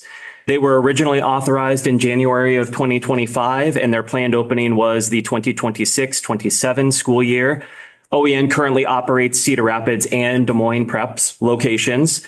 Prior to today, Davenport Prep has not presented any amendment requests to the board. Today, they are seeking a contract termination, and their reasoning is to commit their organizational resources to ensure the sustainability of those current campuses in the Cedar Rapids and the Des Moines locations. And after an extensive search, a facility in Davenport that would be both financially feasible and allow for long-term sustainability wasn't available during that time. Our recommendation is to approve this amendment request. And from the Opportunity Education Organization, I have James Tropis, the Chief of Schools, available for comment before questions. I'll turn it over to James. Thank you. Hi, everyone. James Tropis here. Happy Friday. Almost to the weekend here. Hopefully it's been a good day. So Chief of Schools at Opportunity Education, it's been an exciting year. Really hope we can get board members out to our schools. We launched Cedar Rapids Prep this year. We launched Des Moines Prep. This year, we have over 360 students. We have more demand than seats at our Cedar Rapids Prep campus. We just held our lottery there for this next school year. So we'll be over 650 students, about 680 students at the two campuses next year. And opening schools is a lot of work. It's really hard. You have both making sure you're running great schools for kids. Facilities wise, we've committed over $50 million in philanthropy to those two sites already with two more. We have three more capital projects for both of those campuses underway. New campus renovation in Cedar Rapids. We have a new gym and student union that will get underway here in Des Moines. And so it really is a mixture of factors. I'd say our number one commitment is run incredible schools for kids and families. And to do that well, we don't want to dilute our time, resources, programming to multiple cities. We want to make sure Cedar Rapids and Des Moines continue to be great schools. Financially, we also want to make sure we're using our money as best we can as well. We did do extensive work in Davenport. I love the community, the Quad Cities. I think it's an incredible place. I hope we can get there in the near future, but want to do so at a time that we know we can deliver excellence. And so it's both programmatic and financial that we think the smart move would be to terminate this contract now and revisit our expansion at a time that we're more ready.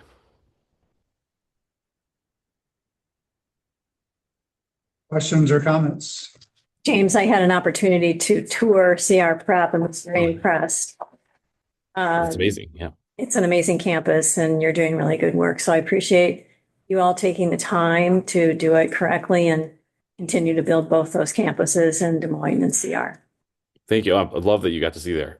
Anything in particular stand out? I'm always curious for the feedback. I was really impressed with the quality of the students, their engagement, the myriad of programming that you offered, the smaller classrooms, certainly the overall atmosphere, if you will. It was a beautiful building, and I look forward to that renovation that you bought, the GoDaddy campus, if you will. Yeah. I think that's going to be a really cool spot too. Thank you. That's amazing. Yeah. And as I said, I would love to have others out. I think what the students and staff, they're all right now in PD together across those two schools and our other two schools all day today. They're doing what they're delivering for kids is, I'm humbled by it. But yeah, I love that you got to see that. That's awesome. Anything else? I would move that we approve the termination of this contract with Opportunity Education Network. Second. Moved by Mary and second by Todd. Any further questions or comments? Hearing none, those in favor of the motion, please indicate by saying aye. Aye. Opposed, same sign. Motion's carried. Thank you for being with us today. Thank you all. Thank you for your time. All right.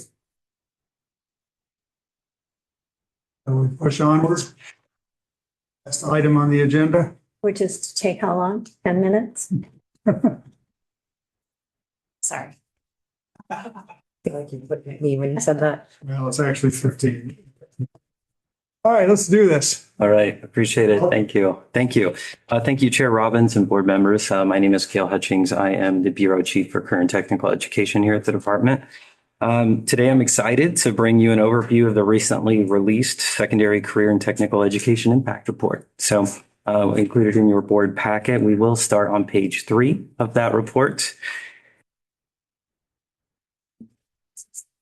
On page 3, you'll see the roadmap. I'll move through the report in order, starting with the executive summary and concluding with a quick note on legislation at the end. As we move into page 4, I wanted to first highlight the continuum of the CTE visual. Current technical education starts at the very important career exploration level with a focus on middle grade students and even earlier engaging in numerous types of career exploration and moving into hands-on and foundational skill building within our CTE content areas.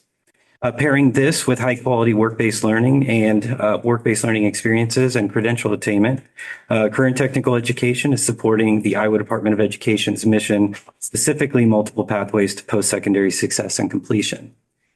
Next, we'll move into the headline facts. A deeper dive into these outcomes are provided later in the report, where each topic is explained.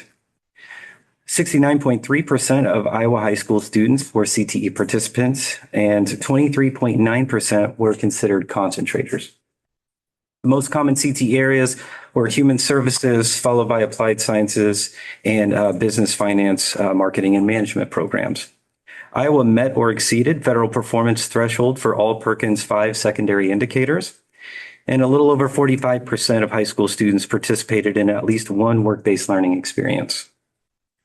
A little over 8,500 students earned at least one industry-recognized credential, most often those being OSHA 10, ServSafe Food Handler, CNA, and Youth Quality Assurance in regards to care of livestock and basic life support.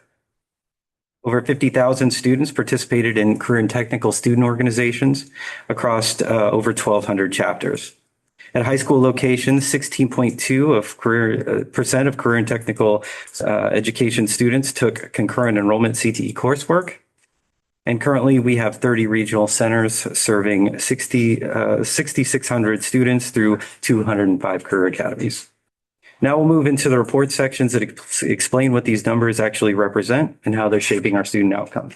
I have one question. Absolutely. How many of these outcomes were funded by Perkins?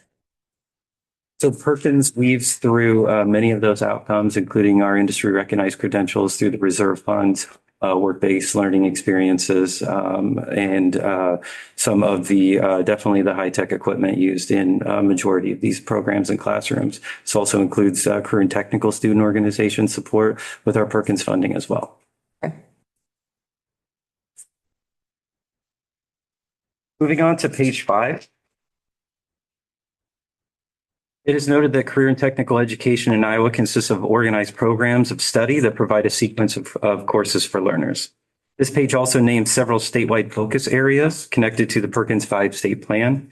These include increased emphasis on work-based learning, CTE instructor recruitment, retention, and professional development, CTE in the middle grades, career and technical student organizations, and expansion of career academies through regionals.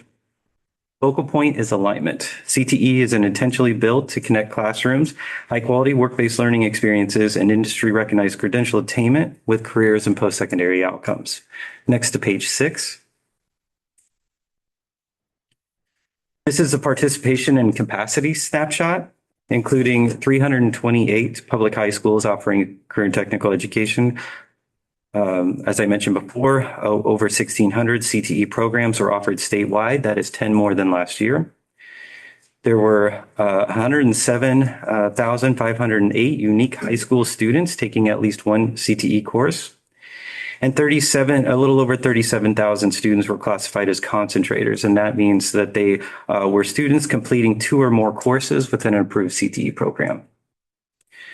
There were close to 18,000 CTE courses instances that were offered, And we are sitting around 2,000 full-time CTE teachers and 117 part-time CTE teachers. CTE is reaching students at scale across the state with a variety of programming. Next to page 7. Can I ask you a question? Yes. What are the credentials for a CTE teaching professional? There are multiple pathways to obtain that.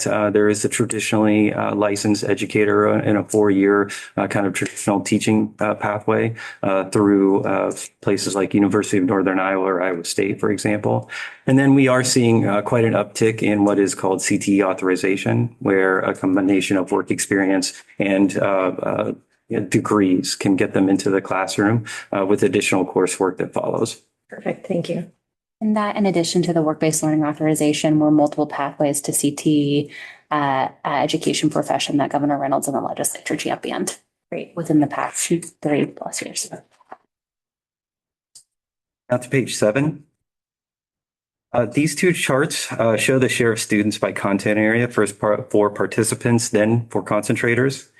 For CTE participants, human services at 29%, business, finance, marketing, and management at 26%, and applied science, technology, engineering, and manufacturing at 25%. For CTE concentrators, the top 3 listing, again, concentrators taking 2 or more courses in that approved program, applied sciences, technology, engineering, and manufacturing at 31%, human services at 24%, and then business, marketing, finance, and management at 20%. And you'll observe here, both by participants and concentrators, health sciences is an area of opportunity for the state of Iowa. We've made multiple targeted investments in that, specialized PD, the health sciences, career fair, and more. But you'll continue to see that as a trend in our state investment. Students participate broadly, but as they make decisions regarding career pathways, the largest concentrations, as I mentioned before, are in that manufacturing and human services and business spaces. Moving on to page 8. These charts show gender distribution within each content area. One chart, again, for participants and one chart for concentrators.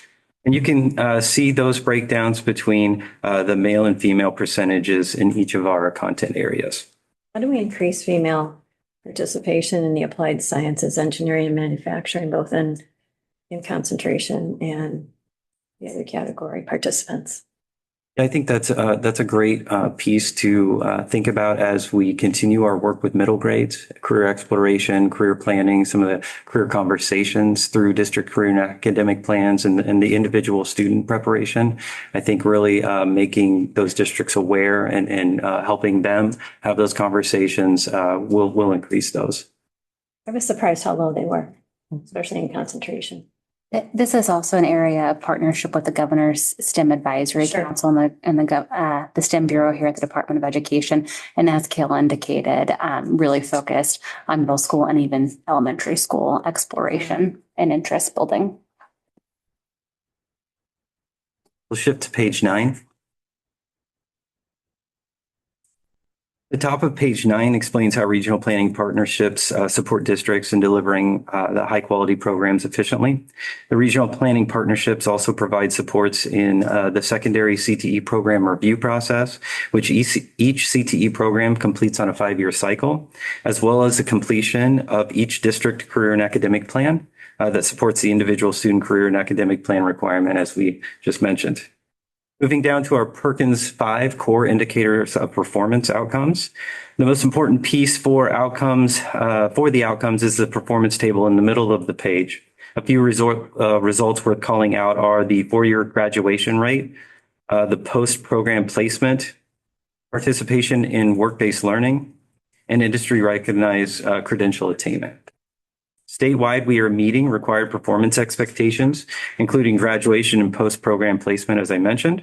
As we look ahead, I wanted to highlight these successes and also mention our future-focused core indicators of performance goals that were approved by this board with the 25 through 29 Perkins Plan. Those targets will be increasing incrementally in the coming program years, with specific emphasis on larger target increases in the areas of attained recognized credentials and participation in work-based learning. Sure, we'd like to see those academic proficiency scores go up. Now on to page 10. Can I ask one question? Yes. Who's the audience for this report? Where does this go? So this will be shared out through the regional planning part coordinators. They're very interested in the outcomes they're helping to support, as well as our DCAP planners, those folks working on those district career and academic plans at that high school level and down even into those middle grades.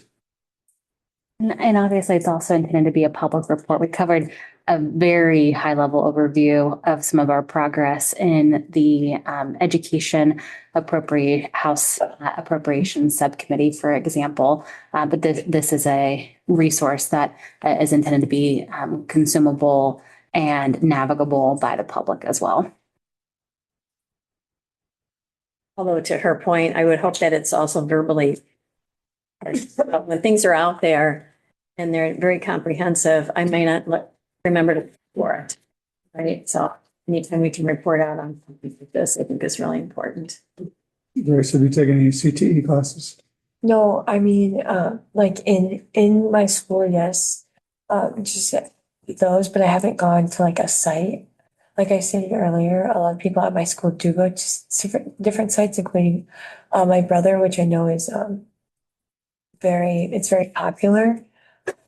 Thinking about, the one that was down for women, I think for that specifically, just people, it's like the stereotype. I don't think people want to know about that they can go and do these things that are predominantly male or predominantly female. I don't think not that it's pushed towards other people, but they put it out there, but they don't encourage it as much as, like, obviously they want their kids in their school. So I think encouraging that more would help. Because I think the kids that don't want to go will go, at least in my experience. And the kids who like to do the online courses, and I know some places have done in-house courses as well, which have been really popular. I think they're trying to get an in-house like welding class sometime, which would be beneficial to those kids who can't get the transportation there as well, because I think that's a big problem there too. So I haven't personally, but I know a lot of people do like that and enjoy them. So do the community colleges see this report? Yeah, I mean, absolutely. It's shared with all stakeholders. CTE is a huge passion. Mine always has been. And I think Iowa's done a great job. They're getting better and better and better. I still feel there's a disconnect between public community college and the workforce. Because when I talk with manufacturers, for an example, Midwest Mechanical, they would like to see more apprenticeships. I mean, they can't get workers and they pay great wages. And it's a huge company in Northwest Iowa and into South Dakota. And so I guess, how do we bridge that gap? Because in the workforce, they're like, hey, I need workers. And they're like, just give me people that know basic mathematics, geometry, and technical writing skills. That's all I need in my business. And show up to work. Show up to work. That's all I need. Yep. I don't need a kiddo that is algebra or calculus, because I'm going to pay them $45 an hour. And this is my expectation. So and to your point, I think sometimes with manufacturing, we think of the dungy dirty, but it's not that case anymore. You go into these manufacturing, I mean, you could eat off the floor, the lighting. You are starting to see more females getting into welding and some of these. I'm seeing it up in Northwest Iowa. So we've done some great, amazing things, but there's still this disconnect to the workforce. And I don't know what the answer is to that. I just know, because I'm around these contractors a lot and have coffee with them, and they're just like, hey, we have jobs, but how do we work that disconnect? So we're doing great things, don't get me wrong. It's just, that's why I'm asking, how do we get Well, and I think this is the perfect segue into our page 10 as we talk about work-based learning and some of the great gains that we've made in that. Although to your point, Grace, it has to be a cool thing to want to do. Yeah. Right? Yeah, And right now, it's not the coolest thing to do. exactly, yeah. And however we crack that nut, I think will open up a whole new world for a lot of students. But I Yeah. think we're getting there. It's taken a long Yeah. time because for many years, we just promoted college. Yeah, That was it. yeah, so true. Yeah. Yeah, like without that, I don't know if, in my experience, I don't know if my brother would have decided to go to college or decided that welding was something he wanted to do, but because had the opportunity, he's like never done better in his classes and he's really enjoyed them, like his best grades he's ever got, like he really enjoys it. And I think that part, that's like, oh yeah, doing tours and taking kids there, even at starting freshman year and doing things like that can really help with engagement with those places, no matter women or male. And I did see you're in the middle schools now, so that's probably a really Which is good, good. good way to continue to segue. All right, thank you. On page 10, we do talk about some of our outcomes in terms of work-based learning and how common it is statewide. A little over 45% of Iowa high school students participated in at least one work-based learning experience. The most common type currently is a simulated work experience tied to an industry recognized credential. What that is in a lot of cases would be a school-based enterprise where students are learning sort of all aspects of that industry while in those classes and those programs in their district. 320 high schools had at least one student participate in a high quality work-based learning experience. And the takeaway here is that work-based learning is not isolated and it's happening across nearly every community in Iowa. And it kind of moves back to the conversation about linking, creating more business and industry awareness and engagement and to increasing those numbers for outcomes into the future. Over to page 11. Page 11 highlights another department initiative in terms of the credentials students are earning while still in high school. A little over 8,500 students earned at least one industry recognized credential. Those most popular credentials currently being OSHA 10 and OSHA 10 construction, ServSafe food handler, the CNA through the health sciences programs, youth quality assurance, which is again a requirement of a lot of FFA organizations in terms of showing at the state and county fairs, and basic life support. Also shown on this page are the program-specific industry recognized credential seals that will be affixed to transcripts and/or diplomas to highlight student attainment. So were all of the credentials noted here issued by the high schools, or were some of these issued by the community colleges too? They can't be issued by they're industry recognized, so they have to be independently issued by a nationally or at a minimum a regionally recognized independent entity. Okay. But you can attain this. You attain it in through high school or through your community college. You're attaining in high school. This is only focusing on high school attainment, but you can attain through a program that's offered through the high school or through a high school community college partnership. So the map, the Iowa map that shows the types of activities, there's an awful lot of, I should say, unoccupied cells as far as, I'm assuming these are all school districts. Is there any type of follow-up discussions with those school districts? Yeah, absolutely. We have developed toolkits and playbooks to really have some targeted outreach to districts to help them understand that many of the things that they are currently doing with maybe a couple of enhancements along the way could be considered work-based learning as they work to connect their existing programs and curriculum to business and industry partners. So we have developed numerous resources to assist with that. And my team continues to do a tremendous amount of outreach to reach all of those districts as well. I think related to the employer partnerships and registered apprenticeships in particular, also working closely with Iowa Workforce Development, if the gap is in fact not an instructional program one, but an employer partner one, that IWD is able to help support. Yeah. All right, moving on to page 12. Page 12 highlights the participation in career and technical student organizations. Currently, those organizations have a little over 50,000 student members across the state, with over 1,200 total chapters and over 1,600 advisors as well. And one of the stats that I do enjoy pointing out is a little over 8,500 CTSO members participated in state level leadership conferences and competitive events, really showcasing the work that they've done all year within their chapter. Beyond that CTE coursework, many students are building leadership, teamwork, and career skills while cultivating a feeling of belonging through this CTSO involvement in this initiative. On to page 13. Page 13 highlights planning and supports that help students make informed career choices through district career and academic plan development and the review process of those plans. This work creates the framework and supports each student's individual career and academic plans as required in grades 8 through 12.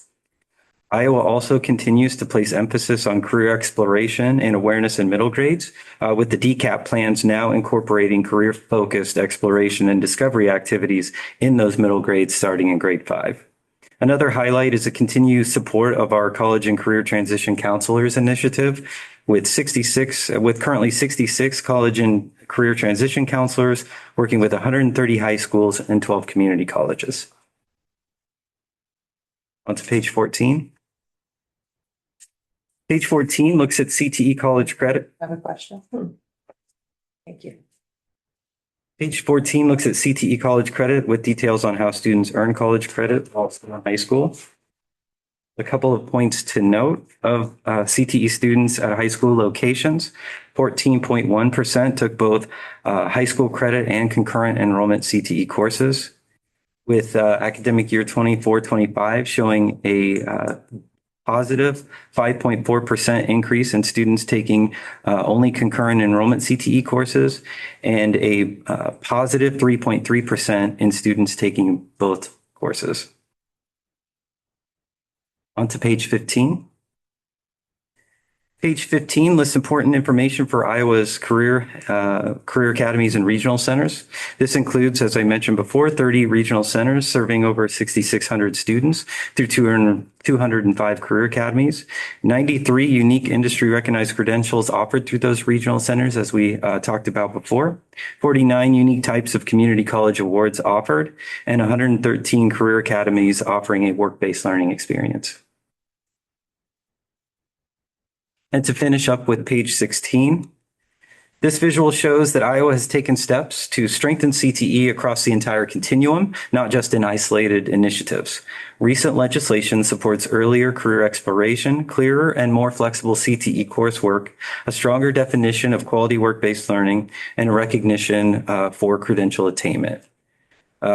To close, this report shows that the reach of CTE in Iowa, highlighting that students are exploring career pathways, learning foundational technical skills, gaining real work-based learning experiences and credentials. And it also shows that the state and federal performance expectations are being met and in many cases exceeding, creating a strong CTE system. I thought this was an excellent. Yeah. Thank you. Sure. Yeah. And thanks to the department, state, that I think Iowa leads the way in CTE stuff, so this is good. I like it. Thank you. I think the data is fantastic. And if there's just one thought that stands out to me, I think if we're using this in multiple public forums, and Abe, it's kind of to your point, for someone who may not be familiar with the regional planning partnerships or even some of the career academies and things of that nature, I think having an understanding of how the partnerships through K through 12 and the community colleges come together to create these things is important in understanding. I think if you just read this kind of as it sits right now, it would be easy to interpret that this may just be a high school initiative, as opposed to truly understanding the partnership between the high schools or the schools and the community colleges in a lot of instances to make these things happen. So I would love to see kind of more language around the partnership that makes those things happen. and understanding that collaboration. Thank you. I just want you to make it super cool for students to be interested in participating. It's like a generational mind shift. Well, did you imagine we would be where we are today with charter schools and? I'm not saying it can't happen. I'm just- Okay. Just your point earlier is that up until about 6 or 7 years ago, it's everybody's got to go to college. Yeah. And We have to every change student has to be college ready. Yeah. Yeah. Which is a good thing. Right. Yeah. Now you talk to students and they don't even want to go to college. Yeah, Unless it's on here. yeah. I mean, I was in Sioux Falls yesterday and just struck up a conversation with a young lady, and she's been out of school, high school for 2 years, and still doesn't know, but I've had more of those type of conversations with younger students, and I'm like, wow, there's jobs out there. That's when I chime in on career technical education, and so High paying jobs. high paying jobs. And so I'm glad we're going down into the middle school with this Yeah, and me too. elementary. I think it's important. So it's good work, man. Thank you. Thank you. Yes, thank you. Thank you. Is there anything else? We're adjourned. You used your gavel.